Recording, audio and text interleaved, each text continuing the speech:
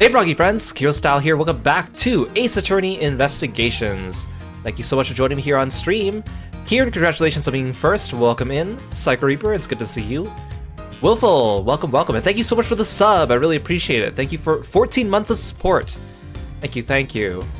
Ash, it's good to see you. Timbit, welcome in. Hello, Luke.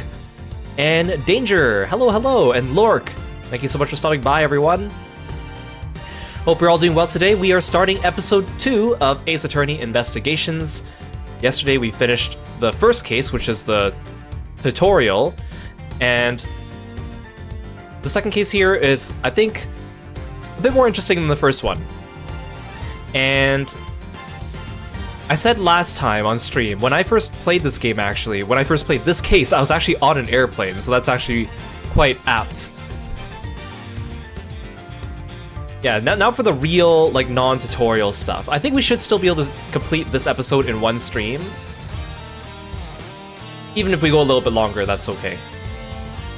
And for those of you that weren't here yesterday, again, I just want to welcome Danger Gel to the moderation team. Thank you so much for your support, for being on stream and being an awesome person. Thank you, thank you. And of course, thank you, Lork, for your continuing work. I appreciate you too. Okay, let's get going with Turnabout Airlines. As you can see, there is a familiar silhouette here. And Angora, welcome to the stream. Thanks for stopping by.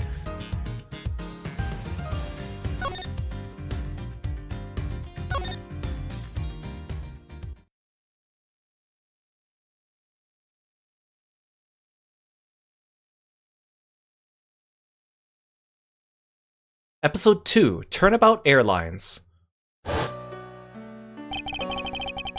The murder that occurred in my office. The return of the great thief Yatagarasu. Thinking back, everything began on that fateful day, 2 days ago.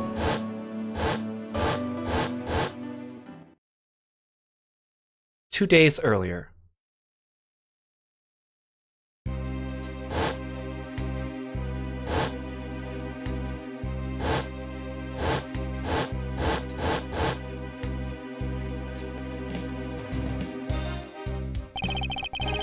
Yes, everything began high up in the air, 9,000 feet in the air to be precise. Thank you for flying GoU Airlines. We are currently experiencing some slight turbulence. We are asking all passengers to please return to their seats and fasten their seatbelts.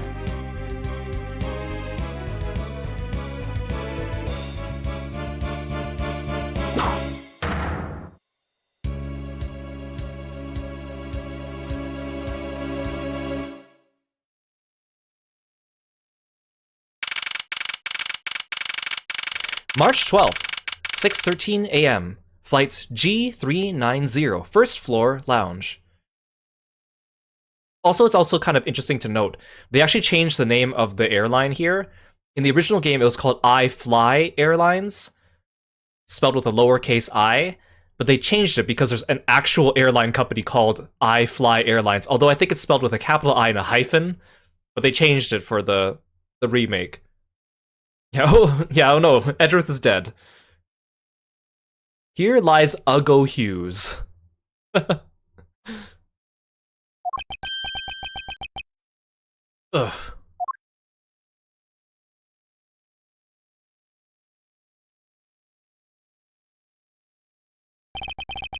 Why do I feel like I just woke up from a horrible nightmare?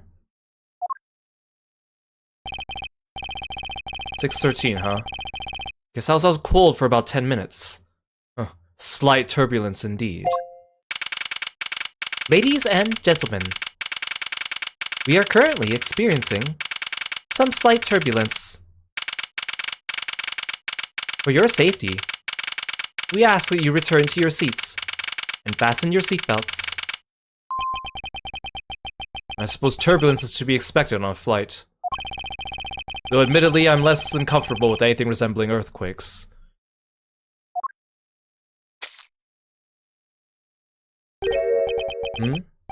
What's this? A travel wallet?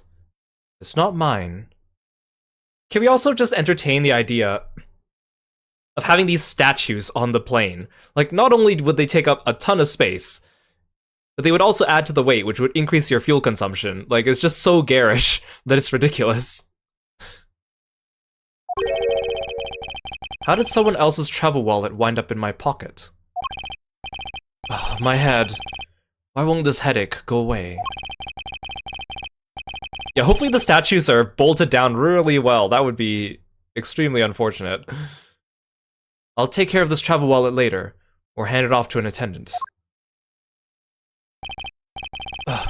From earthquake-like turbulence to an elevator. Of course, if you've played the first Phoenix Wright game, you know what he's talking about. This is a reference to one of the cases in, well, Turnabout Goodbyes. What am I doing hesitating like this? Actually, I know full well why I hesitate. It was when I was still but a young child. I was caught up in a murder that happened in an elevator. How long am I gonna let my past haunt me? It's just an elevator. I'm a grown man now. I need to behave like one.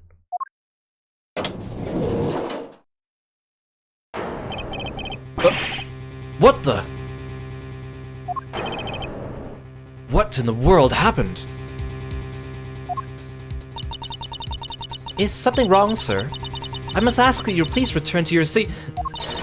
Ah! He's dead!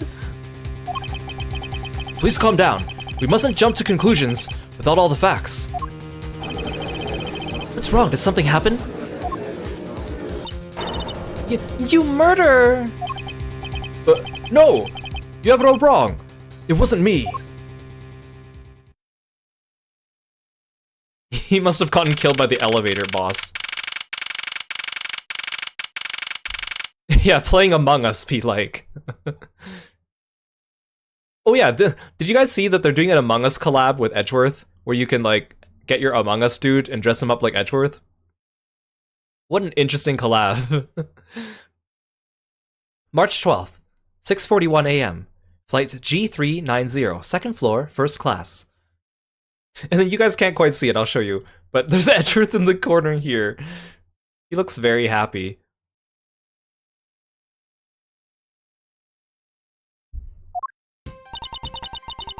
Everyone, I'm sorry to interrupt, but I have an important announcement.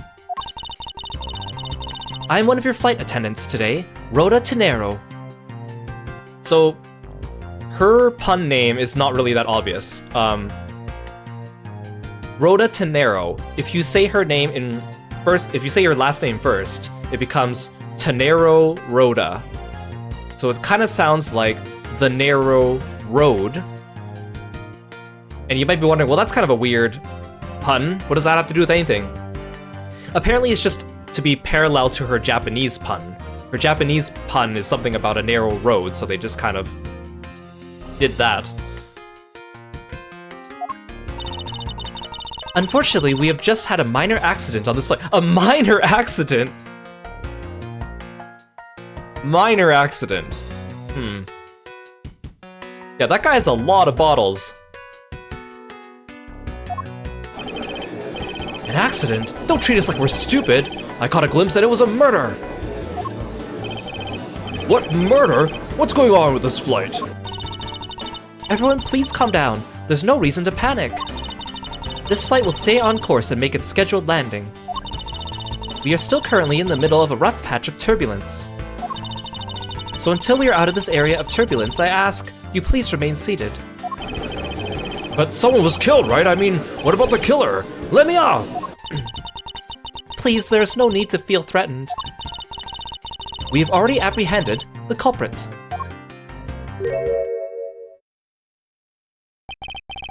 I ask that everyone please remain calm. What the heck is he talking about? Why should we remain calm? My name is Miles Edgeworth. I'm a prosecutor, and I assure you I am not the killer. Being a prosecutor doesn't make you incapable of murder, buddy. Now you listen here, I am not the killer. I simply found the body. So you say, however, I am sure that you are the perpetrator of this crime. I swear on my honor as a professional flight attendant. Was that right? I know what I saw. And there's even very strong, incriminating evidence to back me up. What kind of incriminating evidence is she talking about? We've already alerted the proper authorities at our destination. Until we land, you will remain in our custody by the powers vested in our captain. I'm very sorry, but please understand our situation. Your situation? I'm more concerned with mine and the direction it's going in. I'm not about to just sit idly by while I get accused of murder. Miss Tenero, is it? Yes. I was wondering if you might give me a chance. A chance to do what? A chance to plead my case. And a chance to ask what you meant by incriminating evidence just now. To accuse a passenger of such a grave crime without allowing him a proper defense. Can the professional flight attendant inside of you really call this action righteous? You have a point. Very well. I'll listen to what you have to say. To be wary of what you reveal. But be wary of what you reveal. I'm afraid you'll only look even more suspicious if your explanation fails to satisfy. I also do not have the time to deal with you all day, so please make it quick. Yeah, like he has a gigantic book that just says law on it at his table. Of course, as you wish. Good. Very well then, let's get started. Kind of unusual for a case to open immediately with a cross-examination section when it's an investigation segment. I know for a fact I didn't kill that man in the elevator. What I don't know is what sort of evidence she has up her sleeve. But I'm certain it doesn't fit with how the crime really occurred.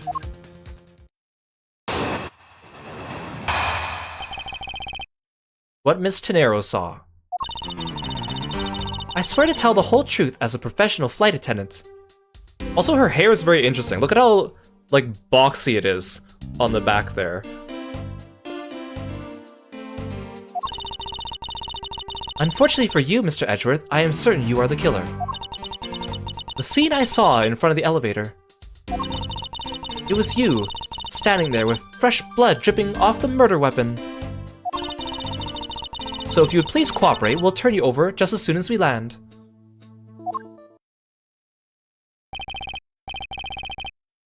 That's it?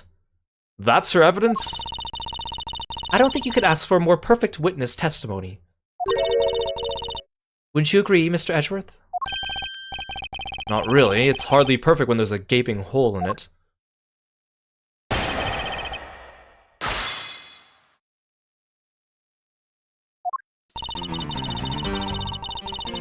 Hold it!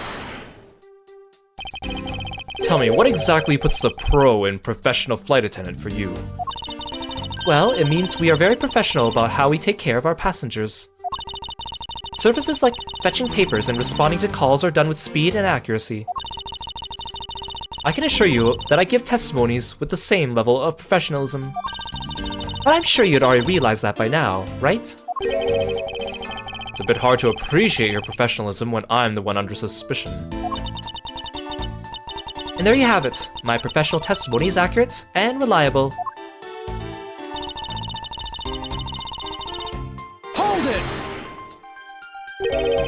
You certainly seem sure of yourself. Of course. A professional flight attendant can't afford to make mistakes after all. Perhaps, but you must admit, there are few who can look at a murder with a clear mind. We attendants all go through extensive training and are always calm and collected. We'll even calmly serve you coffee if you so wish, as the plane makes a splashdown. I fail to see how that would be a calm and rational thing to do in an emergency. Even until the bitter end, we are there to serve the passengers. That is the duty of all professional flight attendants. You certainly are confident. Anyway, shall we return to your testimony? Hold it! Yes, what did you see in front of the elevator? That's what I was just about to tell you, Mr. Edgeworth. Framed by the elevator doors and bathed in the light coming from within. Hold it! A murder weapon, dripping with blood. Really now. I swear that was the grisly scene I saw before me. Thank goodness it wasn't a passenger who saw, or there'd be widespread panic by now. As I recall, you were quite panicked yourself at the time. Excuse me? You were scared enough to misread the situation and accuse me of murder. Nonsense! Professional flight attendants cannot afford to be that flustered. I witnessed the murder scene and am now listening to your defense, all with a smile. Apparently you also lie with a smile on your face. Hold it! I'm not the culprit, and yet you would keep these restraints on me. Mr. Edgeworth, please try to understand what kind of situation you're in right now. What exactly is my situation? I have the backing of the captain to keep you bound in this way. We are within our legal right to restrain anyone who might threaten our captain mid-flight. In essence, you're in the same situation as someone who has been arrested by the police. So I'm to stay restrained until I can clear up all her doubts. At least I'm close. Her mistake shines like the silver lining on a dark rain cloud. And I'm going to capture some of that light with evidence. Let's see what we have right now. Okay, my badge, not useful. Maybe the wallet. Body found at 6:15 a.m. inside the elevator in the first floor lounge. Sky magazine. Best restaurant in the skies. Flight itinerary. All times show correspond to our departure time zone. Wait, what does that say in the top? License to love, laugh, maim, and... What? Love, laugh, maim? Oh, it's a movie.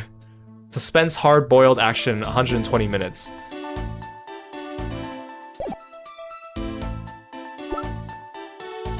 The victim, and then her.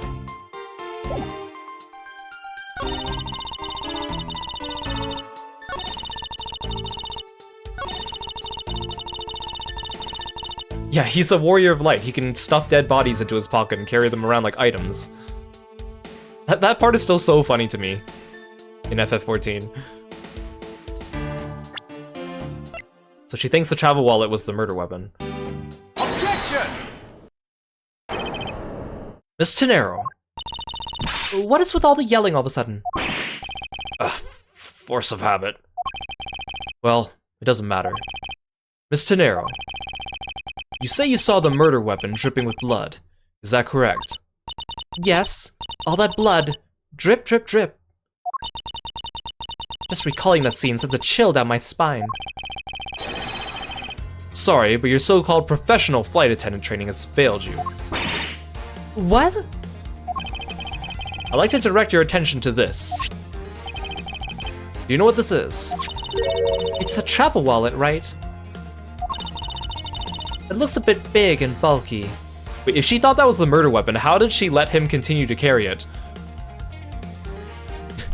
he can't use his pointer finger right now. He's truly at his weakest point. I like how they actually modified his sprite to look like he's tied up. The thing you saw me holding when I discovered the dead body in the elevator was this very travel wallet, Miss Tenero. But impossible. Now then, do you still think I'm the killer? That I killed him with a travel wallet? But I saw blood dripping from the wallet. I know I did. As you can see, this wallet is clearly stained. If you'd be so kind as to take a whiff, I think you'd agree it's only grape juice. Then... That's right. You mistook grape juice for blood. The murder weapon dripping with blood does not, in fact, exist. No! Yeah, yes, grape juice, you know. a favorite of all people all over the world upon flights. There, that should clear up that pesky accusation. Wait just a sec. That is...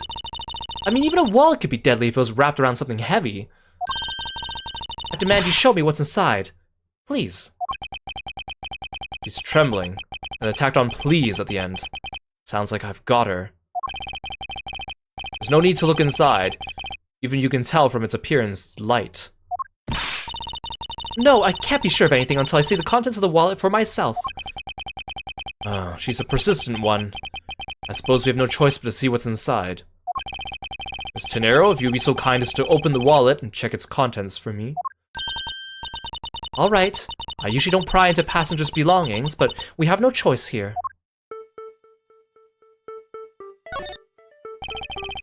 Grape juice stains the outer cover. True, it was I who dropped it in the juice, however I didn't do it out of ill intentions.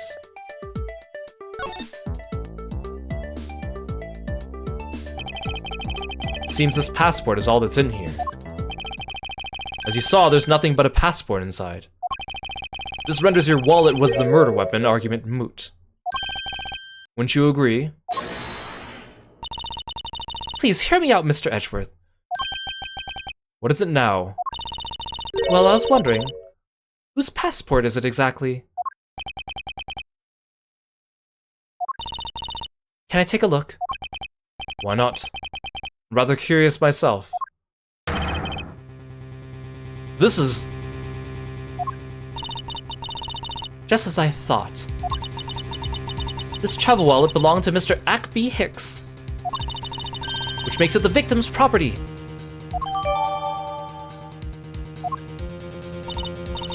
You stole the victim's wallet, didn't you? How dare you? You said it yourself. You claimed to be holding this wallet in your hands when I found you. Perhaps I did misconstrue the wallet for the murder weapon, but it seems I wasn't wrong about who the culprit is. Miss Tenero's logic. As you claimed, the murder weapon is not the travel wallet. However, it is something you stole from Mr. Hicks after you were done with the vile deed. I find it hard to believe myself, but your motive was very simple. You were out to steal Mr. Hicks' money, weren't you?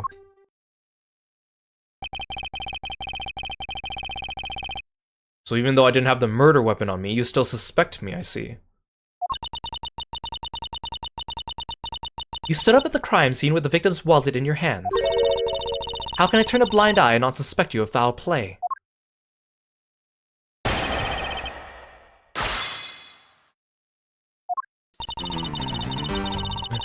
Someone else here could use logic, truly a formidable foe. You taking notes, Gumshoe? Where are you, Gumshoe? As you claimed, the murder weapon is... Oh, I don't need to read this out loud again. Hold it! Shouldn't that be proof enough for you that I did not murder the victim? Not at all. Oh, and why not? Because that wallet may not have been what I thought it was. Hold it! You think I stole it? Yes, I'm very sorry to say it, and I wouldn't usually be so rude, but it must be said. I never thought I'd see the day, but here I am calling a passenger a thief. Maybe I should put on a serious face and say it more directly. I believe you removed the wallet from the victim's personage.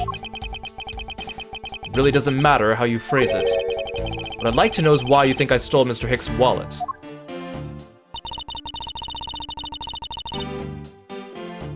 Hold it! I don't think I have any sort of motive to speak of. I've never met Mr. Hicks before, and our only connection is this one flight. That is more than enough of a reason. How do you figure? He was sitting in first class, and I think the implication is quite clear. Hold it! You think I was after his money? Where did that cockamamie idea come from? True, you were also a passenger in first class, but I thought something was off about you and those deeply etched lines on your forehead. They're not lines. They're perfectly normal and a part of my natural face. I don't think I've ever met someone with such a terrible countenance on a flight before. And that's when it hit me. You have the face of someone with money trouble. She really is making a fool of herself pursuing this line of logic. I should spare her and present the piece of evidence that contradicts her testimony.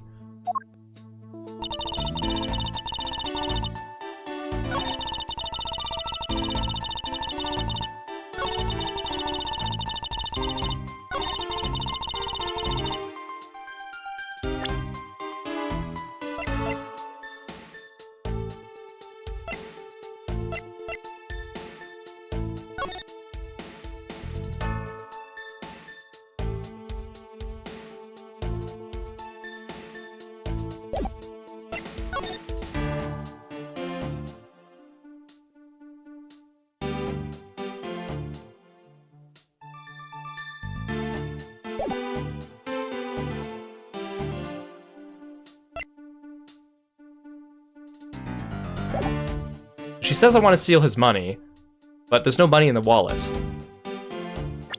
But I can't show that there's no money in the wallet, because it's not letting me open it up and just say that there's nothing. So I think... I mean, this picture has all the money on the ground. So I think I need to present this. Objection! Oh good, okay, I think I got it. I wonder if I might get a word in, Miss Tenero. What is it now? Miss Tenero. I wonder if you noticed the contradiction within your own testimony. What are you talking about?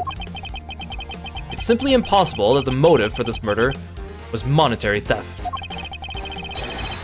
One glance at the crime scene should have told you that. What about the scene would prove that the motive for the murder was not the money?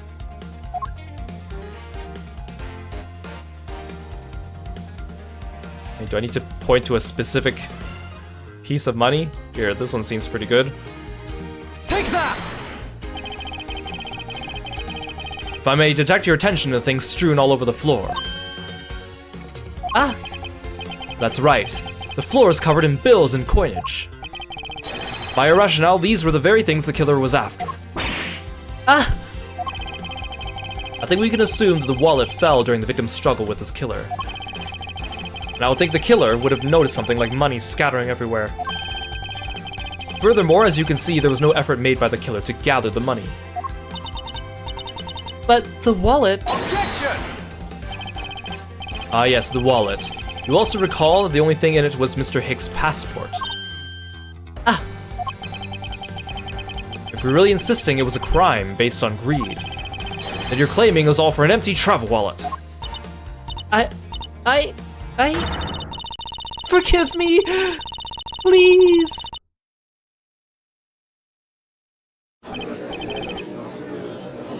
Was everyone around just listening to our whole conversation? Hey, what the heck? Are you saying the attendant's wrong? That guy isn't the killer? Huh, don't believe it, everyone! It's a trick! Ugh. We all please be quiet. Miss Tenero. Yes?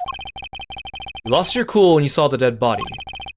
Plus the lounge was dark, and looking into the light from the elevator, it's easy to see how you mistook the wallet in my hand for the murder weapon. I take no offense that you thought that I was the killer. Mr. Edgeworth. Thank you for releasing me.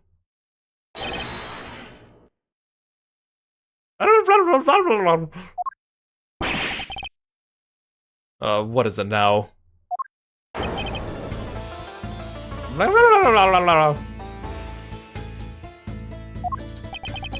Miss Tenero, if you could please translate, I'd be much obliged. It sounds like Borginian, but I don't understand any of it. There's another attendant on this flight who... I said he is giving the runabout!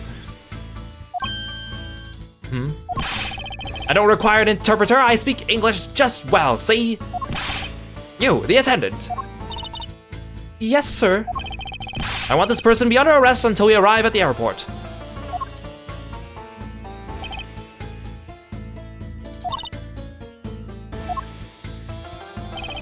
I'm sorry, sir, but what exactly are you hoping for?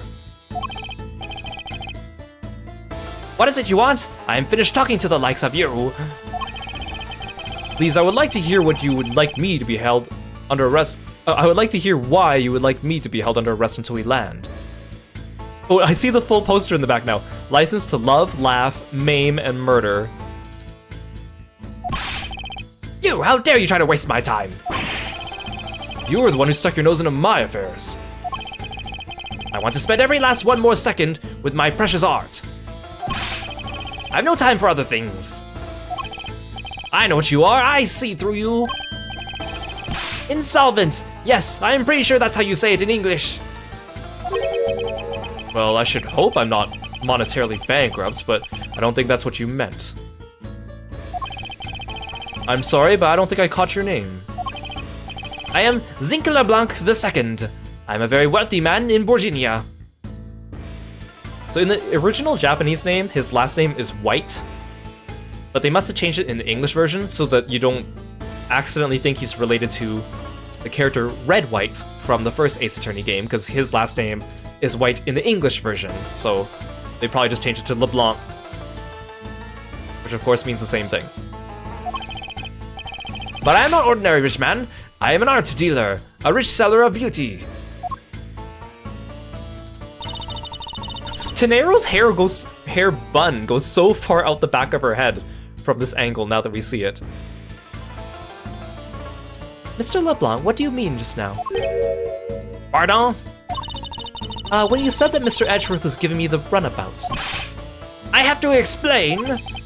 Unbelievable. I will say it once and only once.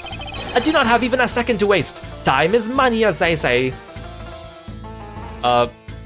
not like this flight is gonna land any faster, man. Yes, and yet you continue to blather on. I saw it, yes I did. I saw the victim go into the elevator. Going down to the lounge. It was exactly 6 o'clock.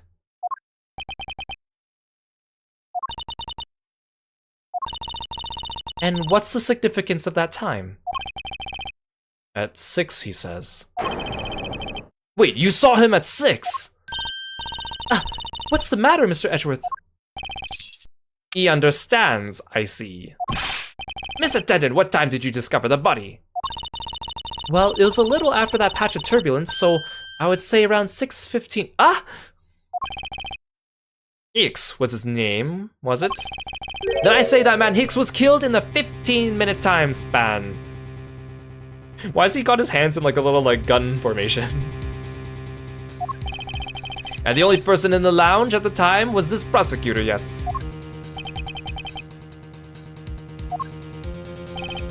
Yeah, I was in my seat the whole time. This guy's just got his life jacket on. He's so afraid.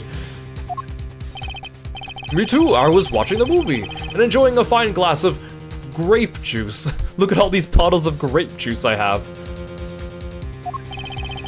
I was still eating. Still haven't finished, see? That is a big steak? It kind of looks like he's just eating a gigantic candy bar.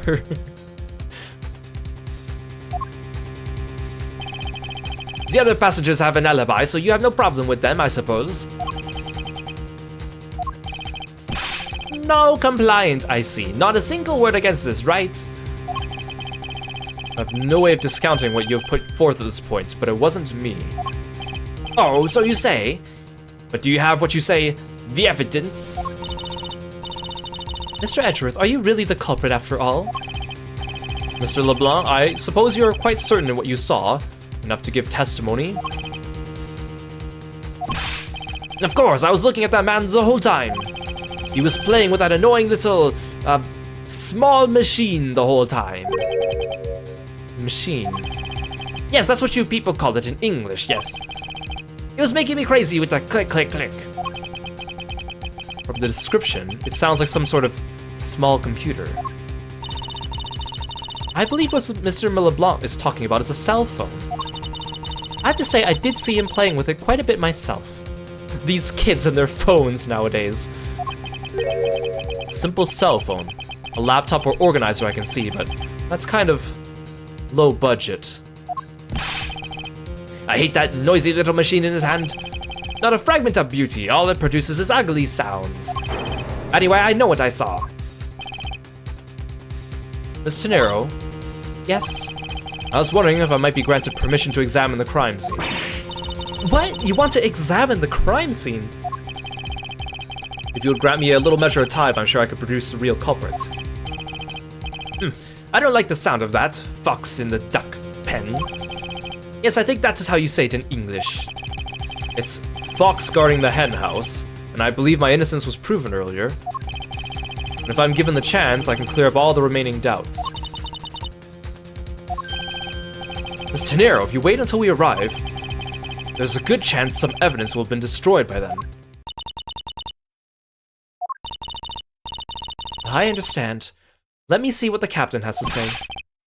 Ah! This should not be approved! Please, Mr. LeBlanc. In an emergency, all decisions are made by the captain alone. Now please wait here while I go ask the captain what to do. I'll be right back. You're not planning to erase evidence when you're doing your investigation, yes? Of course not. Ah! We will see! Oh, she came back really quick. Mr. Edgeworth, you have the captain's permission to investigate the crime scene. How did she have time to go see the captain and then relay to him everything that has happened so far? And her reasoning and why we should trust Edgeworth, and then come back? What unbelievable! I'm in your debt, Miss Tenero. That's true, she is a professional. She knows what she's doing. However, there is one condition. I am to supervise you. Can you agree to that? Of course, I see no problem with that stipulation. It's only natural, as I'm still a suspect in this case. I take full responsibility and will watch Mr. Edgeworth's every move. I hope this is reassurance enough that there will be no foul play. Now then, Mr. Edgeworth, shall we proceed? If you should need my help with anything, please feel free to use X to talk. It's time to head to the scene of the crime, the first floor lounge.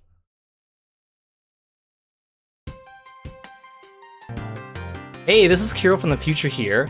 In my actual playthrough of this game on stream, I accidentally left this area too early and went down to the lounge, and then I couldn't come back. So I missed all the dialogue from this area. So right now this is after stream, I'm recording this later to come back and get that missed dialogue. Now, unfortunately, the chapter checkpoint is after you go down to the lounge.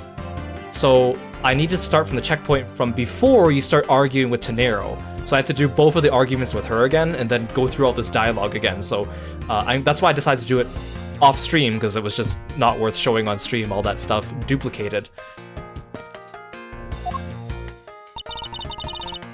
Are you in need of assistance? Miss Tenero, I'd like to ask you about investigating the lounge. As long as you have the captain's permission, I can't stop you from looking around.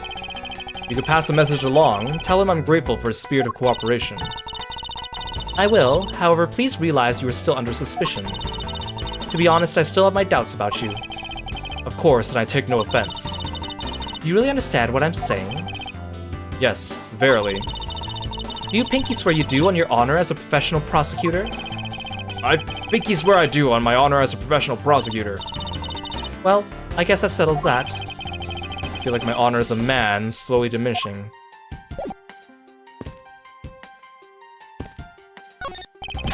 Hurry up and investigate. Time should not be wasted. Precious is human time, is how you say it, I believe. Excuse me, but may I have a word with you? You there. If you need something, please ask Miss Rhoda over there, okay? What the? Hey, wake up, you! I'm terribly sorry that she's being so rude, Mr. Edgeworth. No need for you to apologize. I just find it hard to believe she's asleep on the job. If I were her boss, I'd see to it her salary was cut so low it was in the red. In order to preserve the crime scene, I'm afraid the elevator is not in service. To get to the first floor lounge, we should take the stairs. How did you find your meal to be, Mr. Edgeworth? Come to think of it, I forgot all about it. I must have been asleep or something. Oh, I'm terribly sorry. Let me prepare you something right away. What are you apologizing for, Miss Tenero? I failed in my professional duties by letting a passenger go hungry. Please help yourself. If you see anything to your fancy, feel free. I think I'll take my time later after I've solved this case, thanks. Oh, you guys can't see it. There's the food. Looks pretty good. Mr. LeBlanc seems to be protecting the gargantuan vase on the chair rather closely. It's buckled into the seatbelt. It's a marvelous vase, though, isn't it? Yes, I dare say so as a professional attendant. I don't think there's any real connection between a piece of art and being an attendant. But I'm not just any old attendant. I'm a professional flight attendant. And I thought there was such a thing as an amateur flight attendant.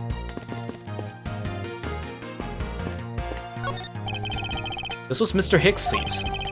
I don't see the machine Mr. LeBlanc was talking about. Perhaps it's in the elevator. Maybe. We should probably head down to the crime scene now.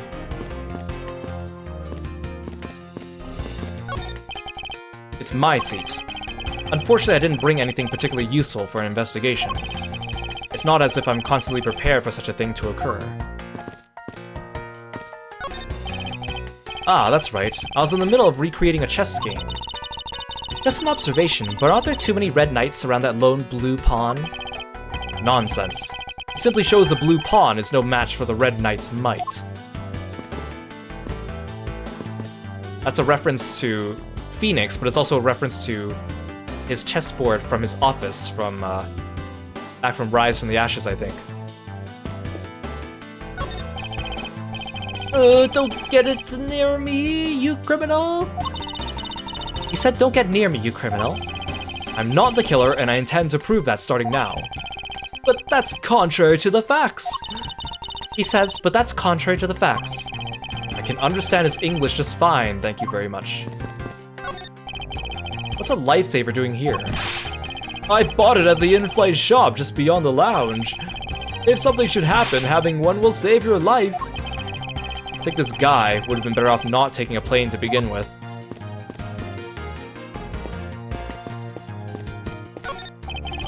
It's a movie poster for License to Love, Laugh, Maim, and Murder. That's a Go You Airlines sponsored movie. It's a suspense, hard-boiled action, romantic, horror, comedy flick. Is that the genre listing for this thing? Yes, it's a movie that can be enjoyed by anyone because it encompasses all those genres. I can't even begin to imagine what the plot would be. But you have to admit, it has piqued your curiosity, right? I heard the main strategy with this genre listing was to make people curious. Well then, consider the mission a successful one.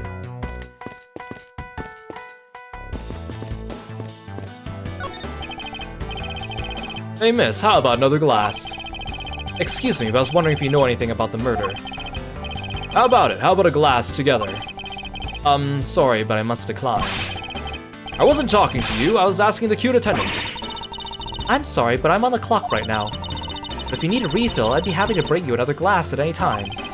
You got it, Toots. That's no way to talk to a lady. If I may have a word with you. This, steak, so awesome. That's great to hear, however, I would like to ask you a few questions. I was here. Whole thing, so wouldn't know. Eat or speak, please pick one. I think he chose to eat. Yes, I can hear that. I guess I can't examine his other belongings.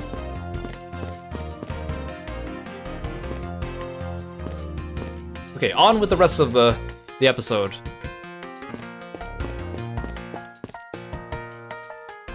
Oh, I can go over here? Oh no, I didn't mean to go to the lounge. I thought you could only use the elevator. I guess we can't use the elevator. March 12th, 7:26 a.m., flight G390, first floor, lounge. I want to thank you for your help back there, Miss Tenero.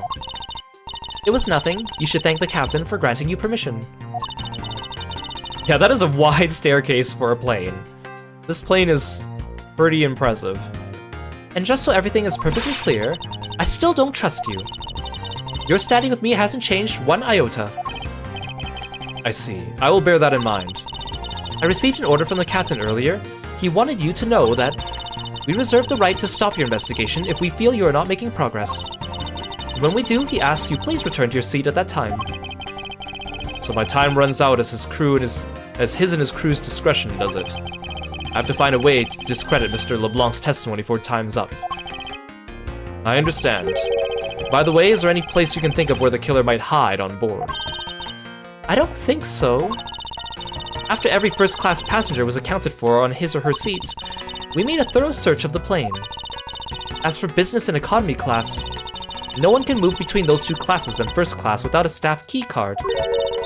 And we found no record of a key card being used at all. Which means that I have a first-class killer on my hands. At least I know that much for sure. One other thing. No one else has been allowed near this crime scene since the murder was discovered, either.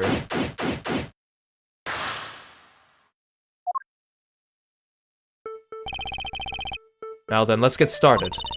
Well, I hope they let me go back to the lounge, because or the first class, because I want to talk to all those people. Where should we start from? Let's start with Mr. LeBlanc's statements. The crime occurred between 6 a.m. and 6:15 a.m.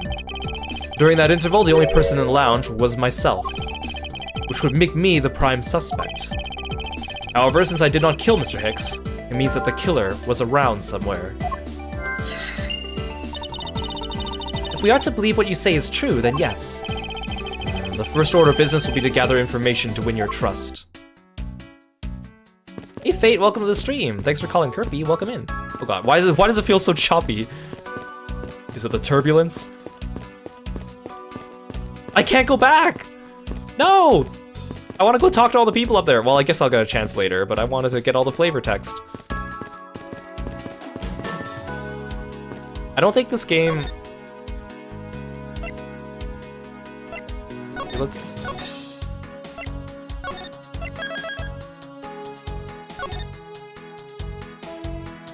Yeah, the autosave is actually when I came down here, so... Okay, well, we'll get a chance. Or maybe you should get the game yourself, so you get a chance to do that too.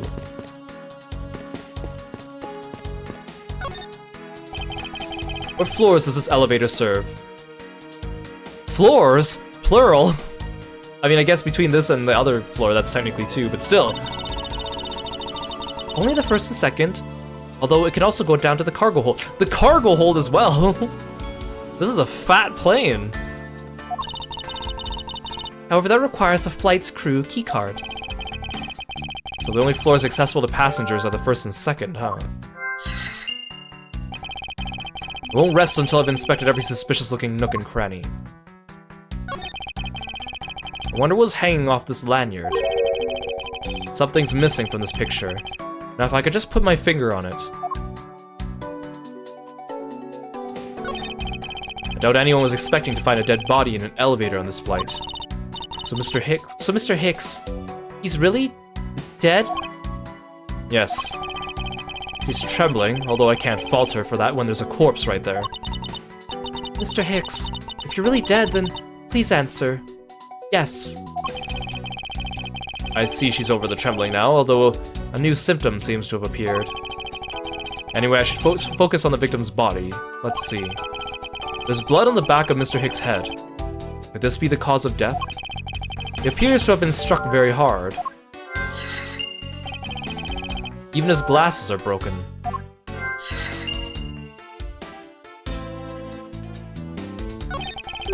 What is this sinister-looking figure on the floor here? Oh, that's a piggy bank of our company mascot, Captain... Ugo? Ugo. Ugo sounds funnier. Captain Ugo. It's just one of the many pieces of merchandise we sell here at our in-flight shop. This bank is a limited edition and so popular we're down to our last one. You have an in-flight shop? Yes, it's just beyond the lounge to the right. The shutter to the store is closed at the moment. But it was open to the whole flight up until Mr. Hicks' body was discovered. There's blood on here. Could this have been the murder weapon?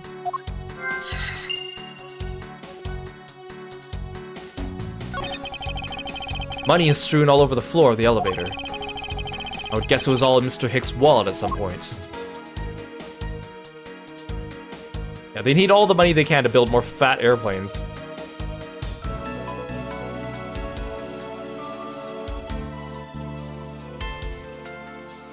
Nothing else? Wait, what about this? There's something sticking out of his pocket. Hope you won't mind if I take a look at what's inside. It's a picture. Looks like it was taken inside a building somewhere. This poor guy wasn't very, photogenic.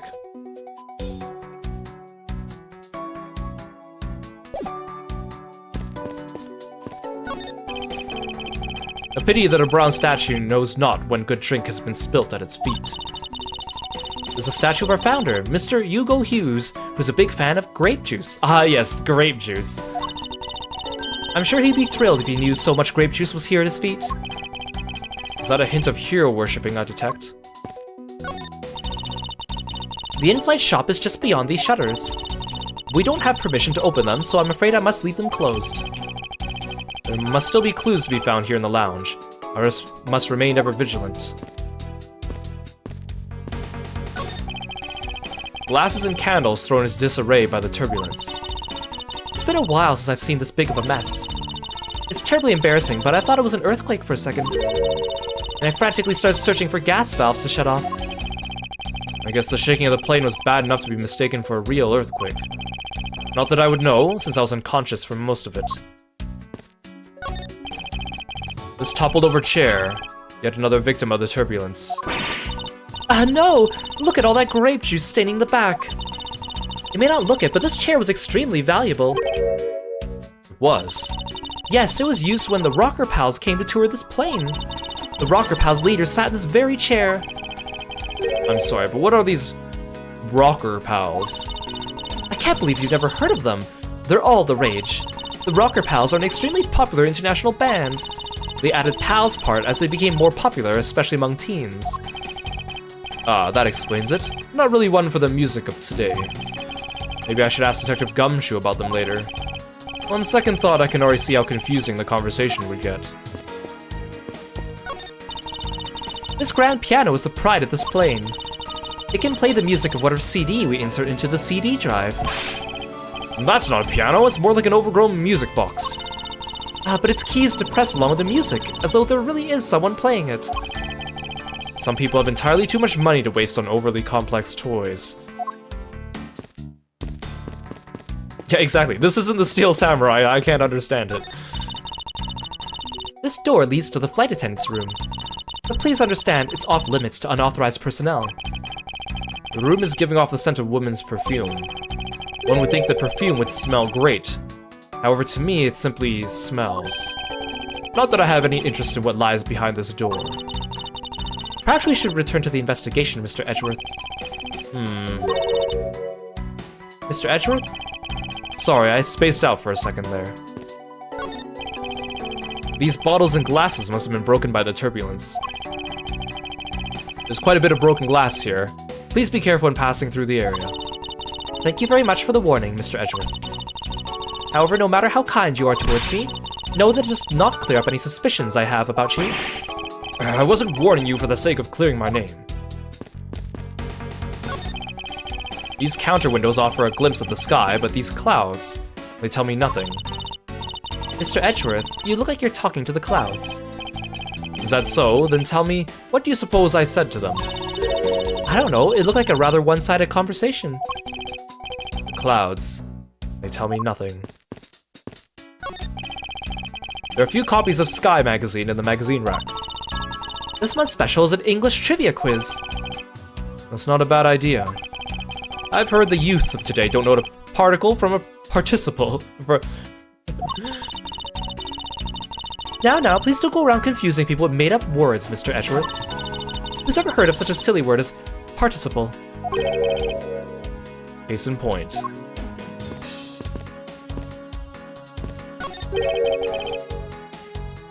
What or who is this?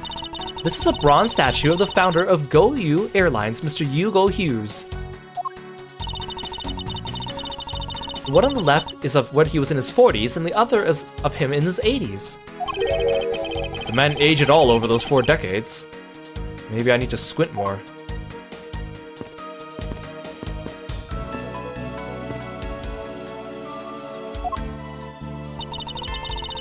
Are you in need of assistance? I was wondering if you noticed anything, Miss Tenero. Yes, I can't help but notice the sad atmosphere in here. Yes, this is a rather tragic crime. I'll say, robbing the poor man after bludgeoning him to death.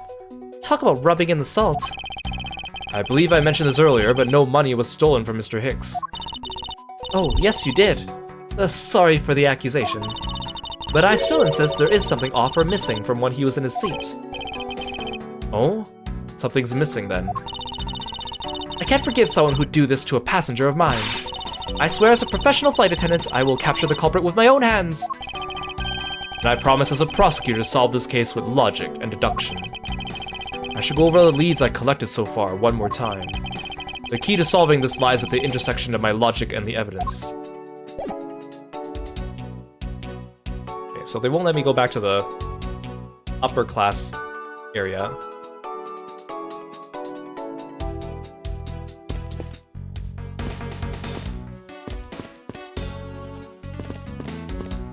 Oh. There's some spilled grape juice in front of the elevator. I assume it was spilled during the turbulence. Oh, we must clean that up or someone might get hurt. Aha! What is it, Mr. Edgeworth? I found some very important evidence. What is the important piece of evidence in this scene? Take that! What is it? They're a little smudged, but I think we can both agree they are a set of footprints. So you think... Yes, these belong to our killer. Oh, then maybe we should check the shoe sizes of everyone in first class. I don't think that will be any help to us. Unfortunately, the prints are too smudged, which will make it hard to get a definitive match. Oh, I see.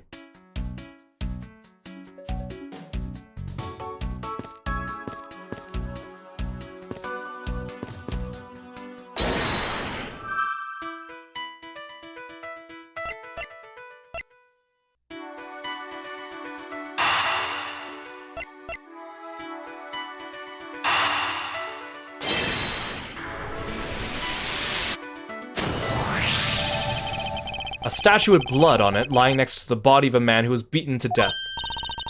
Oh, Mr. Edgeworth, I think I figured something out. Yes, what is it? The way the blood is on this, it looks like it matches up with the wound on his head. Well, aren't we deserving of the Master of the Obvious title? Well, what do you think, Mr. Edgeworth? Don't you think that's worth investigating? It would appear this figurine is our murder weapon. Oh, I just knew it. I mean, I can't think of any other connection. Perhaps Master of the Oblivious would be more befitting.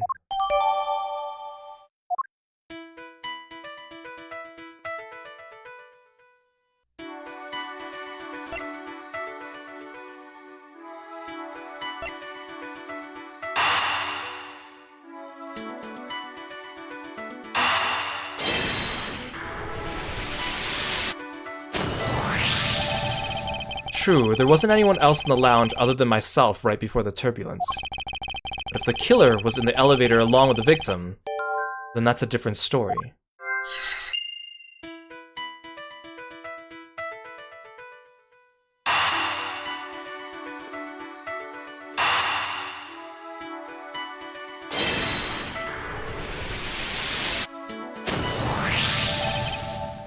I have it!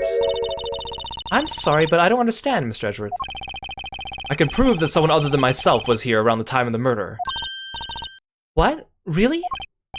Yes, it's rather simple actually. The proof is in the pudding, or rather the grape juice in this case. These footsteps here confess to me this very fact, that someone exited the elevator alive. Seeing as how the victim's dead, that would mean a second person. Couldn't the footprints be from Mr. Hicks himself? Ah, but if you take a look at our victim's shoes, you can see the soles are spotless. Which means... Mr. Hicks wasn't alone in the elevator. In fact, it's quite the opposite. There was actually one other person inside the elevator.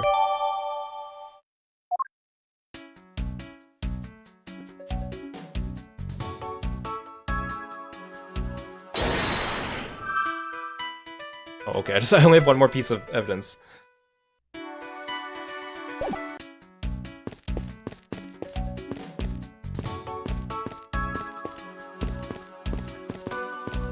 Will they let me go back?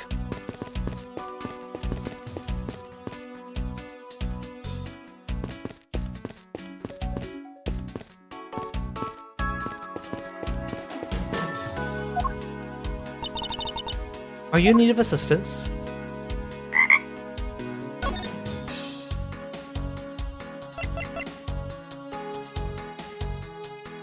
Hey, Sparky, welcome to the stream. Thank you so much for stopping by. Thank you so much for following me and being a froggy friend. Oh, wait, no, I know what I need to do.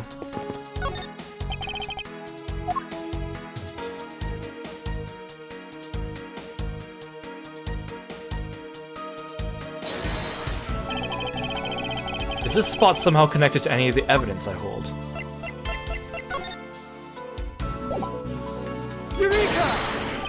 Eureka! Mr. Hicks' machine is nowhere to be found.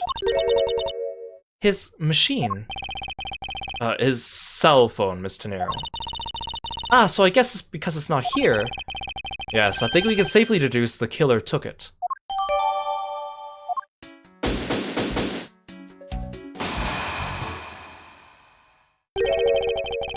What's going on over there?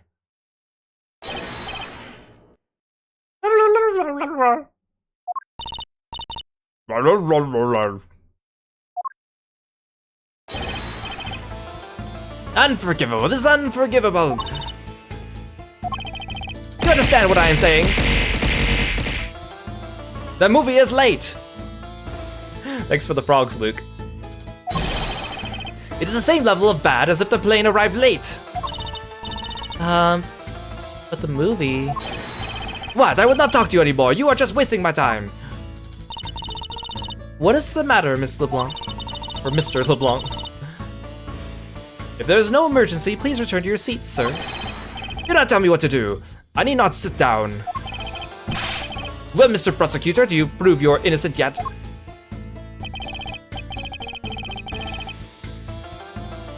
If you would like, I will prove my innocence to you right now. What nonsense! Are you saying my eyewitness testimony is mistaken? Not mistaken, merely there is room for doubt. I'd be most honored if you could please tell me what you saw in detail once more. Fine, suit yourself.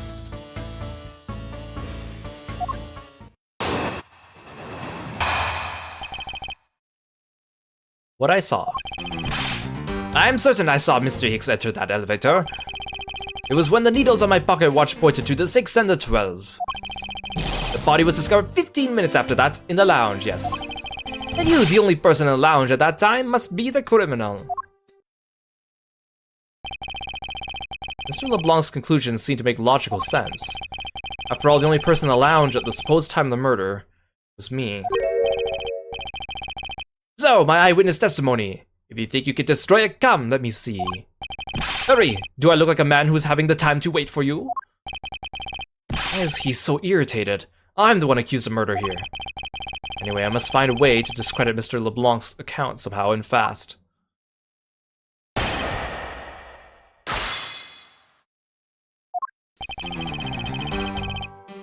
Hold it!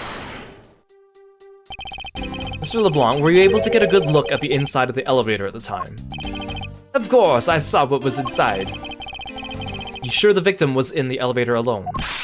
Yes, the only person inside was that Mr. Hicks man. This last outburst is a bit too important to let go. The only person inside was that Mr. Hicks man. Hold it! Was he really alone?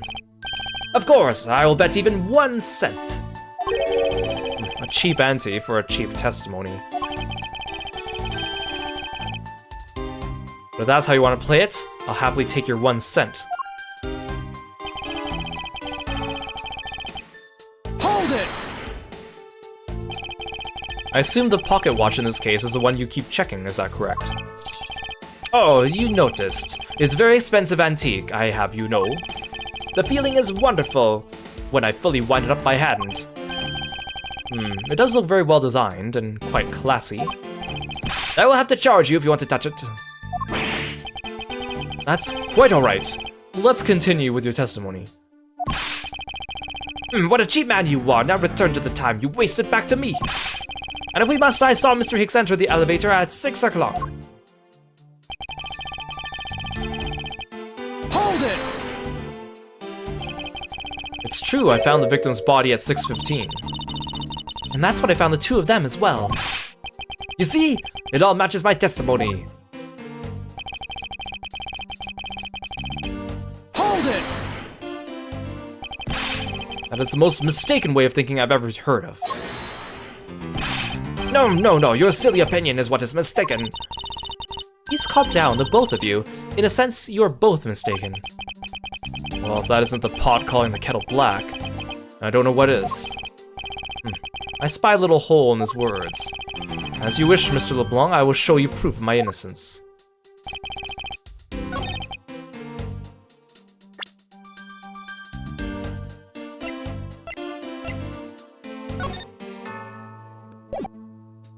Objection!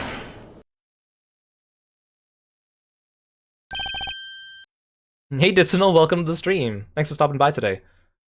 Mr. LeBlanc. What is it? There's a very glaring contradiction in your testimony. What do you mean? Please take a look at the area in front of the elevator. There, the spilled grape juice. Yes, and? Will you admit you also spilled it with the blood? No, it spilled itself during the turbulence. But the interesting thing here is the set of grape juice footprints. Footprints? Yes, the ones that lead from within the elevator out into the lounge itself. It's evidence that proves someone other than Mr. Hicks exited the elevator alive. Ugh! There must have been another person in the elevator with Mr. Hicks. Now then, I'm done playing games. Why don't you tell us the truth? Blah blah blah blah blah blah. Can you please translate for us? No way, that's totally impossible, I guess is what he said. No way, that is totally impossible. I know there was no other person in there. I saw with my own eyes. Where are her pupils?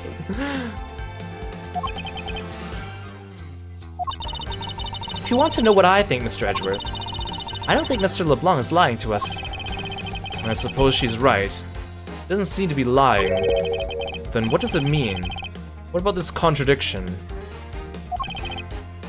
Mr. LeBlanc, please just once more, will you recall the details of what you witnessed for me?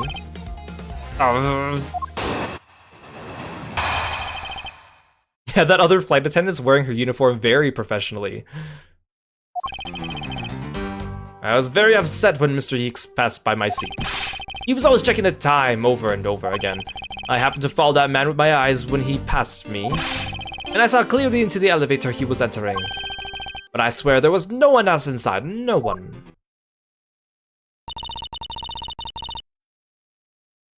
Mr. LeBlanc, would you please calm down? What dare you have an issue with my eyewitness testimony? No, not at all. Please forget I said anything. Yet again, he doesn't seem to be lying. I can't let this testimony stand as the truth.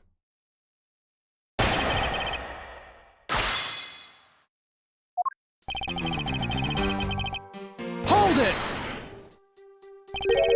So are you still upset now?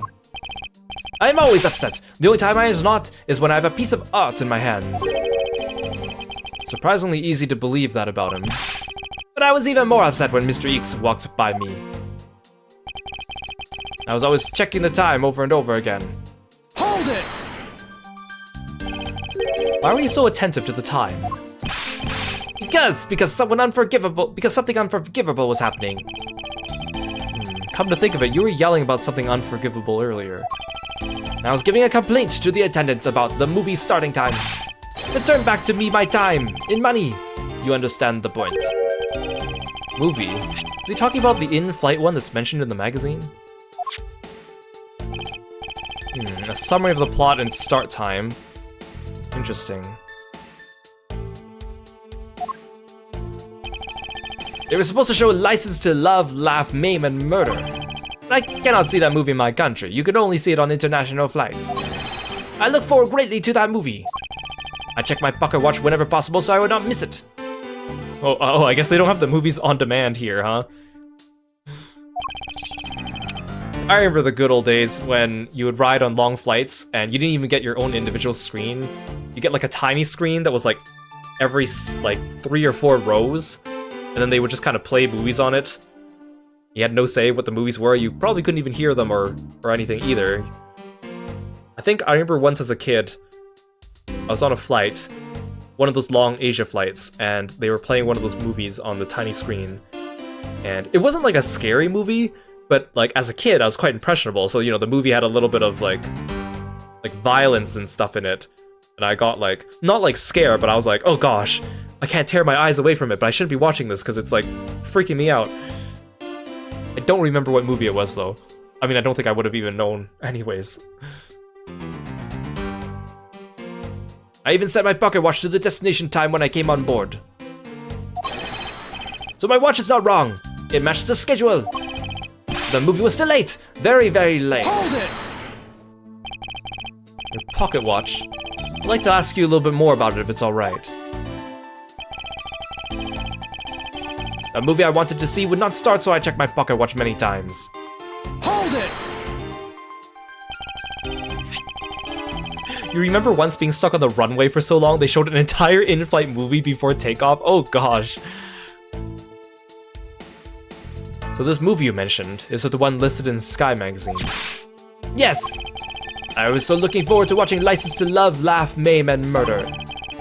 Ms. Tenero, was this movie shown on this flight?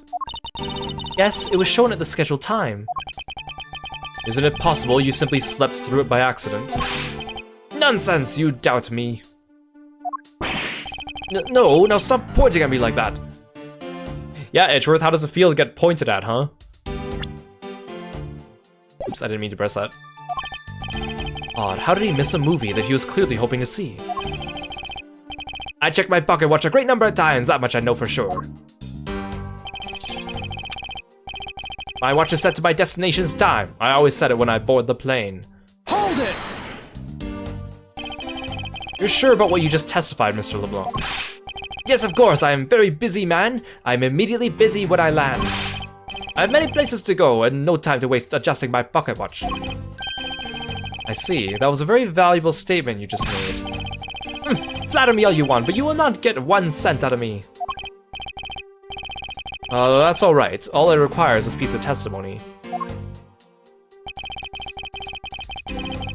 Hold it! Since you only happened to see him, it's possible you missed something in that glance. Even if I only happened, I did not miss a thing. And how can you be so sure? Just because! I would appreciate if you didn't take my life so lightly with a simple just because. Well then, I was only making a joke. I saw Mr. Hicks alright. Hold it! Is it possible that someone was hiding inside? What? You dare insult me! I have belief in my eyesight. When I look for art to sell, I am told often I have great sight for the arts. I like the phrase you were looking for was great sense, although that's debatable. But isn't it possible someone was just outside of your line of sight?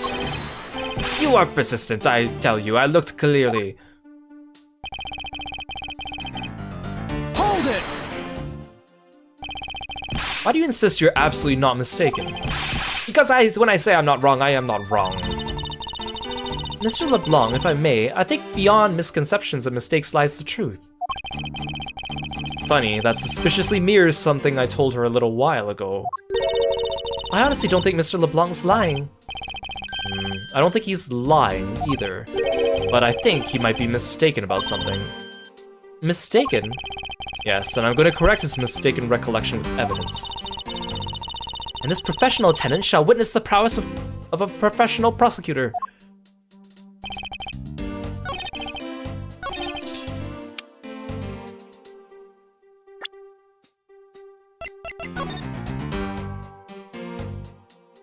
All times shown correspond to our departure time zone. Well, sir, you just bamboozled yourself. Objection!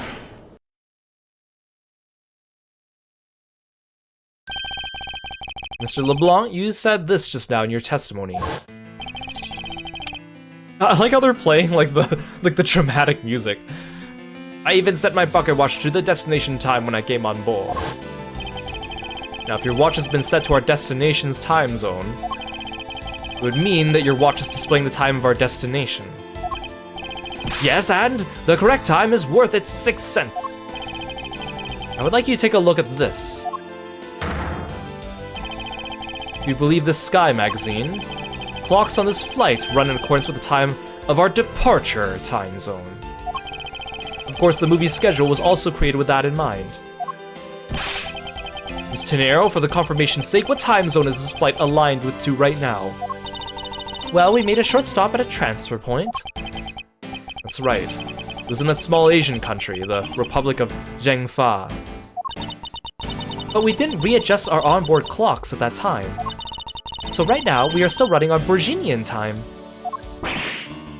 What? The time difference between Borginia and our destination is 9 hours. In that case, it's only natural your watch would be out of sync with the schedule. What? Further, with your analog watch set to our destination's time, it would appear to be running 3 hours fast when compared to the flight's onboard clocks. It also changes everything about your testimony. And you could bet 1,000,000 cents on that. In light of this information, it means you saw Mr. Hicks 3 hours prior at 3 a.m.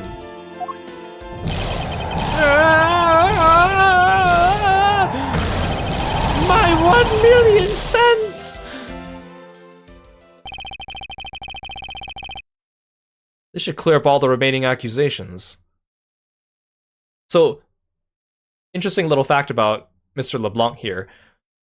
Just now he fell over in his little sprite and we saw his little feet prop up in the air. Of all the characters in the Ace Attorney series, in the two-dimensional games, he is one of only 2 characters that we ever get to see their feet in their waist-up sprites. No one else we get to see their feet in their face-up sprites, because they're waist-up sprites. The only other character is a character from Turnabout Big Top. So this basically widens the time frame for the time of death, right? Thanks for the frog, Sai. Yes, because Mr. LeBlanc saw the victim enter the elevator at 3 a.m., it means the time of death could be anywhere from 3 to 6:15 a.m. The question now is, where was Mr. Hicks during that span of time, and what was he doing? Also, another interesting fact about this case, it's not super relevant, but obviously Borginia and Zhengfa are fictional countries in the Ace Attorney universe.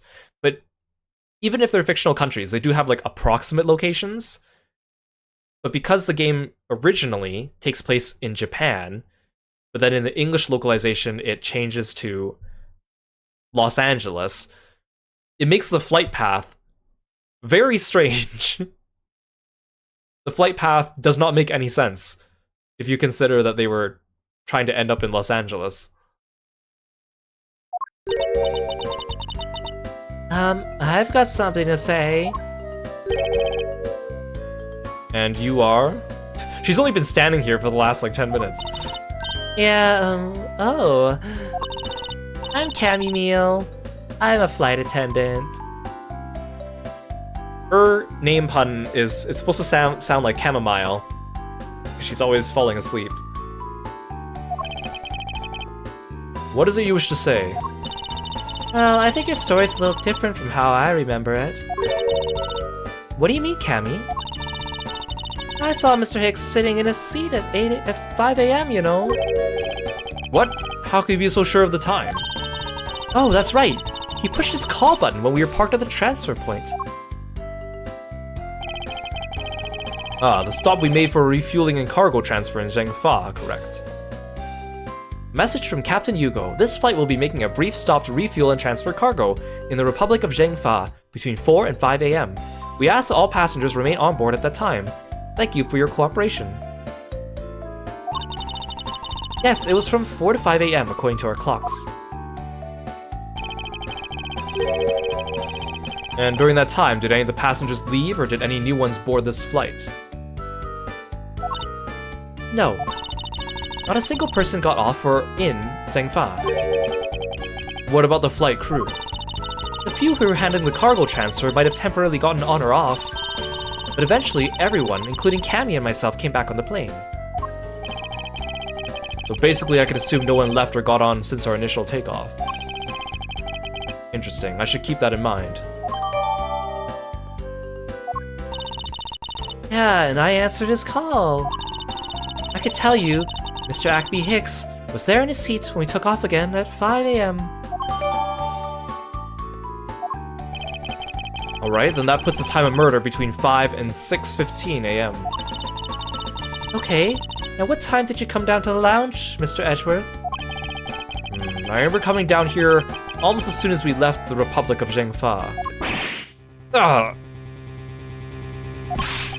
You were here the whole time from 5, yes? Then you were the only one who could be the killer. Mr. Edgeworth, were you really here in this lounge the entire time from 5 a.m. onwards? Unfortunately, yes. But then how do we explain the footprints? Is that not obvious? The man waited for Mr. Hicks here in the lounge, waited to kill him. And then he put his corpse in the elevator. That is where the turbulence happened. My eyewitness testimony may have been mistaken, but what time I saw Mr. Hicks enter the elevator on the second floor does not matter, because the entire incident concluded here in the lounge. Everything happened in this lounge. Is that what you really believe, Mr. LeBlanc? Do you have another idea?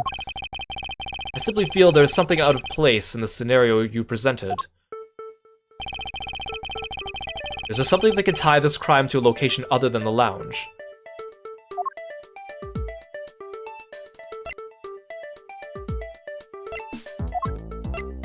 There's extra details. Oh no, that's just this. Wait, superb class juice to 10 of our lucky readers.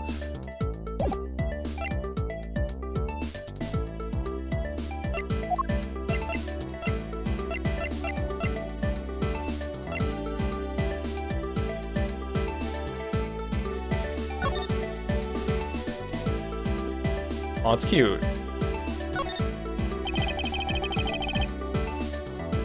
There is some blood on one of the corners. Could this piggy bank be the murder weapon?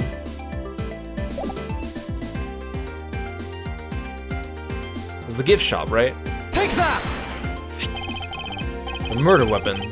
This little piggy bank is sold in the in-flight shop. It is sold there and only there, and is not displayed here in the lounge.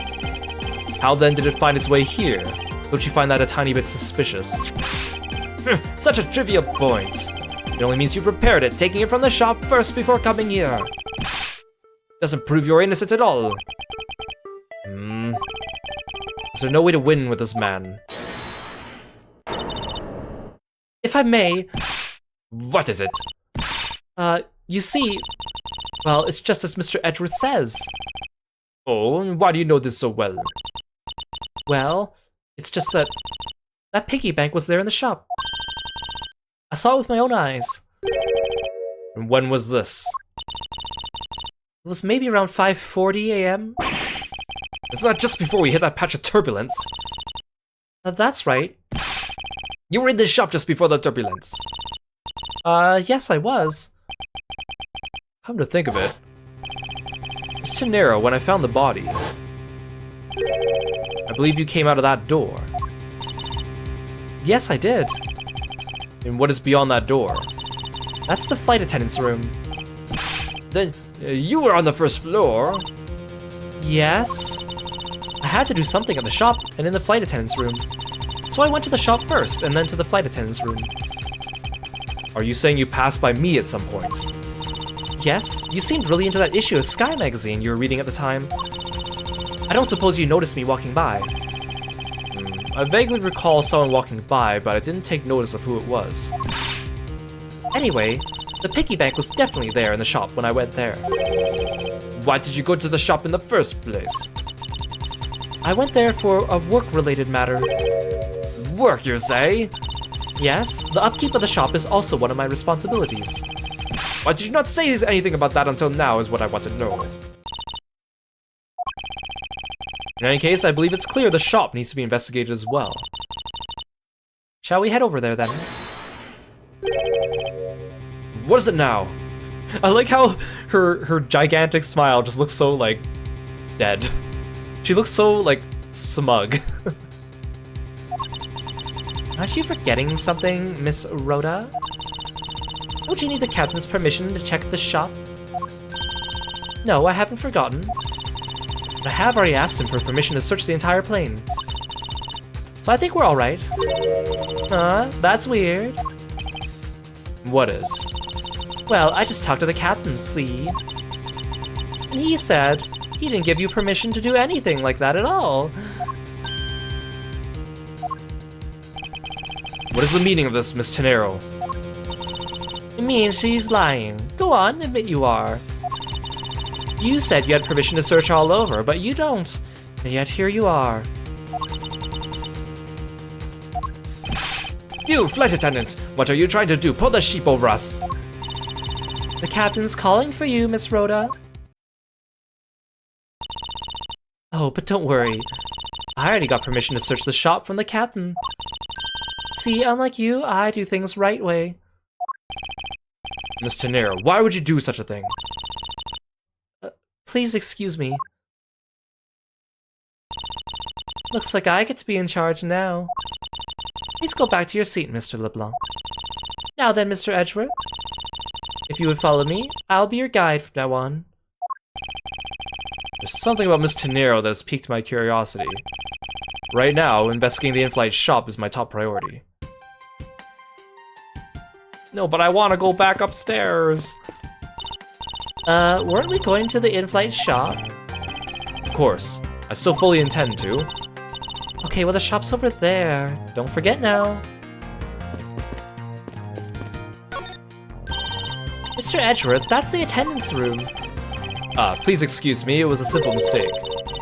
You made a mistake, didn't you? Why don't you just come out and say it? It's exactly what I just said. I made a small mistake.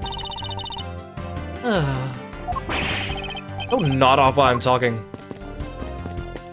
Everything in this room has new dialogue because I'm now with her. She doesn't have a talk button. Oh, I'm really mad. You had better hurry and bring me some evidence. You could just wait a little longer while we look into the shop. Don't number the birds before they are born. Don't number the what? I have no idea what he's trying to say. Don't count your chickens before they hatch, perhaps. All I ask is your patience and cooperation. Yeah, I don't suppose there was really anything interesting to be said around here. I already checked this area earlier, but it never hurts to take another look. No, never mind. March 12th, 8:32 a.m. Flight G390, first floor, in-flight shop. So this is the in-flight shop. It's quite a mess in here. You think? Guess I'll have to clean things up then. Tee. Hold on, you can't clean up a potential crime scene. Look at how close he's pointing to her face. Oh, thank goodness. I hate cleaning so much. I mustn't rush things here. I must remain cool, calm, and collected. Because this piggy bank was left at the crime scene. There's a very good chance the killer had paid this place a visit.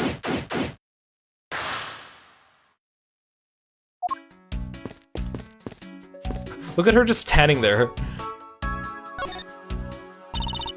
I don't know much about this shop, but you can still ask me about whatever. What do you think about what has happened regarding this case? Oh, I don't know. I guess you're the killer, though, Mr. Edgeworth. I can assure you I'm here in the shop to prove just the opposite. Yeah, but it was me that got you permission to look around. You know.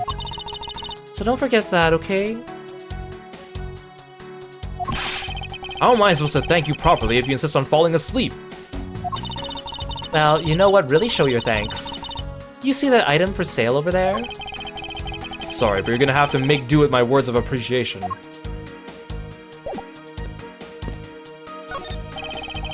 Beautiful flowers and a beautiful arrangement. I feel cleansed just by looking at them. Well, you're kind of stepping on a few of them, you know, Mr. Edgeworth. Oh, excuse me. What are these? Oh, those are our company's completely original line of suitcases. They're practically flying out the door. That's how popular they are. You should buy one and see how you like it. You won't regret it. Perhaps that's how things work on this flight, but in the real world, you try and then buy. No way, but either way, it doesn't really matter. True. Either way, why would anyone buy a suitcase after they boarded the plane? Anyway, see that? Just look at the Captain Yugo heads painted on there. Cute company mascot, isn't he? They're painted on with a lot of care. Doesn't he look like he's about to jump out at you? It certainly is making something jump inside my stomach. Huh? Oh? I guess there's no fooling your refined tastes. You look like you really want to get one. And I thought I was gonna finally make my first sale, but you saw right through it. Glad that's done though. Never make me try to give you a sales pitch ever again, okay? I never showed you any interest in it to begin with. Gee, it really is pretty horrible, isn't it? You wanna know something? That suitcase was designed by Miss Rhoda. Does Tenero design this? Yeah, it was a company-wide contest. Well, it does have a very sharp design sense. Sharp, like stinky sharp cheddar maybe. I really have no idea why the bigwigs decided to go with it. It's so bleh. Does Tenero design this, did she? It's definitely not what I would have expected. Ah! You okay? I'm fine. Please watch yourself, Miss Meal. Letting a suitcase freely roll around has got to be a safety violation. Here, I'll put it back.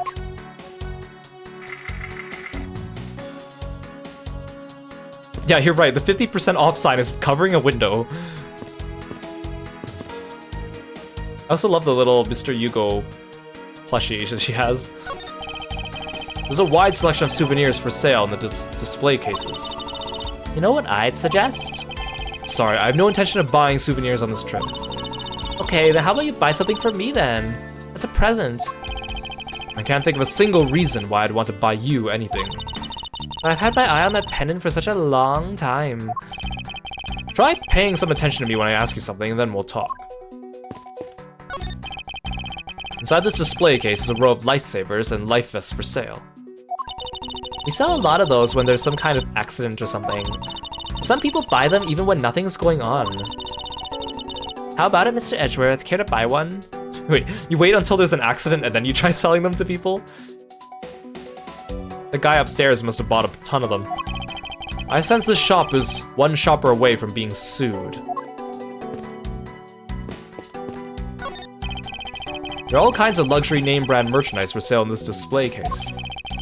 And they're lined up in just a manner as to scream "buy me" to any passersby.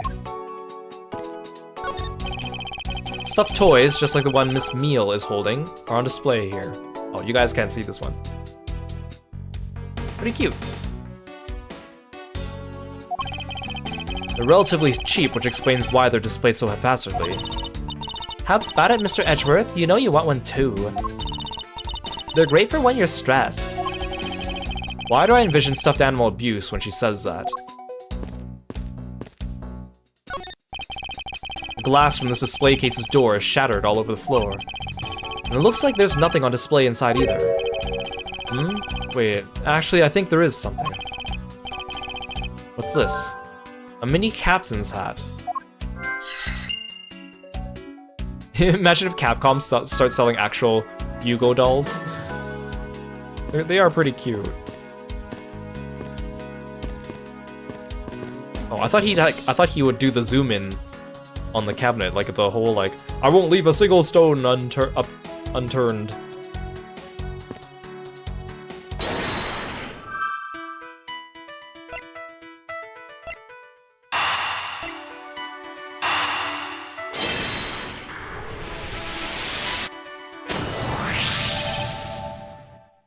The hat probably used to be on the piggy bank's head. Let's give it a go and see. Oh my gosh, you're right, Nook and Cranny. This definitely looks like... It kinda does look like something Tom Nook would sell, wouldn't it? Maybe that's why Zinc LeBlanc was speaking in animal talking speak. I believe this piggy bank was forcibly removed from this display case. Does this mean that the killer broke the glass to get at it?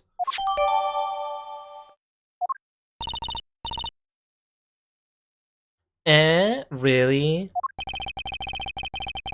Don't tell me you don't know what things go where in the shop. Well, I don't. Miss Rhoda's in charge of this place. So come on, how should I know anything? I sense that further inspection of this display case is needed. Oh, now he gets to look at the display case. I won't rest until I've inspected every suspicious-looking nook and cranny. Yeah, maybe we're actually flying on Dodo Airlines. The glass on this door is broken. Perhaps it was the killer who broke it in order to take the piggy bank. It's a bit odd that the inside of the case is so devoid of glass shards. Plus, the glass broke rather cleanly. Ah! What is it? I touched the glass and it cut my finger. It hurts, Mr. Edgeworth. It hurts. Please tell me you can deal with such a minor cut on your own. Is this the same man as one portrayed by the statues around the elevator? Yeah, that's a paperweight of the founder of GoU Airlines, Mr. Hugo Hughes. On the bottom shelf, we have the cute one. The middle shelf is the realistic one. And on the top shelf, that's the floral version. Floral? Are you sure about that? Let me guess, you just said the first thing that came to your mind, right? Looks like that hit the bullseye.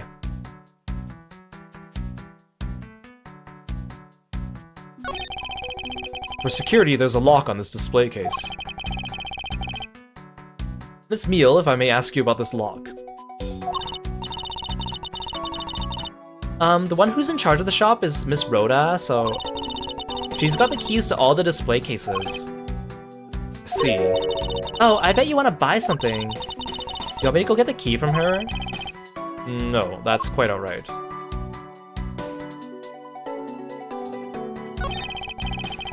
GoU Airlines related book lines to the shelf. The history of GoU Airlines, the future of GoU Airlines. The 7 wonders of GoU. Fight on, GoU Airlines. Working name, Yugo Airlines. Yugo U. Titles make it very clear they won't be making the top sellers list anytime soon. Yeah, sounds like somebody's trying to sell me something!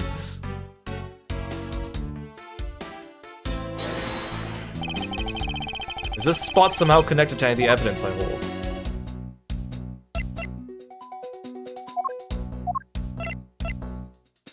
Eureka! There's definitely something very unusual about this. About what? If the killer broke in the glass to get the Captain Hugo bank, there should be shards of glass inside the case itself. Oh, I see. Yeah, I guess it'd be like that. However, there's not a single piece of glass inside the display case. Nope. No, there isn't. Which means the glass was broken from the inside out. Maybe Captain Hugo was trying to escape his prison! The piggy bank must have fallen over from the turbulence and right through the glass. Yeah, that's for sure. There's so much glass all over the floor. I'm willing to bet this hat was knocked off its head at that time too. That's nice.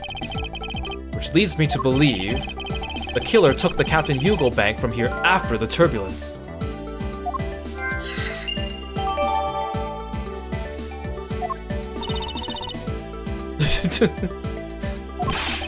Take your power naps on your own time, Miss Meal, and listen when I'm talking.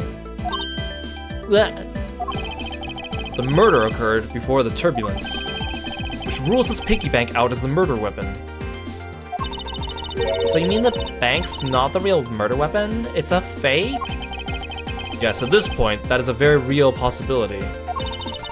But then what if the killer went to take Captain Hugo? They broke the glass by accident. The display case is locked, so that's highly unlikely. Yeah, but there's one person who could have. Oh, and who would that be? Miss Rhoda, of course. I mean, she's the one in charge of this place, so she has the keys to everything. Miss Rhoda Tenero, huh? Yeah, you're right, actually. Cammy's name is Cammy. I guess she does pass a slight resemblance to Cammy from Street Fighter. Especially with her new redesign, which I think looks really great in the newest game.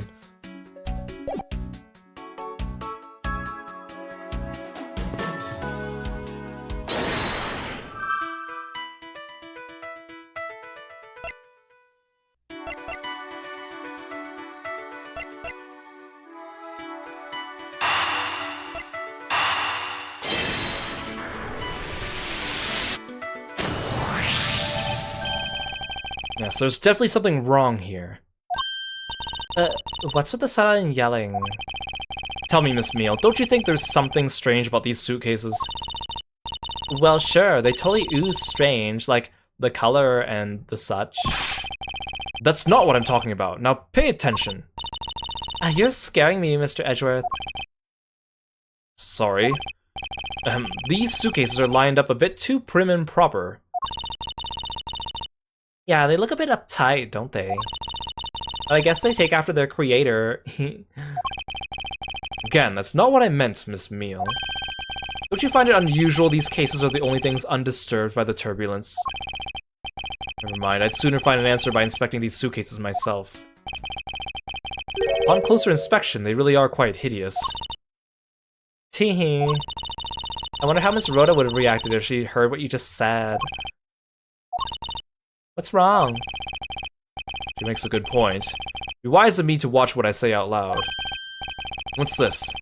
I spotted something that's not quite right. What's so unusual about this suitcase?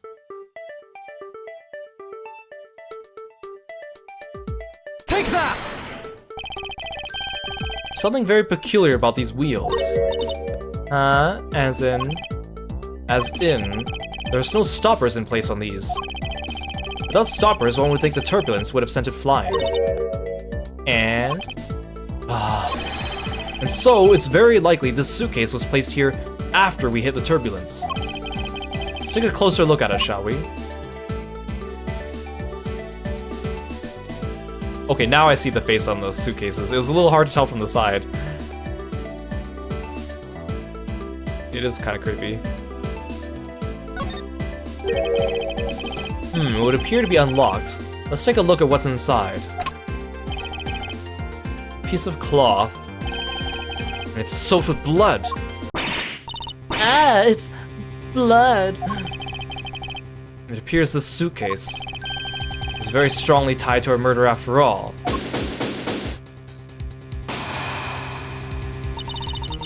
So, explain this to me? What does this suitcase have to do with the murder? I believe it's pretty safe to say the killer used the suitcase in some manner. Such as to move something, perhaps. But aren't you just talking about the cloth, then? That alone is too small. A larger item would be needed to move what I'm thinking of. The thing I believe the killer used the suitcase to transport is... Take that! something that would fit inside a suitcase that is also covered in blood. Sounds like a dead body, doesn't it?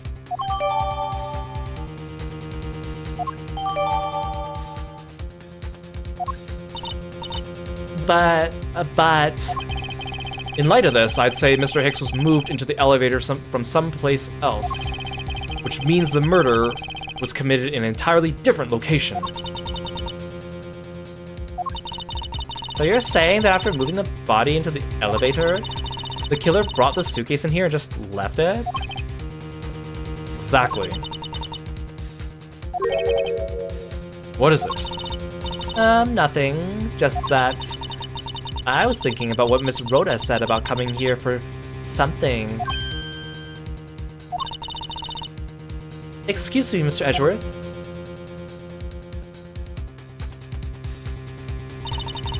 I wanted to give you a bit more time. but I'm afraid I wasn't able to convince the captain. I'm very sorry, Mr. Edgeworth, but the captain feels he has allowed you ample time. He says he'd appreciate it if you could wrap it up here and return to your seat. I understand his sentiments, however, if I'm not allowed to complete my investigation, the crime scene may become contaminated by the time we land. If I must stop, I insist I be allowed to oversee the preservation of the 2 sites. Under your supervision, of course. If that's your only condition, then I believe we can accommodate your wishes. I'm here to assist you in any way I can, Mr. Edgeworth. Sounds like fun! We can camp out and watch over everything together.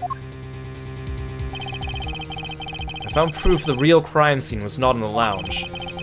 I have enough evidence to prove myself to be innocent of any wrongdoing. Yet, regarding what Miss Meal reminded me about Miss Tenero, I can't allow my investigation to end here. The truth must come to light. To be continued.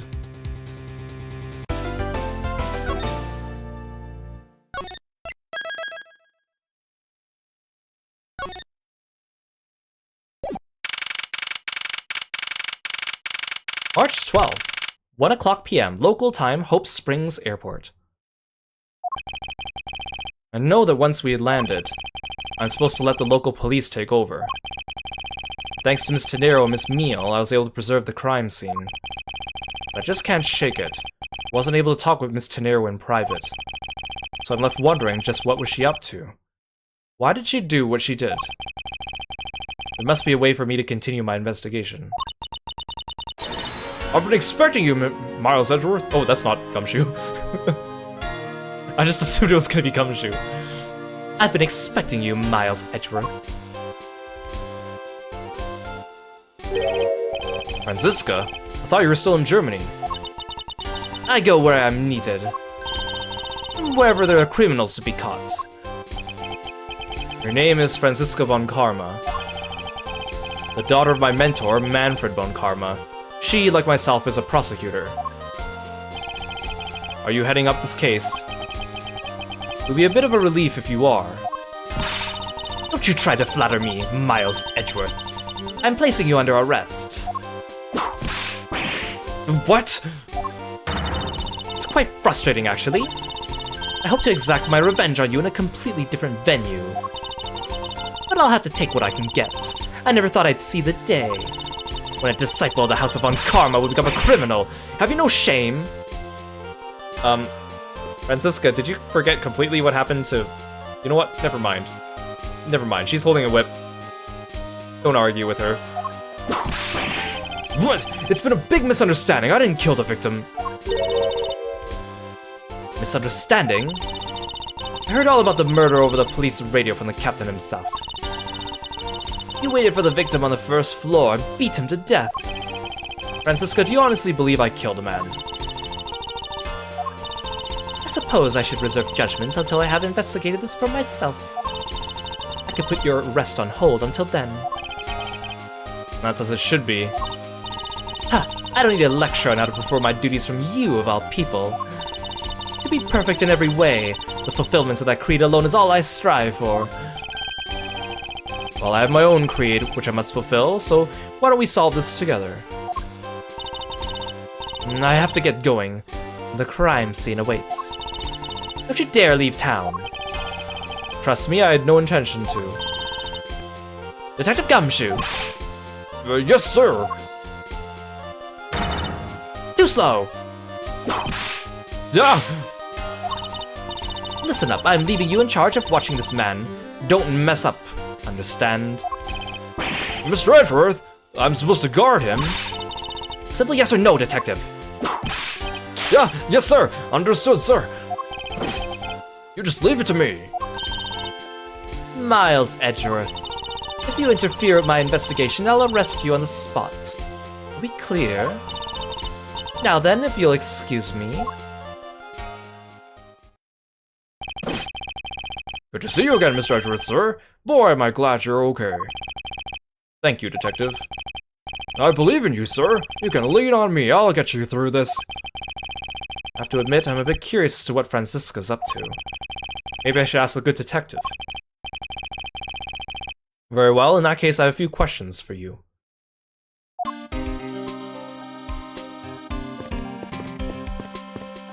You might have noticed another familiar face back here. Looking from behind, I think I've seen this man somewhere before. In Soviet Russia, world flags lunchboxes each chew!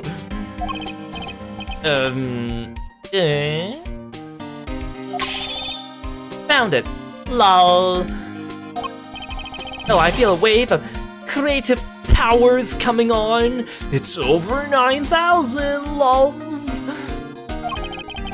For my next leaked movie, it's gonna be The Steel Samurai Warrior of Neo-Old Tokyo versus the World Samurai Champion of Earth. It's gonna rock so many boxers. So the Steel Samurai is finally getting a movie. Yep, it's our good old friend Sal Manella, the writer of the Steel Samurai, who apparently didn't get any jail time after assisting with Turnabout Samurai. Kind of funny to think that like Edgeworth's favorite series is written by this guy. I'm glad that he makes a cameo, but not like I think he's important enough in the Ace Attorney universe to make a reappearance, but I wouldn't want him to actually be like a witness or a participant in an actual case. So I kind of like that he's just a cameo here. I like that these games actually just have cameo characters. What a view of the planes preparing for takeoff. Besides the turbulence, they're really not all that bad as a mode of transportation. This child seems to be happily enjoying the sight of so many planes. Wow, I'd love to take a run down that runway. Oh, the youth of today. So much potential, yet so misguided. This man was in first class with me. He was quite shaken up by the whole affair. I did it. I made it the whole flight. I'm not scared of turbulence anymore. He must have been pretty scared. He's repeating the same thing over and over again to himself. Lunchland. Not bad. I guess it's gotten big enough to warrant its own branch shops. Which should I go with? I recommend our airport special, World Flags lunchboxes, only available for a limited time. We have a variety of lunchboxes made to look like different countries' flags. I wonder if they're aiming to take Lunchland to the international market. It's also nice to see other references, like indirect references to certain characters, like these lunchboxes, for example. It just makes the world feel more connected when we actually see previous characters and references and organizations referenced in other cases. Because most Phoenix Wright games don't really have that many recurring characters. And then after a certain point in time, they usually drop the recurring characters because there becomes too many characters to deal with.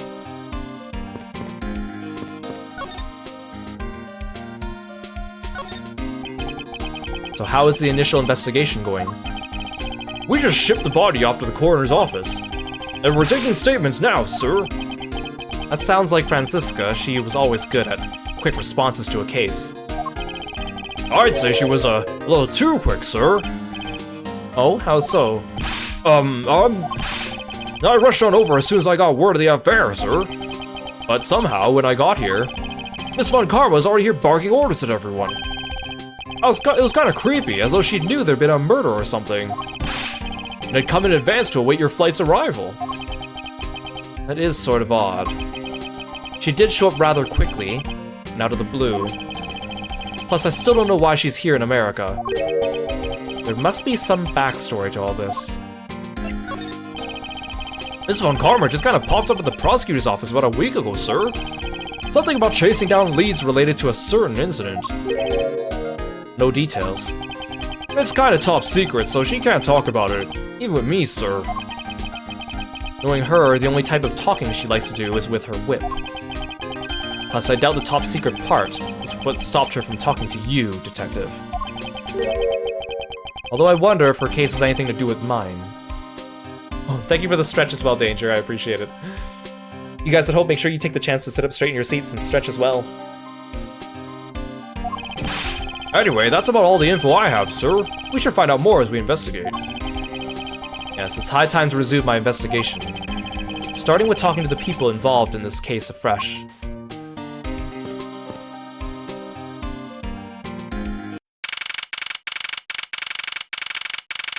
March 12th, 1:37 p.m. Flight G390, second floor, first class. So you must be the captain. Why, yes I am, and who might you be? I am the prodigy prosecutor, Franziska von Karma, and I have a few questions for you. Don't you dare, Captain, getting friendly with another woman. I'll never forgive you if you do. What are you talking about? Only have eyes for you, my dear Cammy. I wouldn't bet money on our dear captain to be much of a reputable person. Sure you don't want to ask the captain some questions, sir? He was in the cockpit the entire time. I highly doubt he would know anything of use. Anyway, I like to leave that type of witness to Franziska and her whip.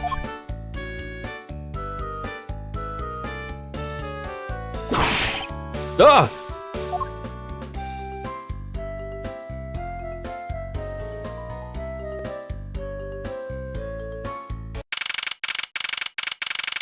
March 12th, 1:40 p.m.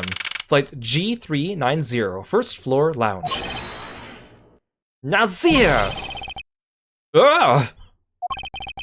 Sorry. I'm sorry. How long do you intend to hold me? It is impossible for me to beat the criminal, I told you. Mr. LeBlanc. Oh, it is you.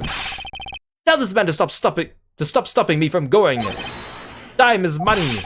I don't have 1 second of wasteful time to spend.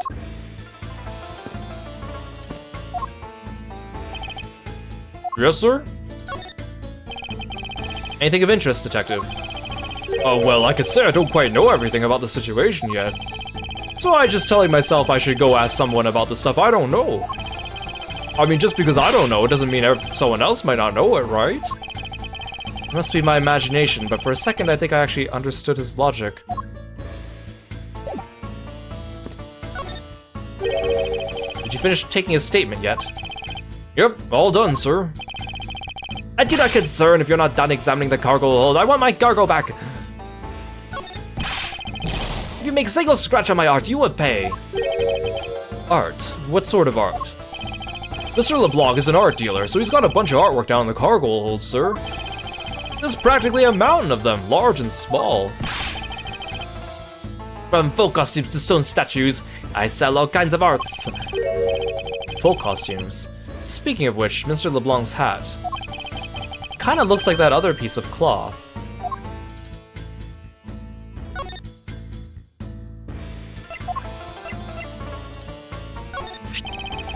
Mr. LeBlanc, can you please take a look at this for me? Oh, it's a Borginian cloth.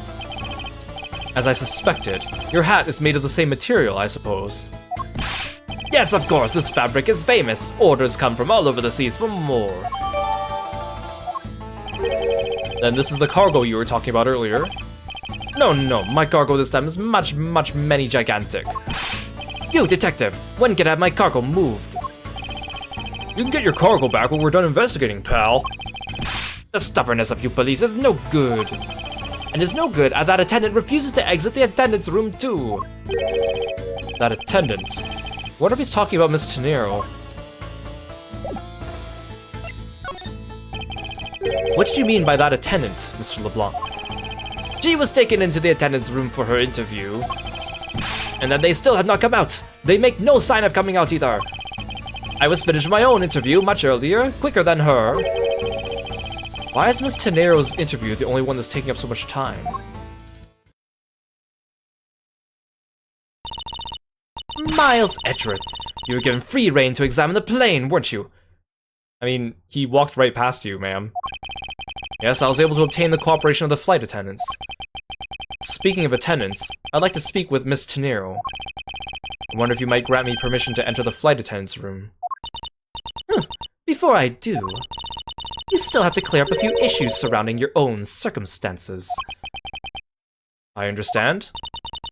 You may have tricked those attendants with your sophisticated talking, but you can't pull the wool over my eyes, Miles Edgeworth.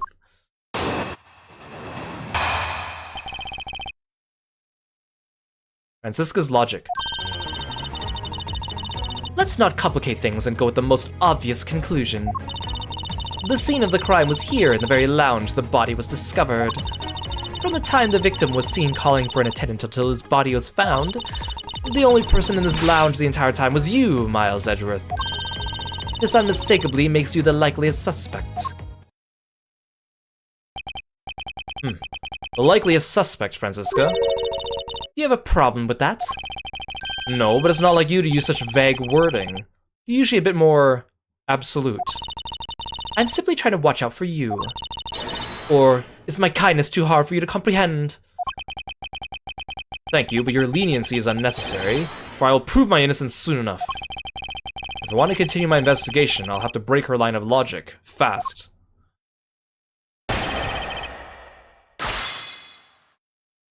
I don't really know what kind of voice to give Franziska. I mean, I know how she sounds in my head, but I don't think it's a voice I can replicate. I either make her sound... I want her to sound like a little, like, fancy and posh, but also, like, a little bit, like, upstuck. Something like somewhere between Beatrice and Rachel Alucard, but I can't do that with my voice. I am incapable of doing both of those things at the same time. Hold it! Don't you think you're being a bit rash by simply declaring me the culprit? I like my affairs to be simple and perfect. I'll show you the meaning of both when I finish this whole thing within 3 minutes. Hey, you said that like you're cooking up a pack of instant noodles. Yeah. I won't allow even 3 seconds of useless testimony to be uttered in my presence. I see she hasn't changed a bit. I won't allow her to send me to prison so easily. Hold it! So tell me, Franziska, do you know all there is to know about the crime scene?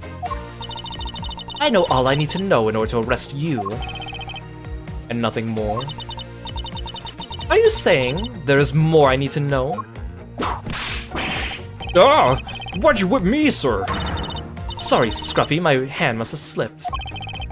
It would appear that Franziska doesn't have all the facts of this case yet. Hold it! What do you mean by scene? Please stop pretending like you don't know. It's insulting. Obviously, I'm talking about how Mr. Hicks was seen calling for an attendant at 5 a.m. And then, from the time after that call, until the body was found. Hold it! While it's true I was in the lounge the whole time, the fact alone does not make me the criminal. Objection! We'll see about that at the conclusion of this investigation. However, there is one thing that even you must admit to at this time. Hold it!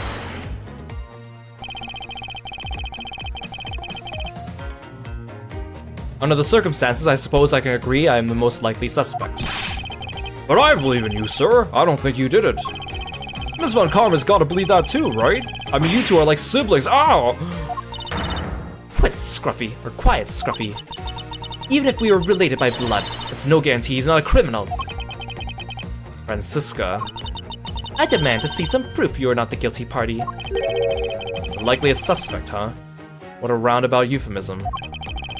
It appears she doesn't yet know about the new evidence we acquired and where we acquired it.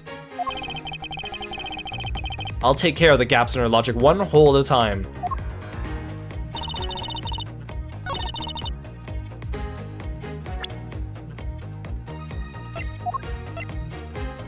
Objection!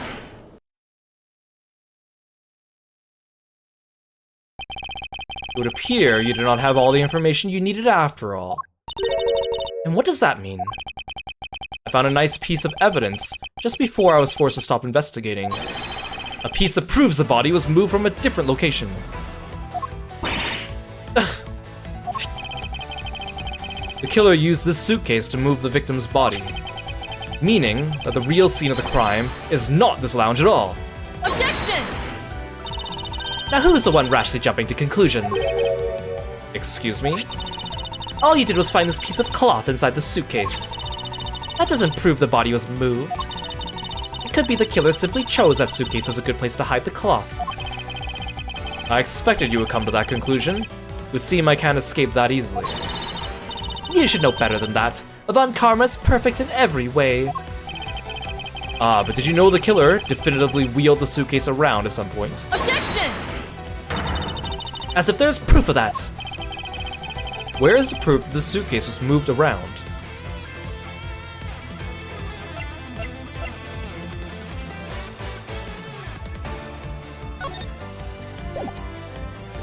Take that! The spilled grape juice in front of the elevator. Yes, and I'd like to draw your attention to this area here.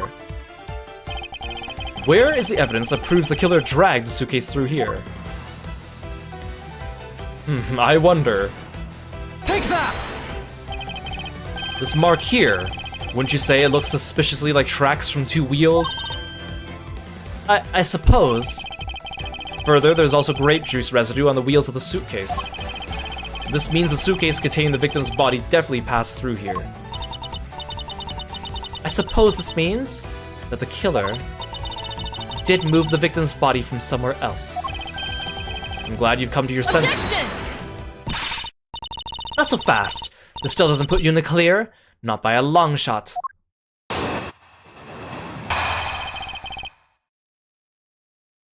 Franziska's Logic, Part 2. You prepared yourself and acquired the piggy bank before the plane hit the turbulence.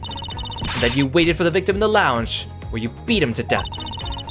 Then, while you're in the elevator with the victim's body stuffed into the suitcase, the plane hit that patch of turbulence and outflew the body from within the suitcase. No way out, you hastily put the suitcase back where you had taken it from, and pretended to be the discoverer of the body. Not a bad bit of logic for something you thought of on the fly. Just what are you insinuating? That I will show you exactly how flawed your logic is.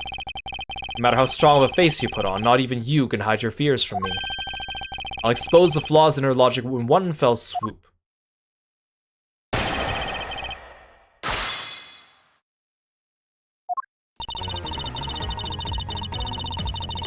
Hold it! And how do you suppose I was able to take the piggy bank out of its display case? As I recall, the case was locked.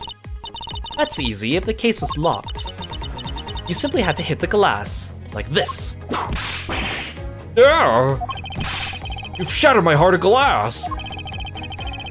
So she wants to talk about the in-flight shop and the Captain Yugo bank, does she? That takes care of how you obtained the murder weapon. And then you waited for the victim in the lounge where you beat him to death. Hold it!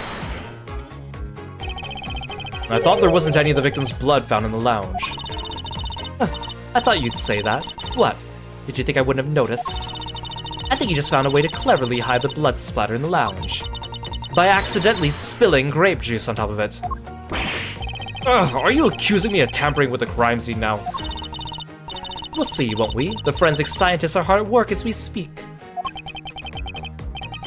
And? What do you propose I did after that? Yeah, I bet it was Van Zeek's. He spilled all the grape juice everywhere. Then, while you're in the elevator with the victim's body stuffed into the suitcase. Hold it! So I put the victim's body into the suitcase and then... Where was I headed, Franziska? That's pretty obvious. You were bringing it to first class where you could safely keep an eye on it. We're talking about this thing, you know. I'd hardly call it discreet or ordinary. Huh, annoying brat. Well then, you were intending to leave it inside the elevator. But unfortunately for you, a wrench was thrown into your plans because... the plane hit that patch of turbulence and went out flew the body from within the suitcase. Hold it! You've experienced turbulence on a flight before. Of course, many times, you get used to it after a while. The patch we hit was especially rough, and I passed out briefly, but only for a second. Good thing it was only for a second, sir. It'd been bad if you'd really blanked out. Yes, indeed. Unfortunately, blanking out is exactly what got me into this mess in the first place. That's enough of your idle chatter. I'm not through with you yet, Miles Edgeworth. With no way out, you hastily put the suitcase back where you had taken it from. Hold it! If I really was a criminal, do you really think I would be so easily caught? Objection! You are certainly in the middle of being caught right now. Ugh! I have to find a contradiction fast or I won't have much of my own hide left to save. I have to say, you're looking rather caught right now. And I'll tell you exactly what you did after that. You loitered around in the lounge and pretended to be the discoverer of the body. Hold it! I didn't pretend to be anything. I really was the first to discover the victim's body. I suppose that's true. So then, you are yielding to my statements. Don't be foolish. I still insist you are the killer, but in that sense, you really were the first to discover the body to be dead. No matter what I say, she seems dead set on making me out to be the killer. The logic is reasonably sound. And a large majority of it reflects the truth. But there is one point about it that is not quite right.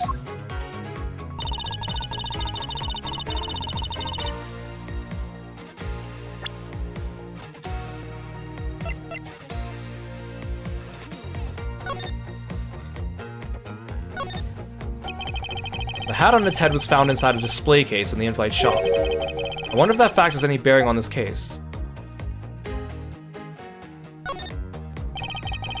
There is some blood on one of the corners. Could this piggy bank be the murder weapon?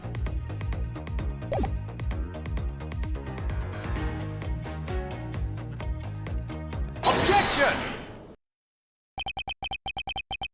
The fact you took this piece of evidence into account in your testimony is to be commended. Your legal prowess is certainly something to be feared. Evidence and logic. Essential tools that those who would stand in a courtroom must learn to master. But what if there was a fake piece of evidence thrown into the mix? Fake. This Captain Yugo piggy bank is just a fake. It's not the real murder weapon. What? The timing of when the bank was taken from the shop is important. And it was taken after the turbulence had occurred. But then, what about the blood on the bank? What do you make of that? I assume it was added after the murder, when the killer fabricated this weapon. Looking at it this way, the killer basically did 3 things after the turbulence.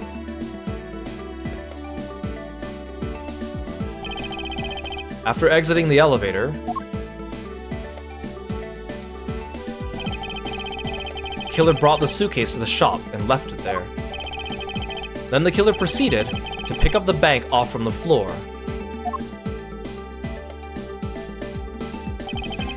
And took it to fabricate a fake murder weapon by hitting the victim on the head. Miles is just sitting there.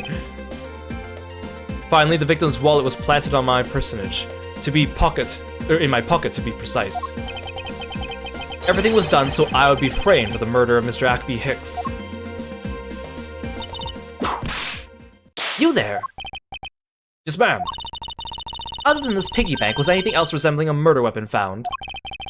We didn't find anything in this lounge or in the shop that could be used as one, ma'am. Most of the items that could have been used were broken during the turbulence. And the remaining items all tested negative for any trace of blood. I see. Well, Miles Edgeworth, it appears your stall tactics are at an end. But it's possible it's just hidden somewhere, sir. Ah! If the criminal had wanted to hide the weapon in a safer place, I think the weapon would have been hidden in the same place as the bloody cloth. Exactly what I was thinking. Because the cloth was hidden inside that suitcase, it signals to me that the killer had not prepared a more secure place to hide the evidence. Which means the real murder weapon is either still on the murder's personage, or still at the real crime scene. Objection! There is one more possibility. And that would be That the piggy bank is in fact the real weapon. But didn't we just... Let me finish. The killer took the bank out from the display case before the turbulence, by opening the lock on the display case door. It was at that time the glass pane in the door was broken. I'd say it's a perfectly reasonable line of reasoning, wouldn't you? Let's see, so that means the killer had the key to the display case. Francisca, the person you're talking about.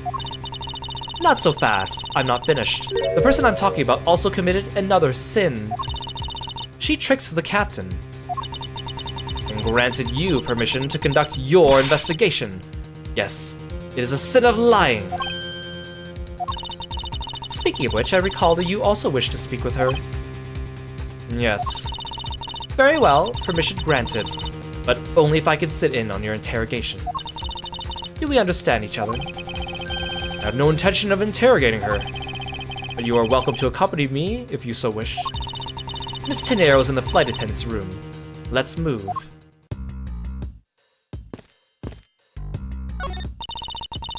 Miss Tenero's in the flight attendant's room. Let's move. That blue door over there leads to the flight attendant's room, sir. Alright, let's go see what Miss Tenero has to say for herself. Yes, sir? Way to show her who's boss, Mr. Edgeworth. Not even Miss Von Karma's whip is a match for you. You give me too much credit. She simply didn't have all the information. To be sure, the fights will become tougher and tougher as this investigation progresses. That's alright, Mr. Edgeworth. You've got me watching your back. I'll make sure to keep on supporting you any way I can. You just say the word, sir. Really? Then how about standing out in front and absorbing whiplashes for me? You, hurry and solve your murder. If you do not, how am I supposed to have my cargo returned to me?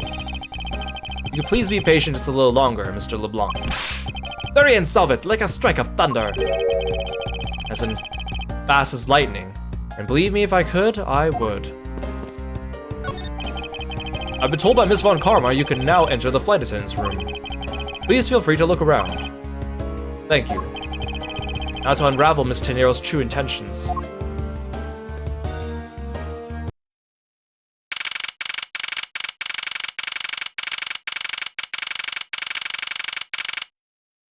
March 12th, 2:23 p.m. Flight G390, first floor flight attendant's room. So you're the one that poked around inside this plane without the captain's permission. Deviating from this flight attendant's manual is a very unbecoming, you know. What were you hoping to accomplish by doing that? Miss Tenero. Mr. Edgeworth, you're here too. Can you please help us shed some light on why you did what you did? Alright. Well, go on. Let's hear our troublesome attendant out. In due time. I do have one thing I'd like to ask you. Yes? Do you plan to continue using that whip for the foreseeable future? Of course. I've wrangled many a testimony out of people thanks to it. Yes, and probably a whole ton of yelps. Ugh. And I'm willing to bet the majority of them came from you, Detective. Yes, sir? What are you doing, and why are you fidgeting? I've never been on a plane before, and I've never been in an attendant's room. Well, even on a normal flight, one would rarely ever need to enter one. I don't know when I'll ever get to be on a plane again, so I want to soak it all in now, sir. Let's see, a box full of crowns, a yellow suitcase, oh what a great trip. Paging Detective Gumshoe, kindly return to the situation at hand. This door leads to the cargo hold.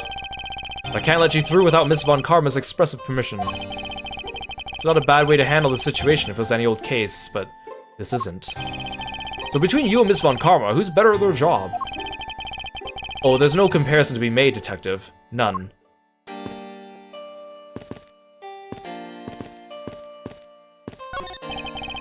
What is all this junk inside these boxes? There's no rhyme or reason to any of it. That's our lost and found, Mr. Edgeworth.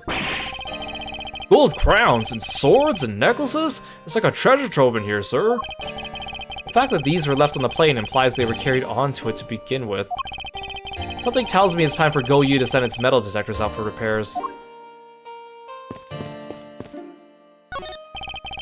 What are inside these boxes? Oh, those are some souvenirs I bought in Borginia. There's so many! There's even a second box! Well, yes, I find that folk art from around the world does great things for my creativity. Those suitcases certainly could have done with a lot less of your creativity. It's one of those suitcases designed by Miss Tenero. You can tell it's hardly ever been used by the lack of even a single scratch on it. So these are the attendants' lockers, huh? Let's hurry up and examine them, sir.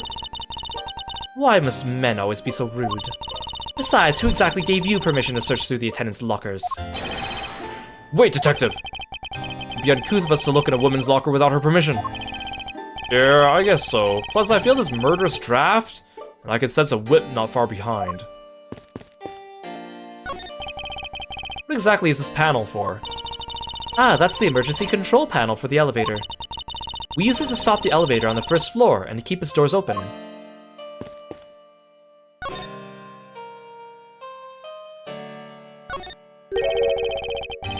Why did you lie about receiving the captain's permission like that? Because I didn't think I would be able to get his permission. What do you mean? The captain, he only has ears for Cammy. I spoke with the captain a little earlier myself. He definitely seems to be rather taken with Miss Meal. Yes, and on top of that, I had mistakenly accused Mr. Edgeworth of being the killer. I wanted to make amends. In that case, please allow me to thank you for what you did. Thanks to you, I was able to clear myself of all charges. Really? You were able to prove your innocence. Oh, thank goodness. Miss Tenero, is it? There's one more thing I'd like to ask you. You were in the in-flight shop just before the turbulence, weren't you? Please answer honestly.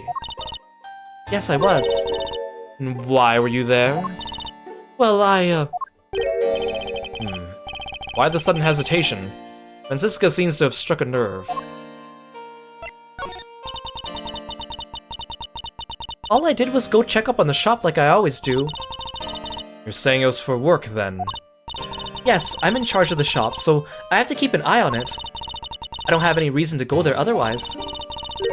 After your visit to this shop, you paid a visit to this room, correct? Yes, I came back to freshen up and adjust my makeup. I'm sorry, but there isn't much else to tell. Miss Tenero claims to have no reason other than duty to go to the shop. Is that all there is to it? Maybe I should ask her about that thing.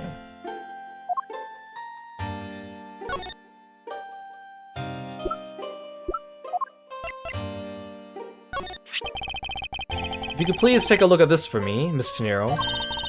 Oh, that suitcase. Yes, about this suitcase. You were the one who designed it, correct? And I think I figured something else out about it. This suitcase is the reason you went to the shop, isn't it? There's nothing you won't find out eventually, is there? Won't you please tell me more about this suitcase? Yes, I was interested in seeing how the suitcases I had designed were selling. I know that as a service professional, I'm not supposed to care. But I really wanted to know. And I was glad to see it was the last one there. Last one there.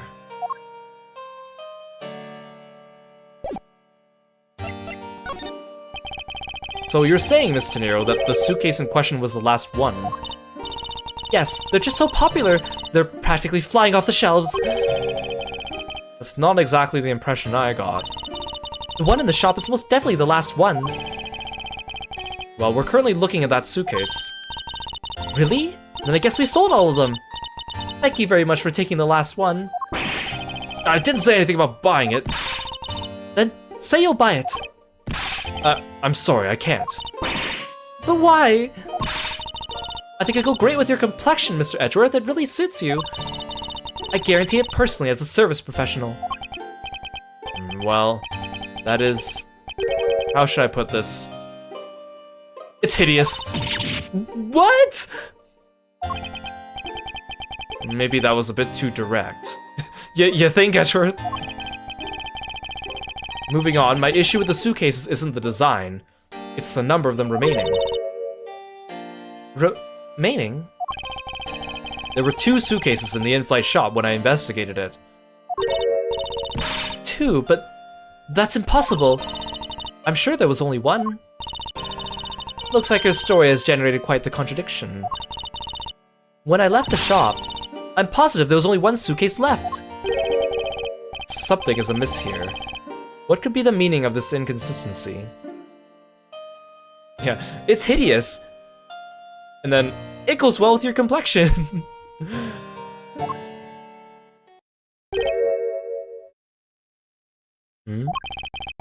By the way, Miss Tenero. What is one of those suitcases doing here? That's... Thought you said there was only one left. That one is, it's mine. I've used it for a very long time now.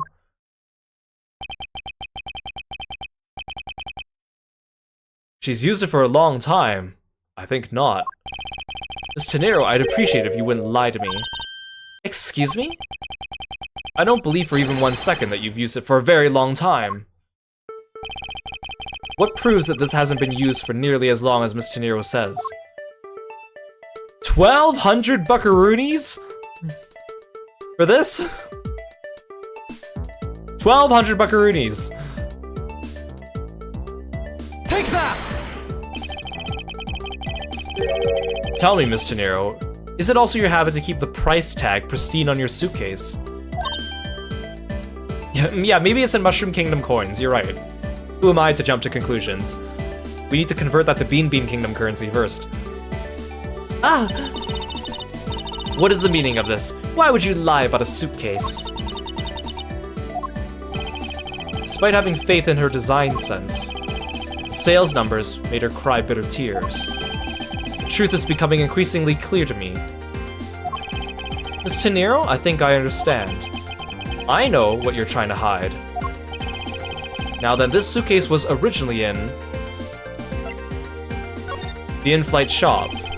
Seeing as how the price tag is still on the suitcase, one can only assume it was out on the floor for sale in the shop. And the person who bought this suitcase was... Take that! It was you, wasn't it, Miss Tenero? I hate to say this, but the suitcase that you designed hasn't sold very well, has it? You saw how poorly this design that you poured your heart into was selling, and were deeply hurt. That's why you wanted to make it look like it was selling by buying it yourself. Isn't that right? The reason you went to the shop and came back here was... I'm sorry. All I really have is my job. I was overjoyed when my design was chosen. I thought that maybe I'd finally accomplished something. But the suitcases didn't sell. It's because of the design, isn't it? All because it's as you put it. Hideous. Well, maybe also the very high price tag. I can't say they chose a great place in which to sell them either. That is also very true. We weren't selling a single one, and they were just sitting there collecting dust. I felt so bad seeing them there day in and day out. So I decided to buy one for every flight I worked. Oh my gosh! Buy one every single time you work a flight? I see. So in order to keep your resolution, you went and bought one today as well. Yes, and here's my receipt for that purchase. This receipt is clearly timestamped 5:40 a.m. The truth is, there's still a bunch of them left unsold. They're planning to scrap the remaining ones at the end of this flight. Miss Tenero, where are these other suitcases? They should all be down in the cargo hold. Then the suitcase the killer used could very well have come from the cargo hold. Mr. Edgeworth, you don't think the killer used one of my suitcases to... Yes, I do. The killer used one of your beloved suitcases to move the victim's body. How could they? Those suitcases were meant to be faithful partners to our passengers on their trips. That's all I ever wished for them to be. Miss Tenero, is there any other way to get to the cargo hold other than the elevator? The only other way is just through that door there. What about security? That door has no special lock installed because... just to enter this room, you need a special keycard that only crew members have access to. Which means the culprit is someone who can enter this room, eliminating the passengers and leaving only crew members as potential suspects. I can't believe it. Yes, Francisca? Going through these wild goose chases, you're a disgrace to the Von Karma name. What do you mean by that? The suitcase came from the cargo hold. The fact alone tells the whole story. Yes, which is why I say the culprit must be a crew member who used their keycard. Miles Edgeworth. You're proposing that the killer rode the elevator from the cargo hold, correct? Yes, that's the only realistic possibility. And that other attendant, Miss Meal. I asked her earlier and she had this to say. Francisca got information out of Miss Meal? In order to make the elevator go down to the cargo hold, a different key card is required. A different one. Yes, and the only person who holds that particular card is you, Miss Rhoda Tenero, and only you. Ah! What? Is this true, Miss Tenero? Yes, I keep that key card in my locker at all times. Would you please show us that card right now? Yes, hold on.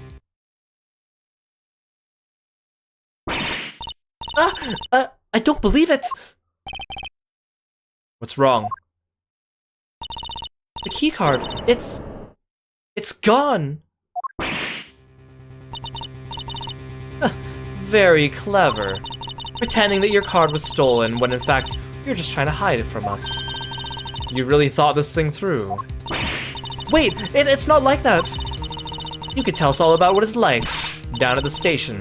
Officer, arrest this woman! Yes, ma'am. Mr. Edgeworth!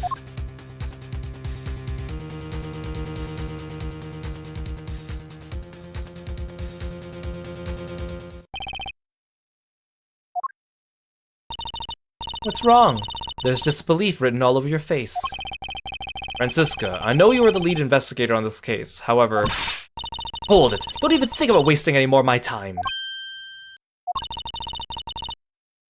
You know the rules as well as I do. Evidence speaks louder than words. Even if this isn't a courtroom, that basic tenet still applies. I intend to investigate the cargo hold now. What will you do, Miles Edgeworth? I intend to do likewise.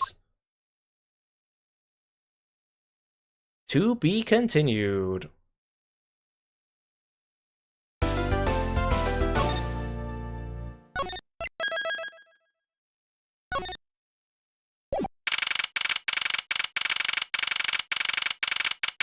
March 12th, 2:52 p.m. Flight G390, lower deck, cargo hold. Wow, so this is the cargo hold, huh? It's so big!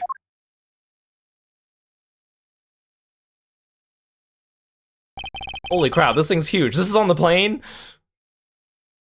This plane is a special model. It has both a super large cargo hold and ultra luxurious first class seating. So this is the real scene of the murder. You could fit an entire Costco inside this plane. Look at how many suitcases she's purchased. You would think that maybe after each one, maybe she would stop at home and drop it off or something. Maybe she just never had the chance. Think about all the money she spent. There's certainly a high probability of that, which is why we're here, correct? Okay, let's get investigating, sir.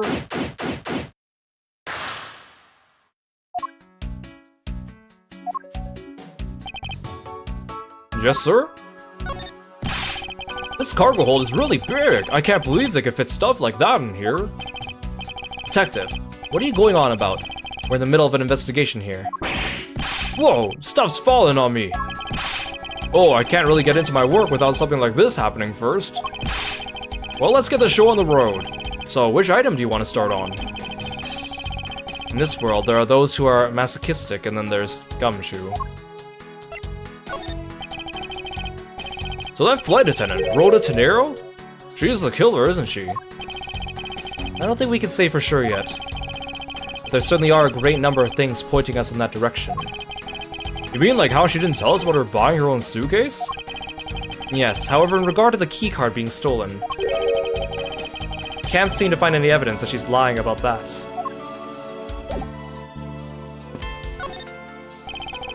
You arrived at the scene of the crime before Detective Gumshoe, correct? And you then immediately began to direct the investigation. It seems to me you were already here at this airport for something besides this murder. Yes, I was. I've been following a very large and involved governmental-level international crime. but it's too large for one person to take on alone.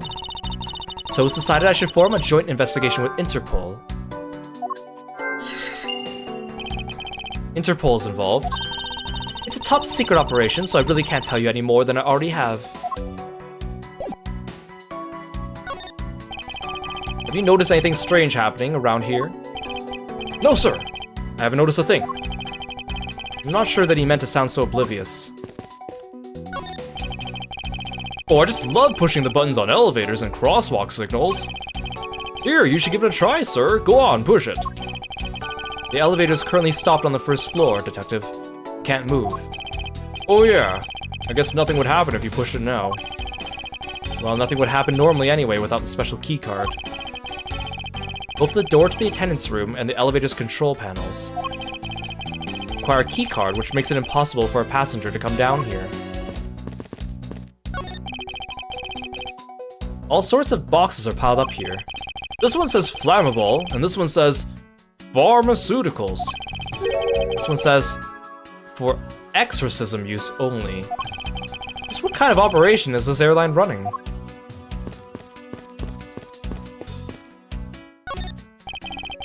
Holy suitcases, Mr. Edgeworth! It's like all-you-can-use suitcase fare! These must be all the leftover ones they couldn't sell. The ones the company's planning to dispose of after the flight's over. This paint job's really cool, don't you think? It practically screams artsy. Well, why not purchase one then? I'm sure it'll bring you much happiness. You think so? Maybe I will. Let's see here. $1,200? I think I'll pass. And Miss Tenero wonders why they don't sell. You need 2 jobs just to buy one. Although, it definitely looks like one is missing. What is this brittle substance I'm stepping on? It's a bunch of glass fragments.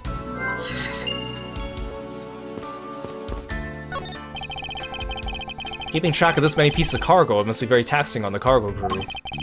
This sure brings back memories of when I worked as a part-time mover, sir. A look in his eyes, he's waiting for me to ask about the rest of the story. And no matter how he pours on the puppy eyes, I have no intention of doing so. Oh, come on, Edgeworth. Throw him a bone. I don't know that this plane was capable of carrying such large pieces of cargo. This thing's as tall as 2 of you on top of each other, sir. It would probably take 20 of you to cover the entire surface of this monstrosity. What, really? I guess that sounds about right. There's really no need to take that throwaway estimate seriously, Detective. Hey, what's with the suitcase, pal? It's what the victim checked in, sir. So this suitcase belonged to Mr. Hicks. I don't think he'd mind if we had a closer look. There's nothing out of the ordinary in here, sir. Wait. File?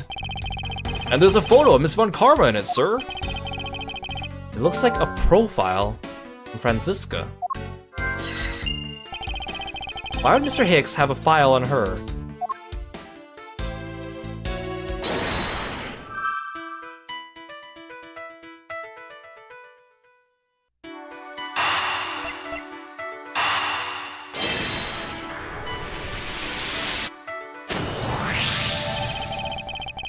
I think we can safely conclude that these fragments are from a pair of glasses. And the victim was wearing a pair of broken glasses! Exactly what I was thinking. I'm sure the shards would match up perfectly with the remnants of his glasses' lenses. Ergo, the victim was just here, just as I suspected. So you're saying that the real scene of the crime was here, sir? Isn't that what I've been saying for a while now? Oh, is it? I didn't know that. Perhaps it's a bit early to draw that conclusion. However, I believe that the probability has just skyrocketed considerably. All that's left is to find the murder weapon.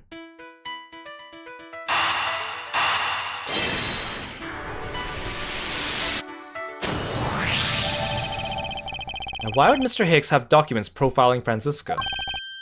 Oh, I know. I bet he's a big fan of Ms. Von Karma, sir. Franziska said she had come to this airport as part of an Interpol investigation. Oh, maybe Mr. Hicks has heard she was coming here, and he followed her. Detective, I think it's more likely Mr. Hicks was, in fact, Interpol Agent Hicks. I think Franziska has some explaining to do.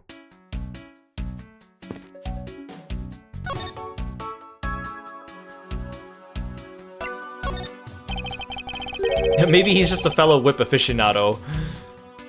You came to this airport to rendezvous with the victim, didn't you? Nonsense, what are you talking about? We found a profile detailing information about you in the victim's luggage. I suppose it was prepared for him so he could recognize you when he landed. Which makes him not Mr. Hicks, but rather Interpol Agent Hicks. Isn't that correct? I should have known you'd figure it out, Miles. It looks like they got to him first. So he really did come here to receive an Interpol agent then. Yes. Agent Hicks was on the trail of a very large international smuggling ring. He went undercover to investigate this crime. And it was I who put him on this case. I was supposed to receive a call from him on his cell phone once he landed. I never expected to receive a call about his murder instead. I think we now have pretty definitive evidence that Agent Hicks came down here to the cargo hold. What was he doing down here, sir? There's nothing but luggage. Oh, I get it. Maybe he forgot something in his suitcase and came down to get it. Ah! Agent Hicks came here for a work-related reason. Of that, I am sure. Yes, I'm sure he was here to investigate the smuggling operation he was observing. Francisca, do you know exactly how he intended to pursue his investigation? No, unfortunately I was going to find out from him after he landed. I see. But this raises another question. A normal passenger can't access the cargo hold on their own. Agent Hicks must have identified himself to a member of the crew, and entered the cargo hold with that person who let him in. Yes, and then he was murdered here. These glass fragments and his broken glasses are a testament to that. And then the killer put Agent Hicks into one of the spare suitcases and they entered the elevator. But while they were riding it up, the plane hit that patch of turbulence. Because of the intense shaking, the suitcase popped open, and Agent Hicks' body flew out. At the same time, his wallet fell out of his pocket, spilling its contents everywhere. Which explains why there was money scattered all over the elevator floor.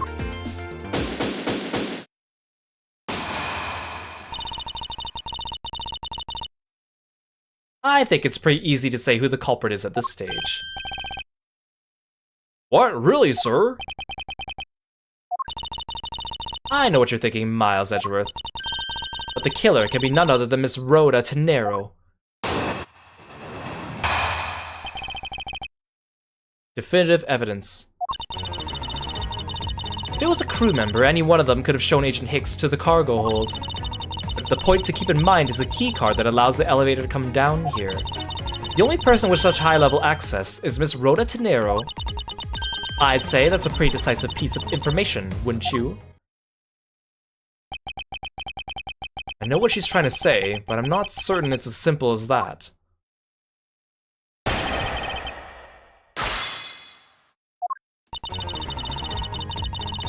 If it was a crew member, any one of them could have shown Agent Hicks to the cargo hold. Hold it! That might be true, but then it could be anyone, including Miss Meal or even the captain. Don't be a fool. A plane without a pilot in the cockpit is just like a horse without a rider, crop in hand, much like Scruffy over there. Hey! Can't disagree with her on that. Detective Gumshoe does always need a guiding hand. Very well.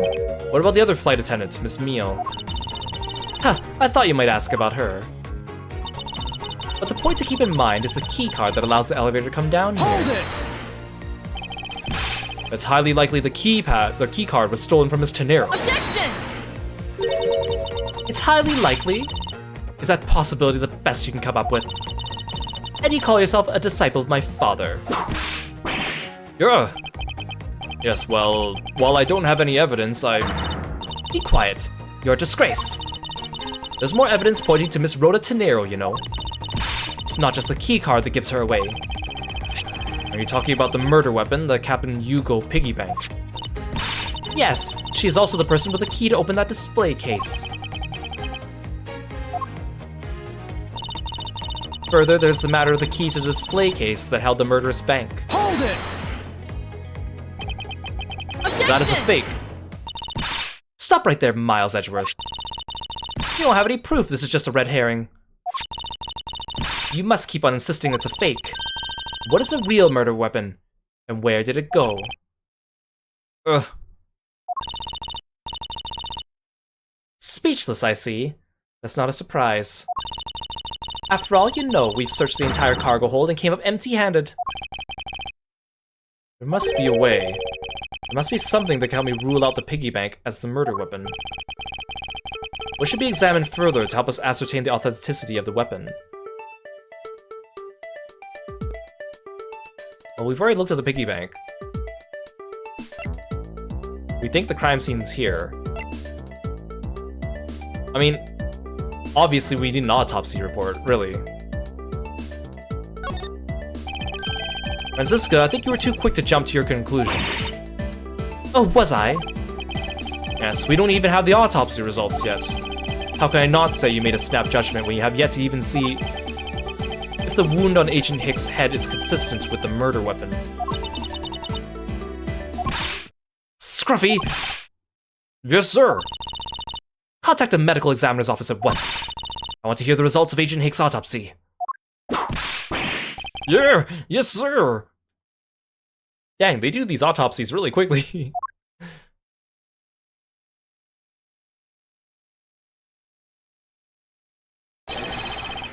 We've got a big problem, Mr. Edgeworth, sir.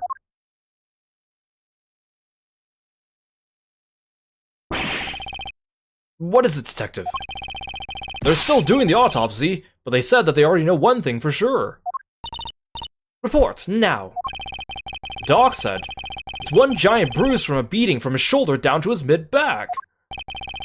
From the victim's shoulder to his mid-back? He was beaten over such a wide area? Well, I'd say maybe it's a sign the killer had a grudge against Agent Hicks. It wasn't just his head. The killer went all out and hit him multiple times, sir. Scruffy, what is had a grudge against Agent Hicks supposed to mean? Well, that's, Was the wound on the victim's head consistent with the murder weapon, detective? Oh, well, they said they were still looking into that, sir. You're completely useless! Ah! Sir, I told you already, you can't go down there. No, you remove yourself from my way. What is all that racket? Look at their chests. My luggage, my cargo, they're mine and I demand you return them to me. We're still investigating the cargo hold. Please understand and have a little patience. I suppose there's no choice. Finally, I think he gave... Hey, what are you... You have left me no choice but to use force. Ah! You won't get past me. Wait, that's it! So that's what this whole thing has been about.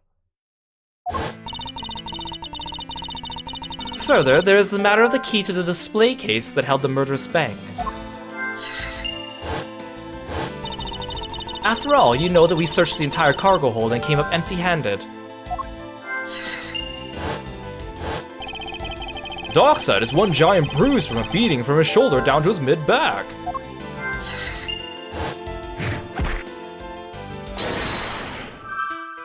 I like how it just pauses right there.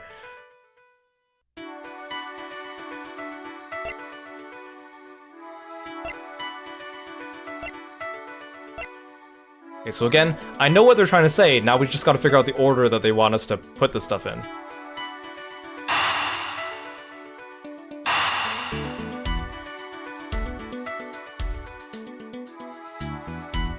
Wait, no, I don't, wait, no, that was wrong, Not exactly a shining example, the perfect line of logic. No, I want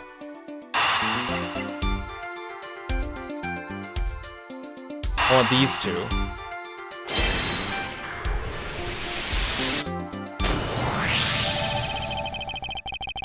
Allegedly, the killer struck the victim many times over, which is why there's extensive bruising over such a wide area. Is that really the correct conclusion to draw from this evidence? Yeah, Edgeworth is a time mage. He just slowed down time and reversed it a little bit too while we were at it. After he gave himself psychic damage. The bruise from his shoulder to the middle of his back is one continuous mark, which is more suggestive of a single blow to the back. If that's the case, then the piggy bank is much too small to have caused that. Therefore, the murder weapon must be something far bigger. Okay, there, that's what we want.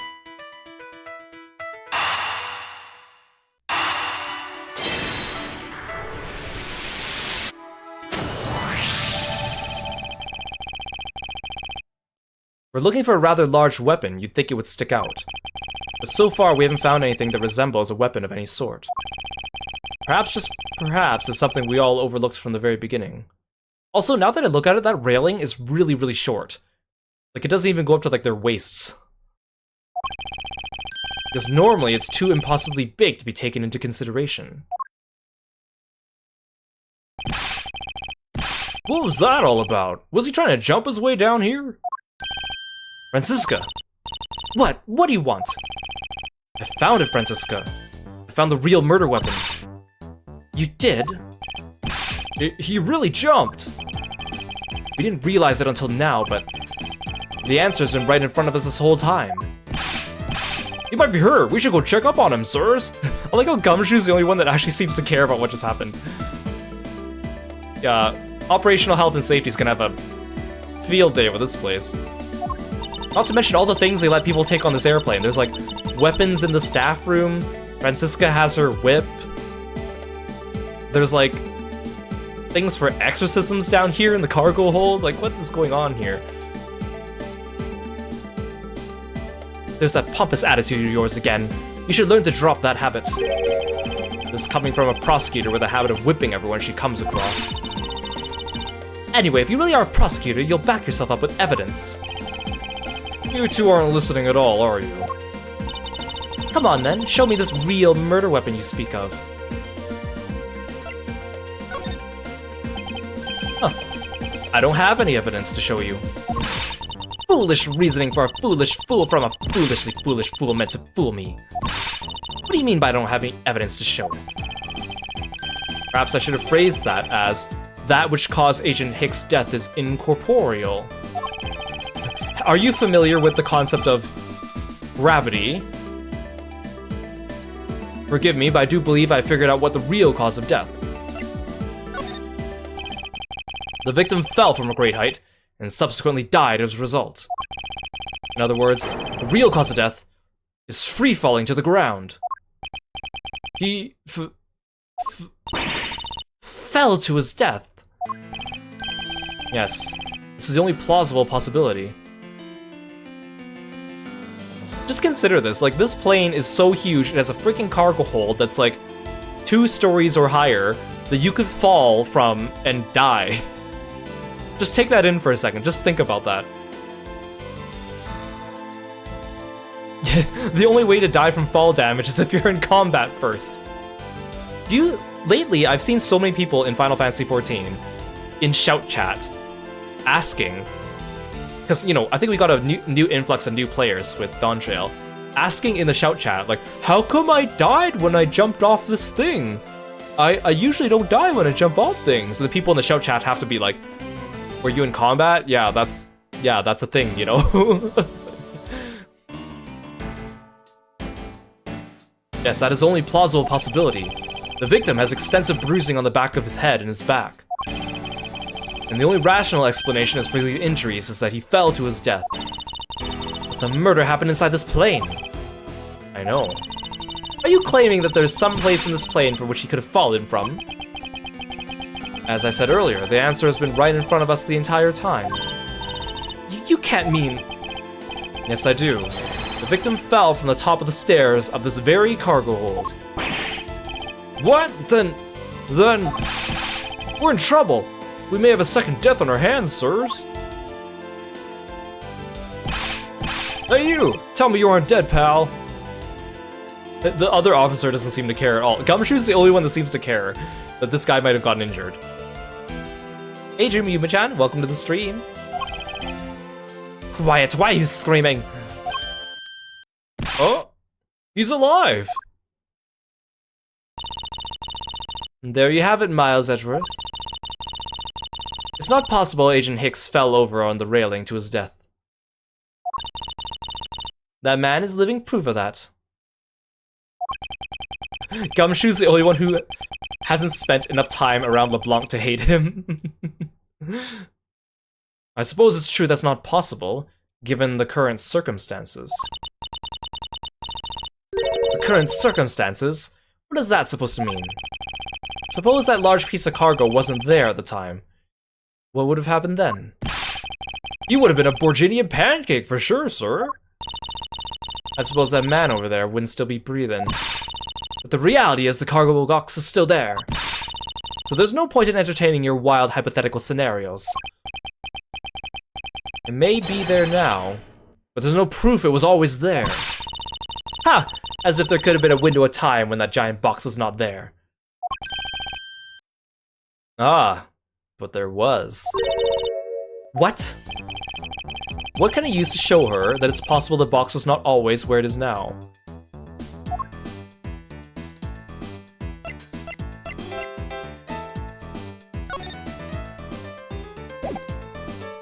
Take that! You refueled in the Republic of Zhengfa. Yes, this flight has a short layover in Zhengfa in order to refuel. But that wasn't the only reason for the layover. We also transferred some cargo. What if the box in question was only transferred onto the plane at that time? To further prove my point, let's take a look at what's next to the box in question. Oh, it's labeled Zhengfa Express. Correct, meaning it was loaded onto the plane in Zhengfa. Now, what if the box in question was also loaded on at the same time? It would mean that the box was not here in the cargo hold during the Europe-Zhengfa leg of the flight, making a clear drop from which Agent Hicks could have fallen to his death entirely possible. Ah, but your theory is very far-fetched. It'll allow me a chance to prove how very likely my scenario is. My first order of business will be to examine that piece of cargo in more detail.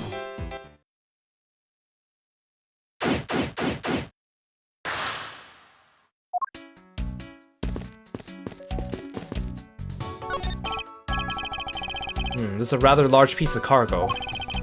There's a tag on it, sir. Let's see. A leaf red statue. Never heard of it. Nor I, but all I care about is whether we could prove it wasn't here at the time of the crime. Let's get investigating, sir. Blah, blah, blah, blah, blah, blah, blah.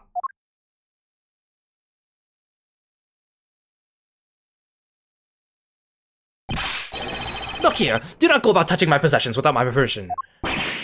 Ah, don't rush up on me like that, pal. So this belongs to Mr. LeBlanc, does it? I should see what else I can figure out from him. Hey Tsuki, welcome to the stream. Thanks for stopping by today. And Lork, thank you so much for the stretch reminder. Thank you, thank you.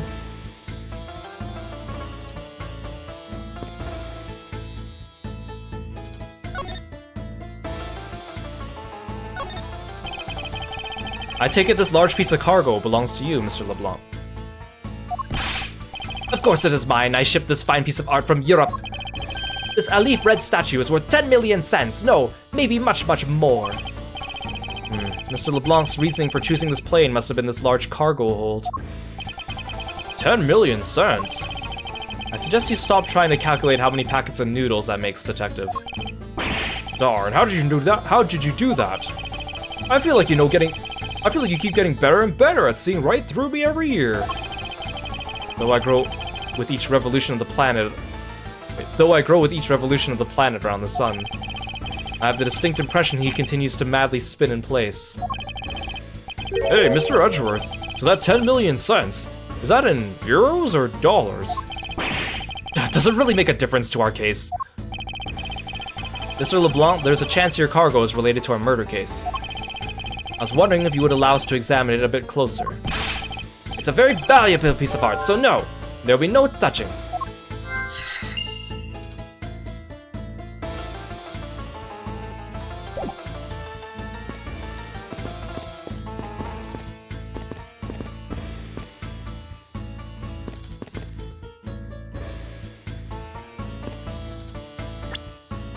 That's not what I want. Yes, sir? Man, I can't believe Mr. Hicks fell to his death. I never would have guessed it in a million years. That's still only a hypothesis, however, the investigation should prove it to be true. Speaking of falling, I'm glad that art guy's okay. He took quite the spill. Yes, he was lucky to have landed on top of that piece of cargo. Yeah, I can see it now.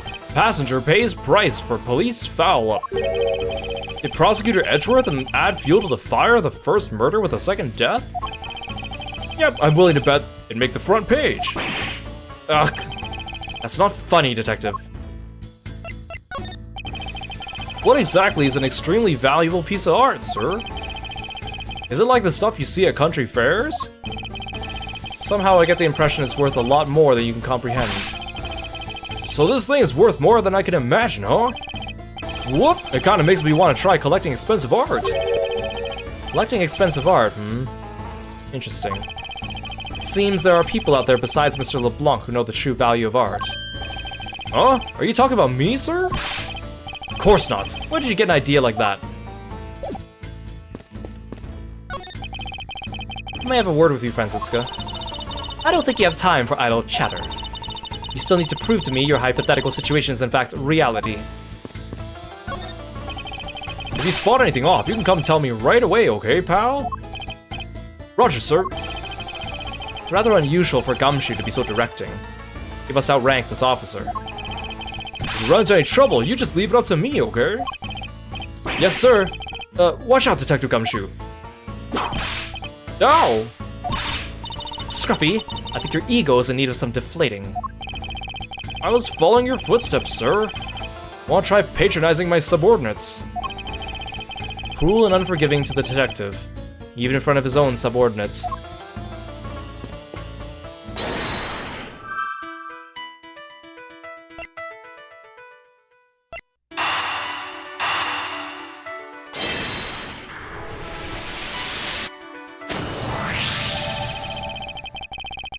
Mr. LeBlanc has something to do with the smuggling ring, and it's possible this fake statue was brought on board Zhengfa.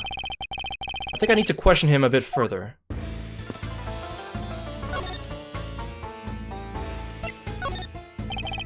About your statue, Mr. LeBlanc. I wonder if it might be a fake. What? How dare you say my art is fake? I suspect your statue might be the target of an international smuggling ring. Don't say such fantastical things. Those thieves would not dare. I have the certification of my cargo right here. You mean the cargo certification document? Mr. Zing LeBlanc, why didn't you say so earlier? Please show it to us at once. I can't read this. What does it say? It says as plain as day, the cargo was put onto the plane in Europe. And there you have it, Miles Edgeworth. Too bad for you. This statue was brought on board in Europe, just as it states in the certificate. Oh, that's... Which means that there never was a window of time in which the statue wasn't sitting there.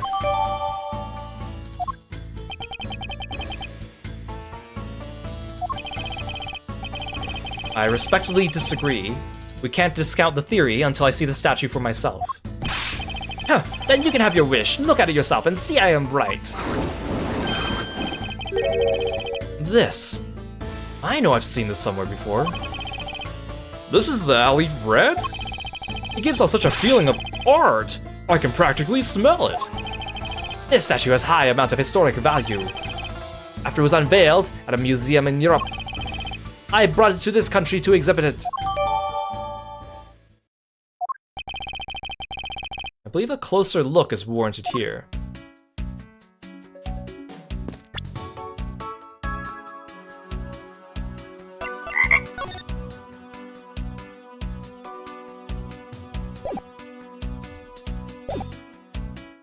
Hey, Ryer, VT, thank you so much for coming by. Thank you so much for the raid. Welcome in, everyone. Hope you're all doing well. Please join us in following Ryer VT when you get the chance. Thank you for entrusting me with your audience. I hope you had a good time. What were you playing today? I'm Kiro. I'm the frog-themed martial artist. We're playing some Ace Attorney Investigations Collection, Episode 2. Turnabout Airlines. Hope you guys are doing well. Yeah, welcome in. Feel free to sit back and relax. or go take care of yourself after your stream. I really appreciate you being here. Welcome, welcome.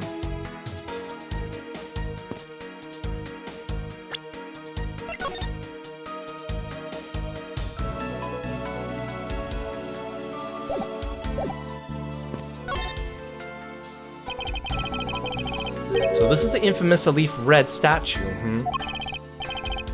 What is it, Mr. Edgeworth? Did you find something? There's something wrong with this picture. We should examine it in more detail. Oh, you were reading Umineko. That's really exciting. We finished Umineko on stream.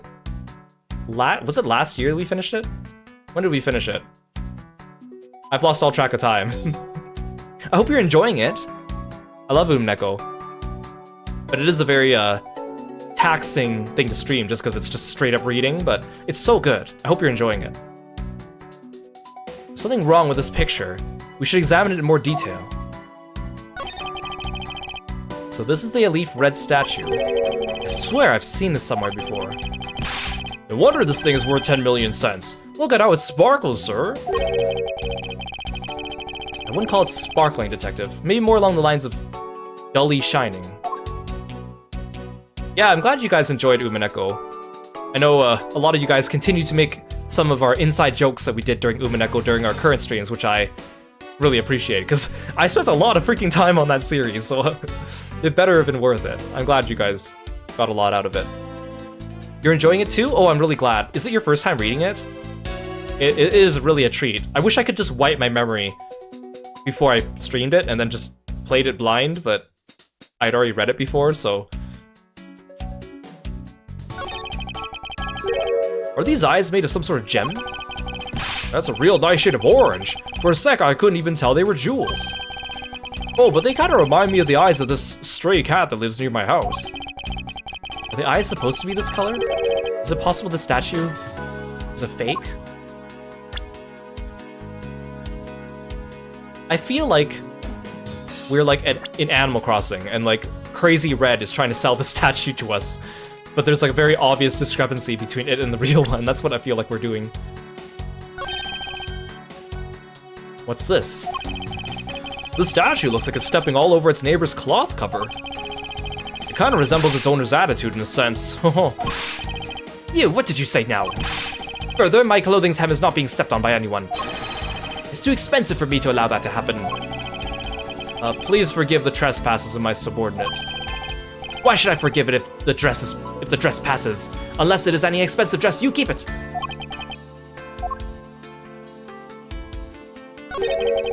What have we here? It says Zhangfa Express on the cloth, sir. I'm gonna take a guess and say this delivery company is based in Zhangfa. Something's tugging on the corner of my mind, as though something's out of place. Oh, you're close to the end of episode 6? Oh, that's good. You're quite a ways into it. That's awesome. The answers arc is just so much more fun than the questions arc. Leftover suitcases sit here, lined up in 2 pretty neat rows. Too bad for Miss Teniro, but this design is unmarketable. Oh, why don't they sell them in the airport and have a bargain basement sale? Buy one, get one free. If you win the raffle, you get one more for free. How about those ideas, sir? I think if they did that, everyone would lose.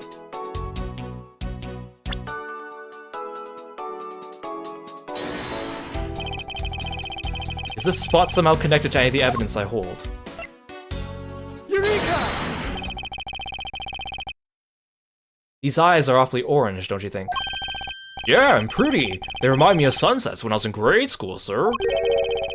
I don't think you see what I'm talking about. No, I do, but it's really like the color of the sun when it's setting, sir. Oh, the memories. I remember standing out in that field, spinning with my arms until I felt ill. I don't care about sunsets. Focus, detective. What color are the eyes in this photo?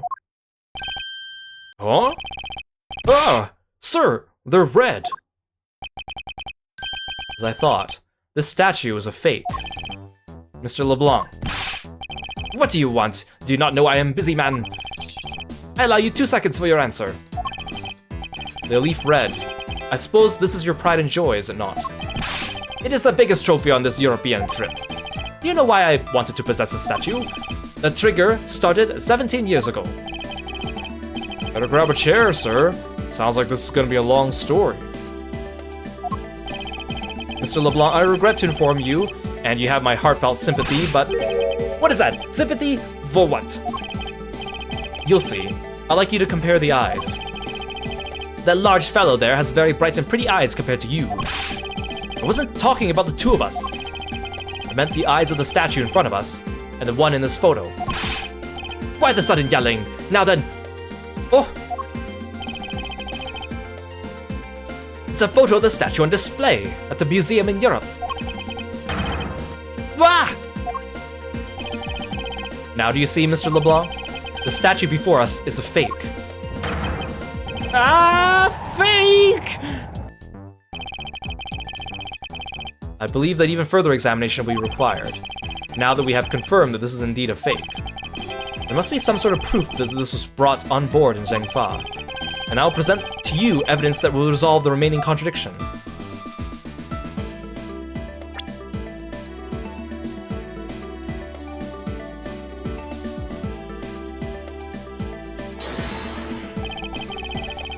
Is this spot somehow connected to any of the evidence I hold?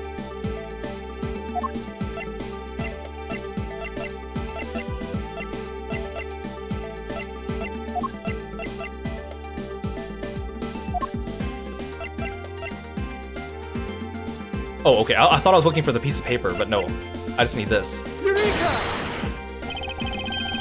There's clearly a contradiction here. What are you going on about?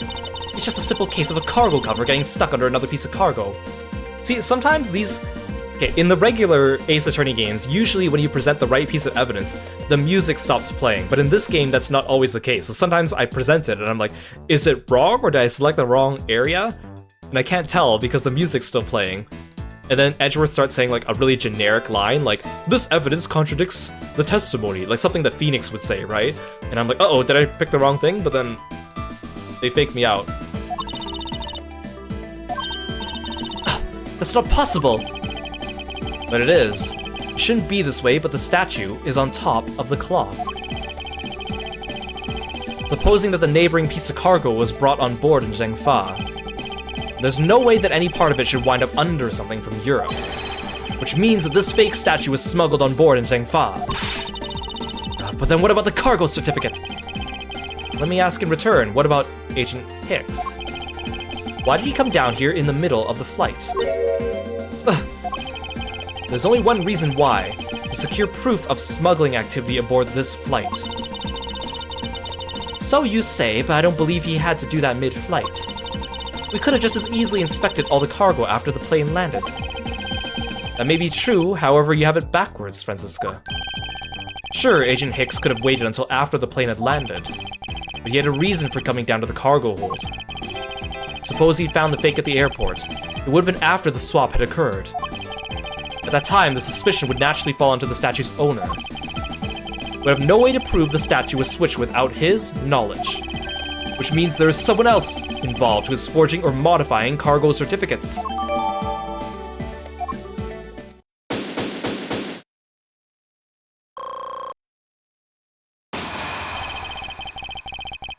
I guess the victim knew the real version of this was gonna get nabbed, huh?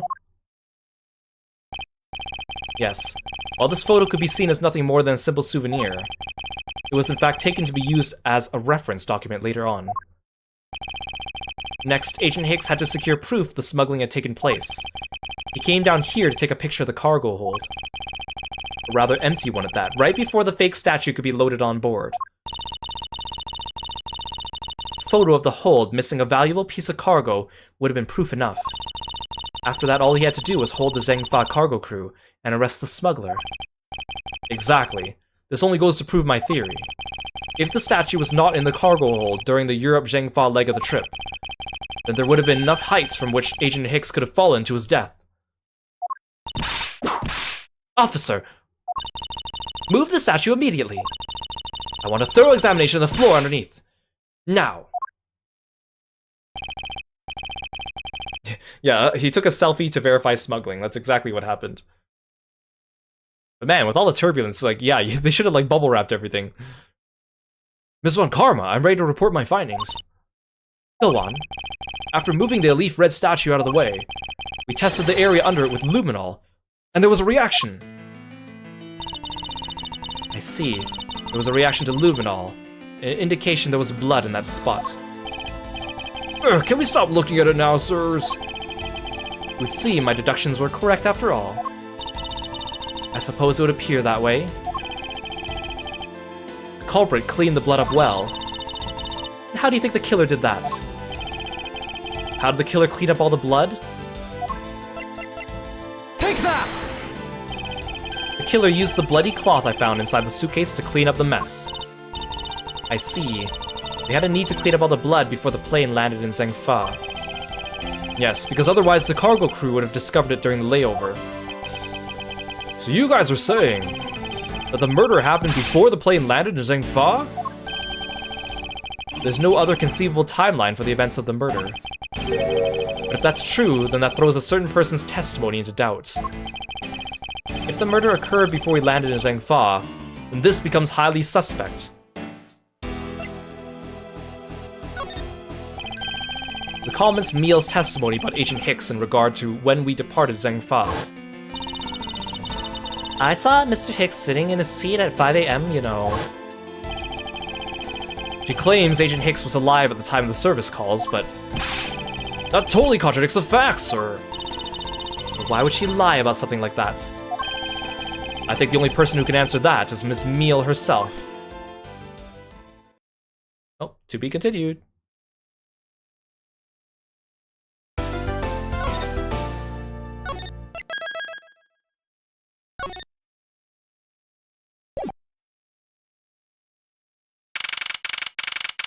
March 12th, 3:35 p.m.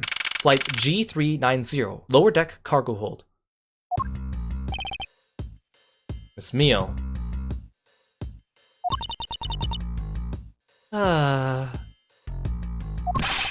Miss Meal. Huh? You recall what you said earlier? About when you answered some service calls as we were departing from Zhengfa? You said that Mr. Hicks was sitting in his seat at that time. However, that is not simply possible, because Mr. Hicks was dead long before we ever touched down in Zhengfa. Oh? This is Cammy Meal. Maybe I didn't see what I thought I did? No one could make a mistake so large, Miss Meal. But I make that kind of boo-boo all the time. Ugh. This is going nowhere. There must be a better way of resolving this contradiction. Very well, Miss Meal, if you please, tell me about your alibi during the time span from just before we were to land at 3 a.m. and 6 a.m. when the body was found. Are you telling me I'm a suspect, Mr. Edgeworth?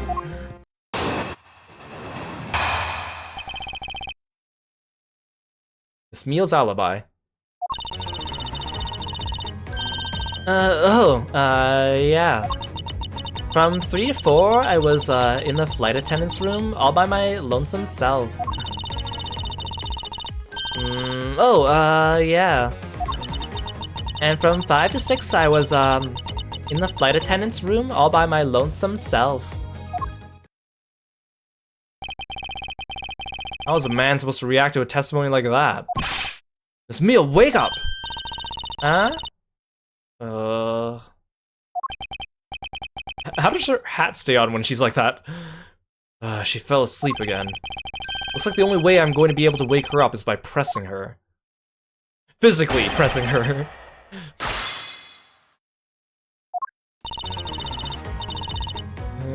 Oh yeah. Hold it! Miss Meal, wake up! I'm awake, I'm awake. Yeah. Miles Edgeworth, I demand you do something about this flight attendant this instant. Why ask me to wake her when you can finally put that whip to appropriate use? From 3rd floor, I was in the flight attendant's room all by my lonesome self. Hold it! If I remember correctly, food was being served in first class in the lounge between the hours of 3 and 4 a.m. Yeah, but that kind of stuff's run by Miss Rhoda. What were you doing in the attendance room at that time? eating and then having a most delicious dream. You mean you were neglecting your duties? No way, sleeping's part of our job too, you know. You love how I'm voicing meal? I'm glad. Yeah. Hold it! This meal, how many times do I have to repeat myself? Wake up! I'm awake. I'm awake.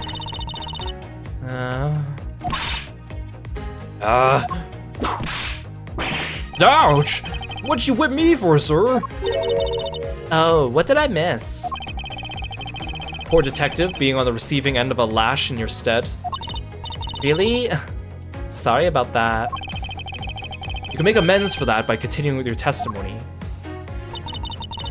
And from 5 to 6, I was in the flight attendant's room all by my lonesome self.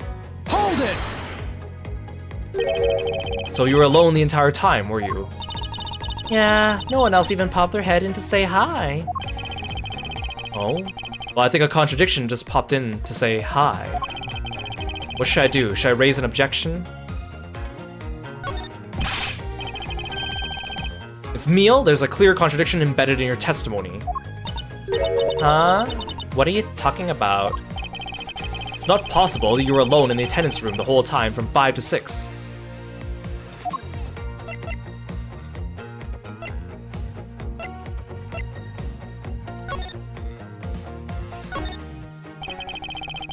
Just as Miss Tenero said, the timestamp says she bought the suitcase at 5:40 a.m.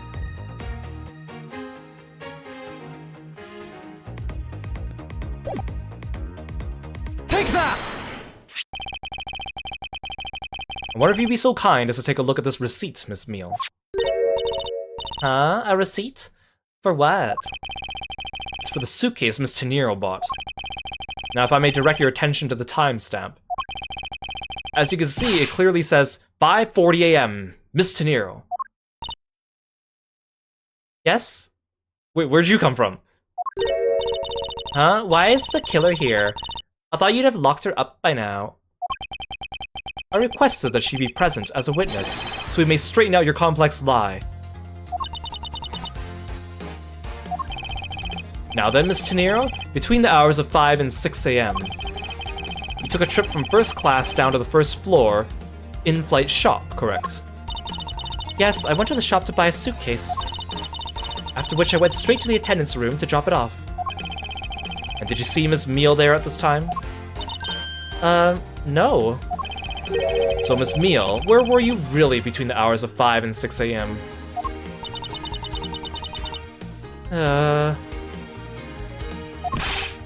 Miss Cammy Meal! Huh? The bathroom? I'll be the one to ask the questions here. Yeah, maybe that's it. I probably just missed her. Nature calls, you know. You take me for a fool? That's a little too convenient to be true. But it's the truth. Cross my heart. I don't have enough conclusive proof to counter-argue her at this stage. You don't believe me, do you? Please, won't you give me a chance and hear me out?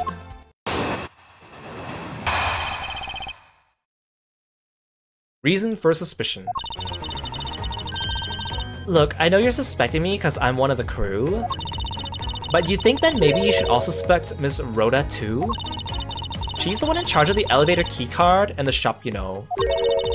If you ask me, that makes her super suspicious. Please leave Miss Tenero out of the conversation. Only you are under suspicion for now. I don't get it. Why are you covering for Miss Rhoda all of a sudden? Oh, now I get it. Maybe you've got your eye on Miss Rhoda.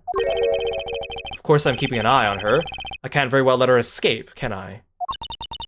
Never mind. But you wanna know something? Miss Rhoda actually kinda like... I have absolutely no interest in people who can't appreciate my sense of design. Now's not the time for this sort of talk.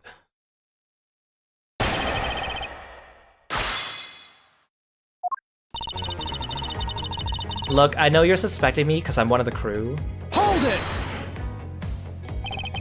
No, it's not the only reason I have for suspecting you.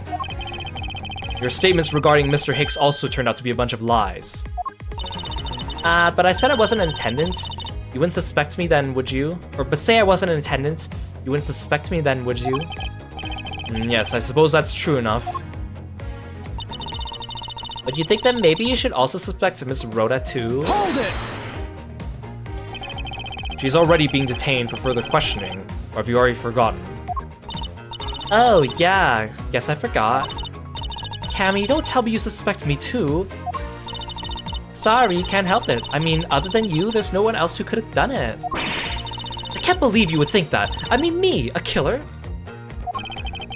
Miss Mia, what did you mean just now by no one else who could have done it? She's the one in charge of the elevator keycard and the shop, you know. Hold it! What are you in charge of, Miss Mio? I take care of the attendance room. That doesn't count. But I spend so much time in there, it might as well be my responsibility. Miss Edgeworth, or Mr. Edgeworth, Cammy is very talented in languages, so she assists passengers who may not speak English, especially those who speak Borginian. she's the only one on this flight who is fluent. Oh, you mean that kind of what I am in charge of? Why didn't you say so in the first place? What else could I have meant? Yeah, so I'm really good at Borginian. She's fluent in Borginian. Then I suppose you're in charge of processing documents in Borginian. Yeah, I take care of anything that has to do with Borginian. Very interesting. If you ask me, that makes her super suspicious. Hold it! Actually, your on-the-job behavior makes you super suspicious in my eyes. Huh? But why? While Miss Tenero's busy with passengers and all her other duties, you have a lot of free time on your hands, thus providing you with ample time to commit the crime. Objection! Miles Edgeworth, I demand you cease and desist this line of conjectural questioning. I won't allow you to bluff your way through this like a certain defense lawyer. But I do not honestly believe Miss Meal does any actual work aboard this flight. Oh, that's not true, Mr. Edgeworth. Although, well... all I'm in charge of are the attendance room and some Borginian stuff. Hold it! Hey Lexi, welcome to the stream. What exactly do you do as one in charge of some Borginian stuff? I do stuff like translate things from and into Borginian. Cammy is the only member of the crew who understands Borginian, Mr. Edgeworth. Miss Meal, I take it that your job is to process all the Borginian paperwork. Yeah, see, I totally pull my weight around here. So it would appear. Perhaps I should ask her for a few more details about her work, and... Miss Meal, it's very unladylike to push suspicion onto someone else. That's not what I'm doing at all, but I'm just saying that Miss Rhoda is very sus. There you go, pushing everything on her again. I don't get what you're saying. It must be really abstract concept, huh? The only thing abstract here is the landscape inside your head.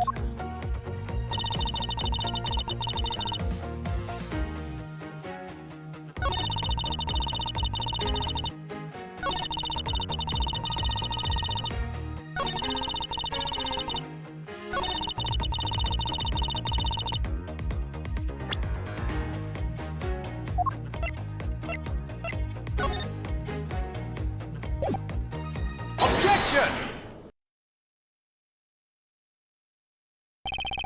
So, you are the only one on this flight crew that speaks Borginian. Is that correct? Oh, yeah, I guess so. Oh, I studied abroad in Borginia for a while. That's the case. And the signature on this document belongs to you, doesn't it? Huh?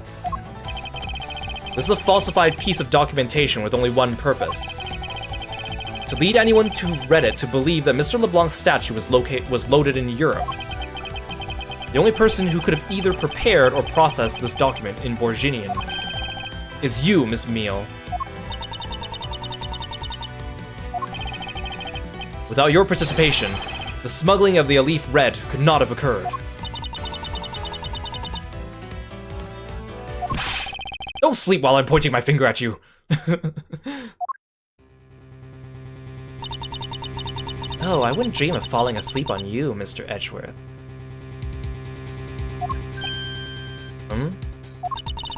It is exactly as you say. Are you confessing to having participated in the smuggling? No, far from it. It's true that I was the one who signed off on that document. But you can't use that fact alone to make your allegation of smuggling stick. There's no direct correlation, after all. All you have is my signature on a piece of paper. Really? All you did was sign it? I neglected to check if the cargo had been loaded onto the plane properly. Yeah, she has pupils now. So, sorry about that.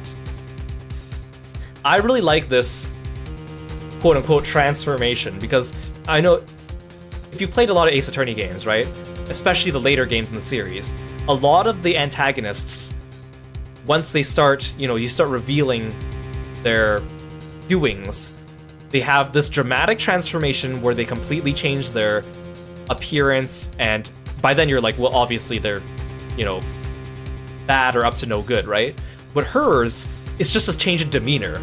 Like, she gets her pupils, she starts blowing bubbles, but she doesn't actually, suddenly change her outfit and change her hair and everything. Like, it's just a subtle, it's like a Clark Kent Superman situation, right? And I like that. Because I think obviously, if it's the last antagonist in the last case of the game, then yeah, some fancy schmancy transformation makes it very dramatic, right? But when they start doing it with every single antagonist, it's a little bit, I think, a little overdone. So I like it when they do just the subtle shift. I prefer that a lot more. And it just kind of highlights what you can accomplish with just a little bit of animation change, right? If we ever stream other Ace Attorney games, which I would like to do in the future, I'll point out which of the transformations I think are fine and which are the ones I think don't really seem a little out of place, right?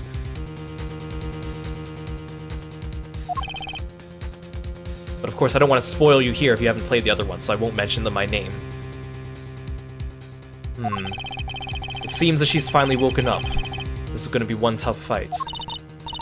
Suppose, and this is just a supposition, even if I was involved in the smuggling, you can't throw the charge of murder on me just like that. Objection! If you were involved in the smuggling, you would have a strong motive to kill. Agent Hicks was in the middle of an investigation regarding a smuggling ring. And just when he was about to close in, he's killed by a member of that ring. Well, did you ever stop to think that maybe Rhoda is the smuggling ring member? Hey Drago, welcome to the stream. Thanks for stopping by. Ace Attorney character design tier list when? I've actually been talking to Kieran about this, because, he's going through the Ace Attorney games for the first time, right? And I was like, after we're finished, we should do some kind of tier list stream. We could tier list cases, we could tier list characters, we could tier list something. It'd be fun, right? Of course, it'd be a very spoiler-ridden stream, and it would probably take a while to get to, because we have to wait for him to finish the games, but still, it'd be pretty fun. Plus, streaming anything with Kieran is fun. After all, unlike me, Rhoda has access to many things on this plane for work purposes. Oh no, she's using Bubble Beam on me. So perhaps there is some element of a setup at play in this case. What are you talking about? Don't worry, I wasn't talking about you. I meant the killer. Unless you happen to think that might apply to you. First it was myself, now it's Miss Teniro who's under the microscope. Seems to me our killer is going to great lengths to pin this crime on anyone they can. You have no proof that Rhoda's being set up, or that she isn't. Actually, I believe that she was indeed the intended target from the very beginning. I believe that the plan was to push all the blame for the crime onto her. And this evidence will prove my suspicions. This proves the killer was out to frame Miss Teniro from the very beginning. Take that! The killer could have hidden the body anywhere, and yet they chose the suitcase. Why is that?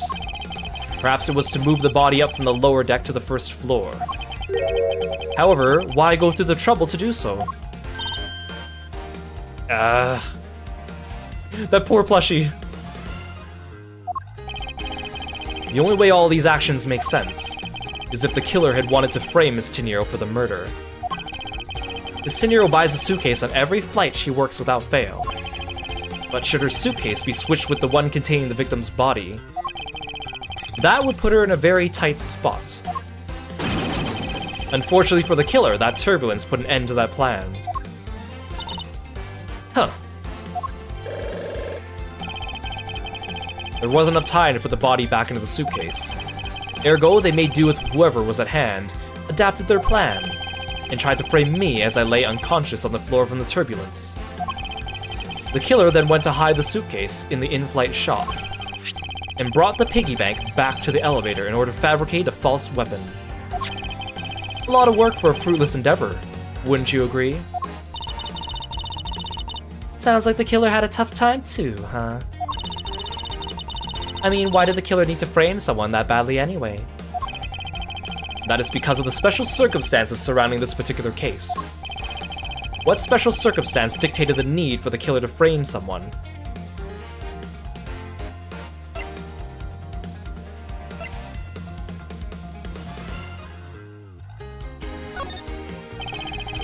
Special circumstance is simply that the murder took place on a plane mid-flight. No matter which country, customs is quite strict in this day and age. He says that, but then there was all these things being brought onto this flight that were definitely against regulations. So no matter what you do, the chances that the body will be found is very high. Therefore, there was no choice but to frame either Miss Teniro or myself. Yeah, customs frowns very much on murder.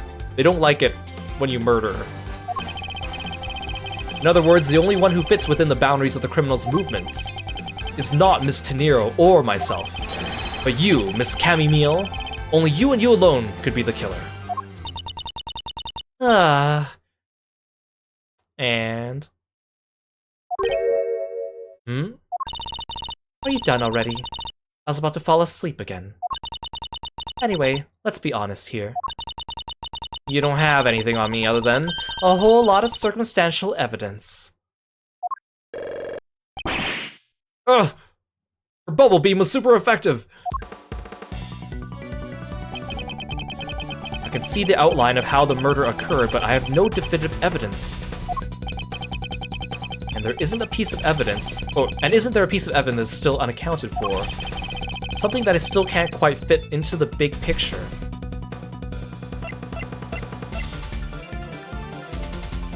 We never found the cell phone. Take that! Don't have any actual evidence. I thought not. But that's because it went missing, and still is. Missing? What do you mean by that? In the complex puzzle that is this case, there was one piece I kept getting stuck on. And that is the victim's cell phone. Franziska? You were waiting at the airport for a phone call from Agent Hicks' cell phone. Or at least, that's what you told me. That's right. But Agent Hicks' cell phone could not be found at the crime scene. You mean the killer took the phone with them? Precisely. I suspect if we were to find that phone, it would lead us to the killer. Haha, come on, get serious. Huh? Hey, Lace, welcome to the stream. Thank you so much for the raid. Welcome in, everyone. Hello, hello. Hey, Val, it's good to see you. Cowboy Baker, hello, hello.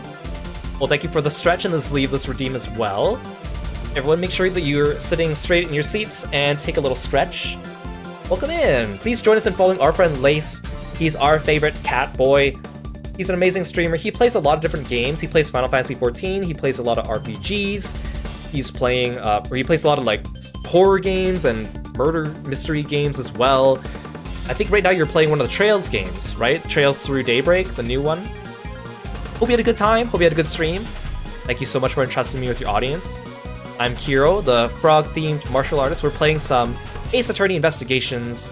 We're on episode 2, Turnabout Airlines, and we're right at the end of the case. So spoilers are happening, but feel free to sit back and relax or go take care of yourself after your stream. I appreciate you being here. If the victim fell to his death from that height, wouldn't his phone break as well? We won't know that until we try a little experiment, will we? Francisca, I'd like to ask for your assistance. You know the victim's phone number, do you not? Of course I do. Yeah, the victim had a Nokia. There's no way that would break. Well, it doesn't look like a Nokia, but... Agent Hicks' phone! It's ringing from somewhere, sir. I hear, Detective. Now where is it coming from? Wait, let's talk to everyone. Yes, sir? Mr. Edgeworth, it sounds like the cell phone's in the flight attendant's room, sir. Dang, that must be a loud phone to hear from all the way here. Indeed, we should move to retrieve it at once. Miss Meal, wake up! Sorry, Mr. Edgeworth. I got sleepy all of a sudden because it sounds like a lullaby I used to love as a child. Ugh, I better find that cell phone fast.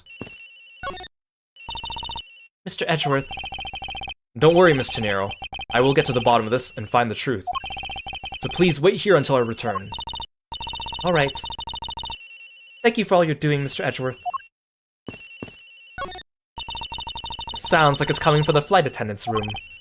I agree. Please don't hang up just yet. Let me find it first. That's fine, but let's get one thing straight. Yes? Don't you dare answer his phone when you find it, understand? I understand you don't want to pay for the call. See, look at how low this railing is. Look, it only goes up to my knees when I'm standing on top. Hey Hendrix, welcome to the stream. Thanks for stopping by today. March 12th, 4:12 p.m. Flight G390, first floor, flight attendant's room. A ring's coming from somewhere in here, sir. Leave no stone unturned, Detective Gumshoe. We must find it. Well, thanks for the stretch, Kieran. Make sure to look away, don't get spoiled. But thanks for tuning in, bestie. The ringing is coming from somewhere around here. But it's not here, sir. Why do I have such a bad feeling about where we're going to find the phone? I wonder if it might be inside the suitcase. I don't hear any sounds coming from inside, sir. I don't suppose the culprit would be so dumb to also try the same trick twice. Doesn't seem to be over here. Let's look somewhere else, sir.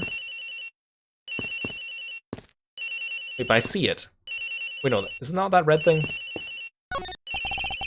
Doesn't seem like the phone got mixed in with the items in this lost and found pile. Well, it's not like the victim would have just dropped it somewhere, right, sir?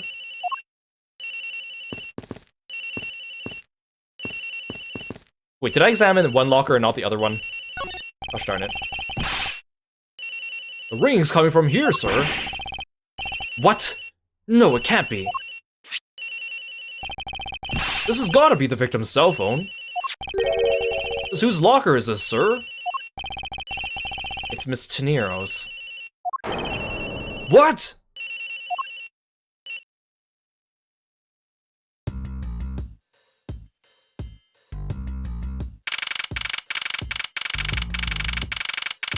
March 12th, 4:28 p.m. Flight G390, lower deck cargo hold. Man, this has been a long day for Edgeworth. Like, he hasn't slept in who knows how long, and he's still trudging on like a trooper. So, Mr. Edgeworth, how did it go? Where did you find the phone?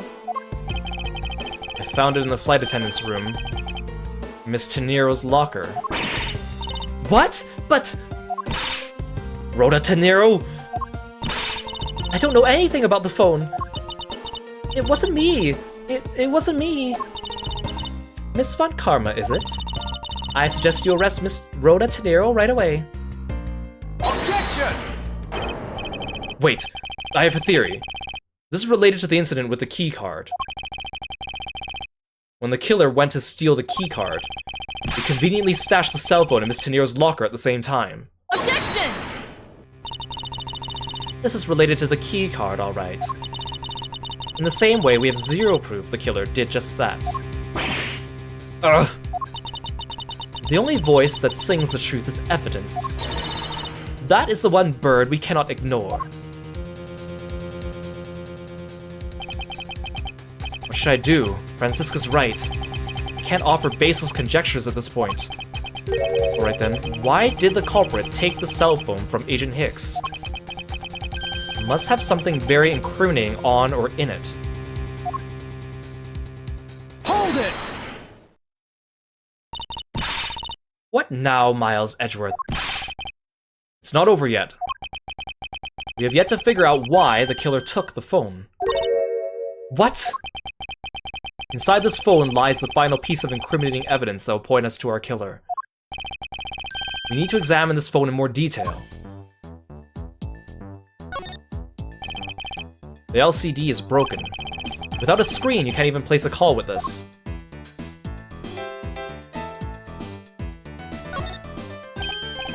Ah, it's a camera lens. Come to think of it, I wonder, how exactly was Agent Hicks planning to preserve the crime scene of his smuggling? Francisca, I need you to confirm something. This cell phone, can it take pictures? Mr. Edgeworth, I can't believe you don't know about this kind of basic stuff, sir. This looks like a very similar model to my own. And mine can take photos just fine. You think Agent Hicks could have taken some pictures with this? In particular, pictures as evidence for his smuggling case. If so, I'd say there may be some very inconvenient photos in here for our killer smuggler. But the phone's all busted up, sir. Even a super prosecutor can't repair a broken phone. I'll find a way, don't you worry about that. May I go back to sleep now? Objection! The LCD screens on the inside and outside are broken, that's for sure. That's also reason enough to believe that the killer wasn't able to erase the data. What? What do you mean by that, Francisca? It looks like our killer isn't very familiar with electronics. This phone still rang when I called it, meaning that only the LCD screens are broken. It's possible the photos are still there inside, waiting to be accessed. All we need to do is transfer the data to my phone. Francisca, your phone, if you please. Very well. It's transferring. Alright, displaying it now.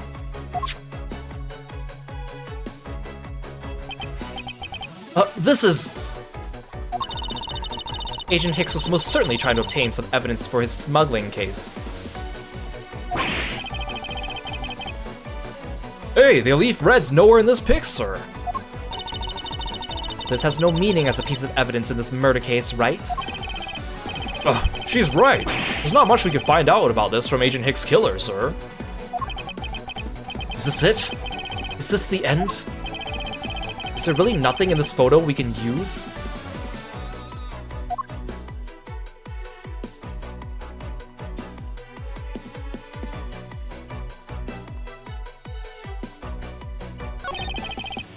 Boxes of bed sheets. These are still in the cargo hold though. There's nothing unusual about them in particular, but I can't shake the feeling. If you're just playing around, mind if I go home? Yes, I mind. What exactly is different between then and now? The fact that all the suitcases are here in this photo is odd. Agent Hicks was still alive at the time. So what exactly is so odd about suitcases that haven't been used yet being there? Yes, well, it's only pointing out things that are different between now and then. Your off-topic ramblings have put this attendant to sleep yet again, Miles Edgeworth. I'll give Sleepyhead here a rude awakening. A deafening objection and a contradiction. What's all this?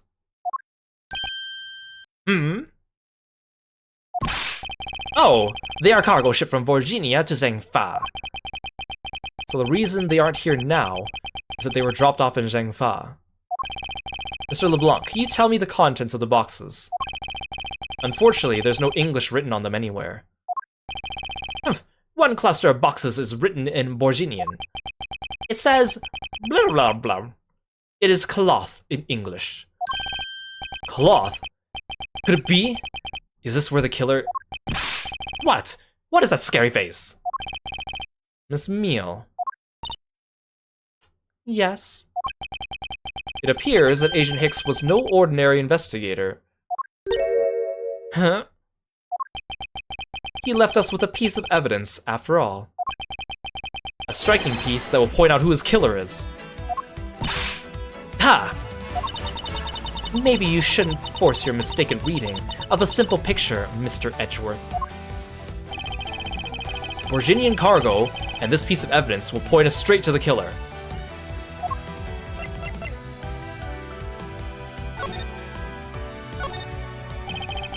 For there to be this much blood on this piece of cloth, was the victim wrapped in it at some point?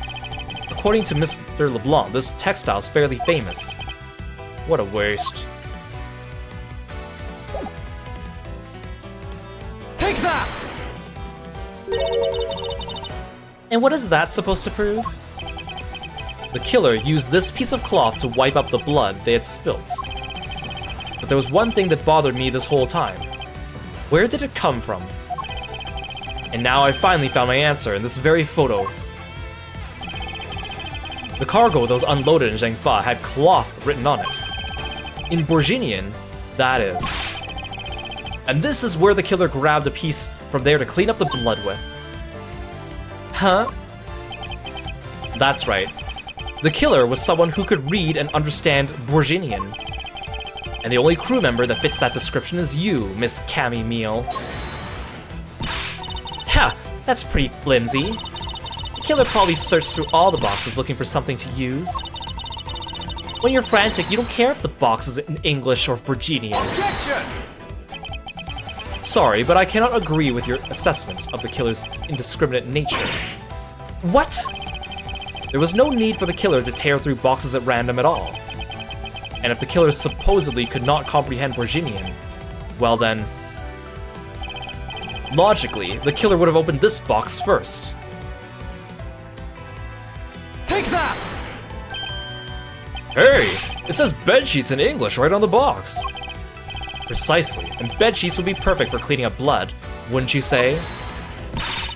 So what are you trying to say? That if I were the criminal, this box of bedsheets would have been what I would have spotted first. However, the killer chose to use some Borginian cloth. Do you have an explanation for that? The killer didn't want anyone to know that the real scene of the crime was this cargo hold. So they were afraid to leave signs that the box... They were afraid to leave signs that the box with the sheets had been opened. However, the Borginian cloth, well, that's a horse of a different color. Because the killer knew it was going to be unloaded in the Republic of Zhengfa. That's right. That is why the Borginian cloth was used. And the only Borginian reader on board who can make such a calculated decision is you, Cammy Meal. You and you alone.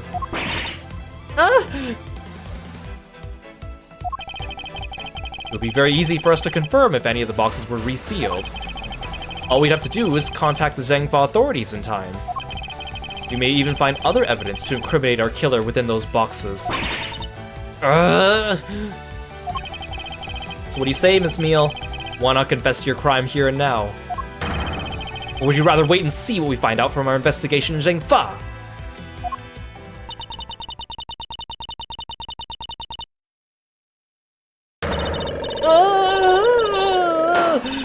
Oh no!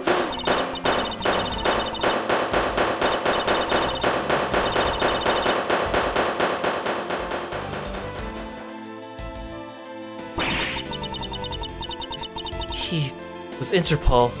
I couldn't stop it. I brought him here. He started taking pictures. I couldn't be found out. I was scared. I was in trouble.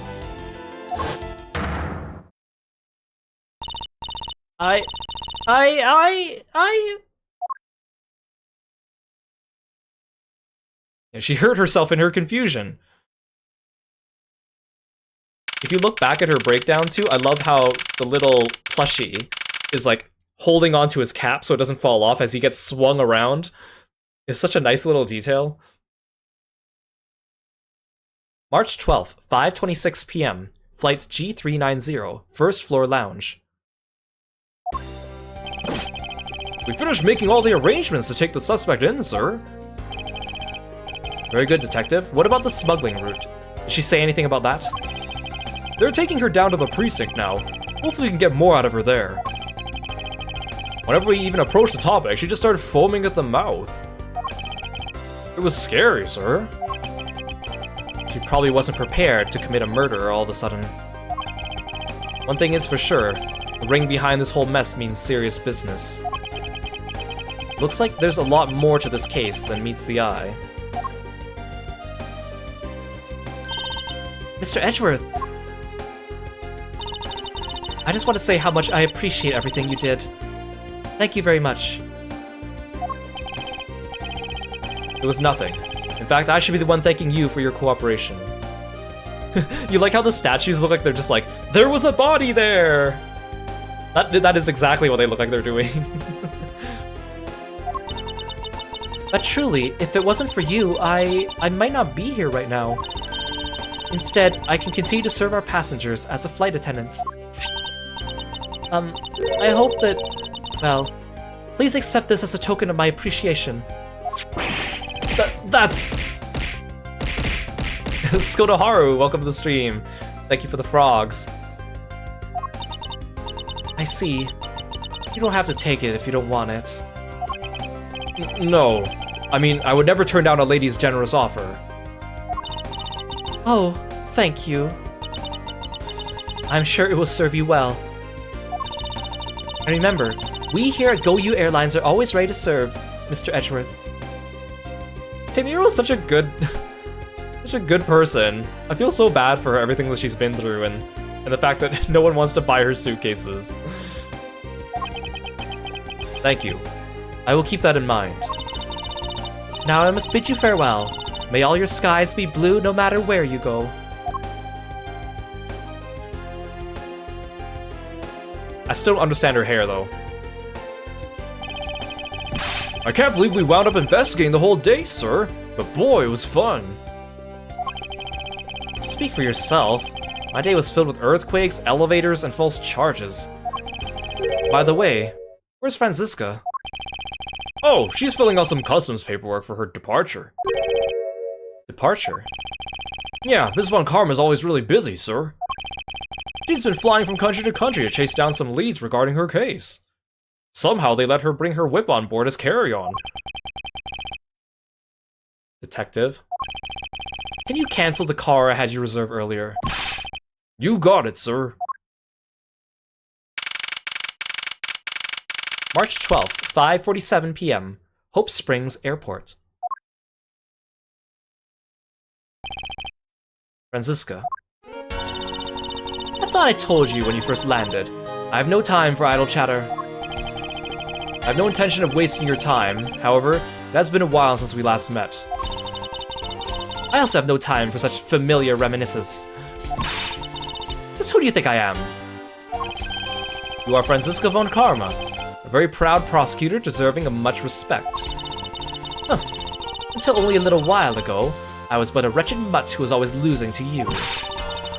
Dancing Pierrot, living her life on the name and fame of her invincible father built.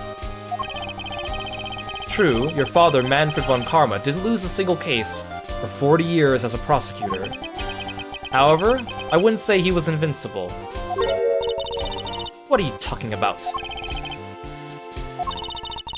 The group I'm on the trail of is a little more troublesome than most. The smuggling route we found this time is only one sliver of the big picture. Sounds like a dangerous assignment. You really don't have to worry. I can take care of myself. Yes, I suppose you can. Plus, there's another agent on this case with me. Oh? Another agent? He's a star among Interpol agents, and has the highest successful arrest rate. Who knows? You may even run into him one day. I was simply caught up in this one case. I hardly see why we would cross paths. Cue the laugh track, everyone. Ha ha ha ha. I suppose. But I doubt he would say the same. I'm not following you. You'll understand soon enough. The fight has only just begun, Miles Edgeworth. I'll be back in this country soon enough. And when I am, you can be sure I'll pay you back. In full.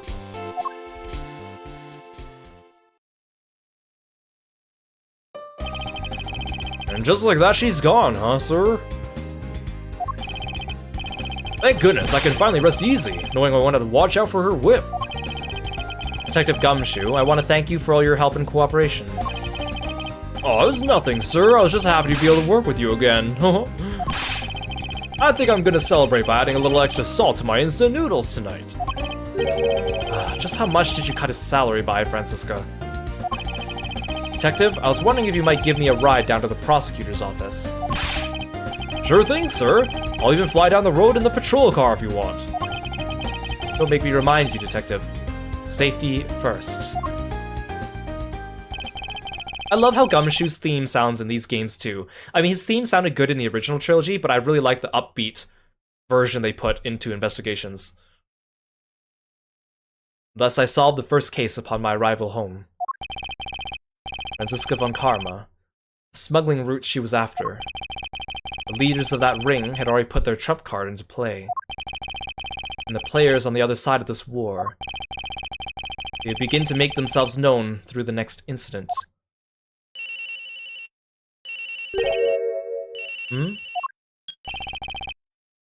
Edgeworth speaking. Finally, I called who knows how many times earlier, but I couldn't get through. And you are? Have you forgotten my voice, Miles, my boy? Mr. Amino? Ernest Amino, correct? So you do remember me. I know it's rather sudden, but I can't ask this of anyone else. There's been an incident, Miles. My son. He's been kidnapped. Huh?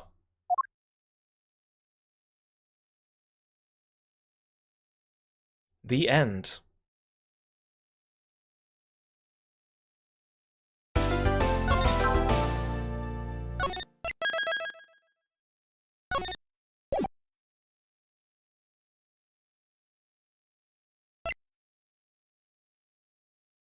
Episode 3, The Kidnapped Turnabout. That's pretty good. We made really good time. Almost exactly 4 hours. Nice. That case was actually pretty good. I like that case because I feel like going through Turnabout Airlines, you know, a lot of the cases you kind of have an idea of who might be the culprit at the beginning, but I feel like Turnabout Airlines, because they made Cammy so down low, like she doesn't even participate that much in the very first part, and then they make her seem so docile that it's very easy to overlook it, right? Until that last part. And I like cases that kind of go a little bit more like that, especially for a second case. And the logic deductions made sense for the most part. They weren't really like... I think there's a few logic deductions in this game that you have to make a couple little leaps of logic in your mind, or like you have to realize, oh, they want me to connect these two pieces together, and that might not be obvious. But in that case, I think it was still pretty straightforward. And I like the idea of having the case on the airplane, even if it was a ridiculous airplane that would never exist, right? And thank you for the stretch, Kieran. Thank you for tuning in. So I did miss that little bit of dialogue at the beginning of the game when we were in the first class cabin, and then I marched directly down to the lounge and they wouldn't let me back up. So I'm probably going to use like chapter select to go back and talk to those people, and I'll add it into the VOD version on YouTube. So if you're watching this on YouTube, it would have already been added to the VOD. I just don't want to do it now because I feel like now's not the right time for that. But I do want to at least be... like, I don't need to examine every single thing in this game, but I do want to at least, like, talk to every NPC, right? Just to get them on camera. But thank you for coming by, everyone. Thank you so much for the raids. I really appreciate it. Tomorrow, we're going to be doing the Kidnap Turnabout. This one is a little bit longer than Turnabout Airlines, but I think we should still be able to finish it in one stream. Episode 4 and 5, I'll break up into multiple streams, but Episode 3, I think, is still very doable for a single stream. And my voice actually doesn't feel like it's that sore. Actually, I was afraid, because we haven't really done a reading-heavy stream in a while, I thought that maybe it'd be a bit too taxing for me, but actually this is fine. I mean, it's nothing compared to the Umineko days, but... let's see if we can find someone to raid. Let's see.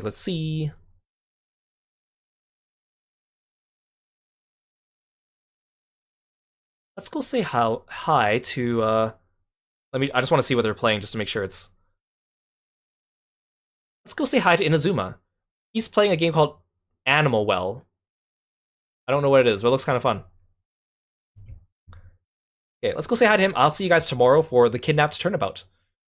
And again, if you're new here, don't forget to check out my YouTube channel, where all my other playthroughs are of other games, mystery games, RPGs, horror games, you name it.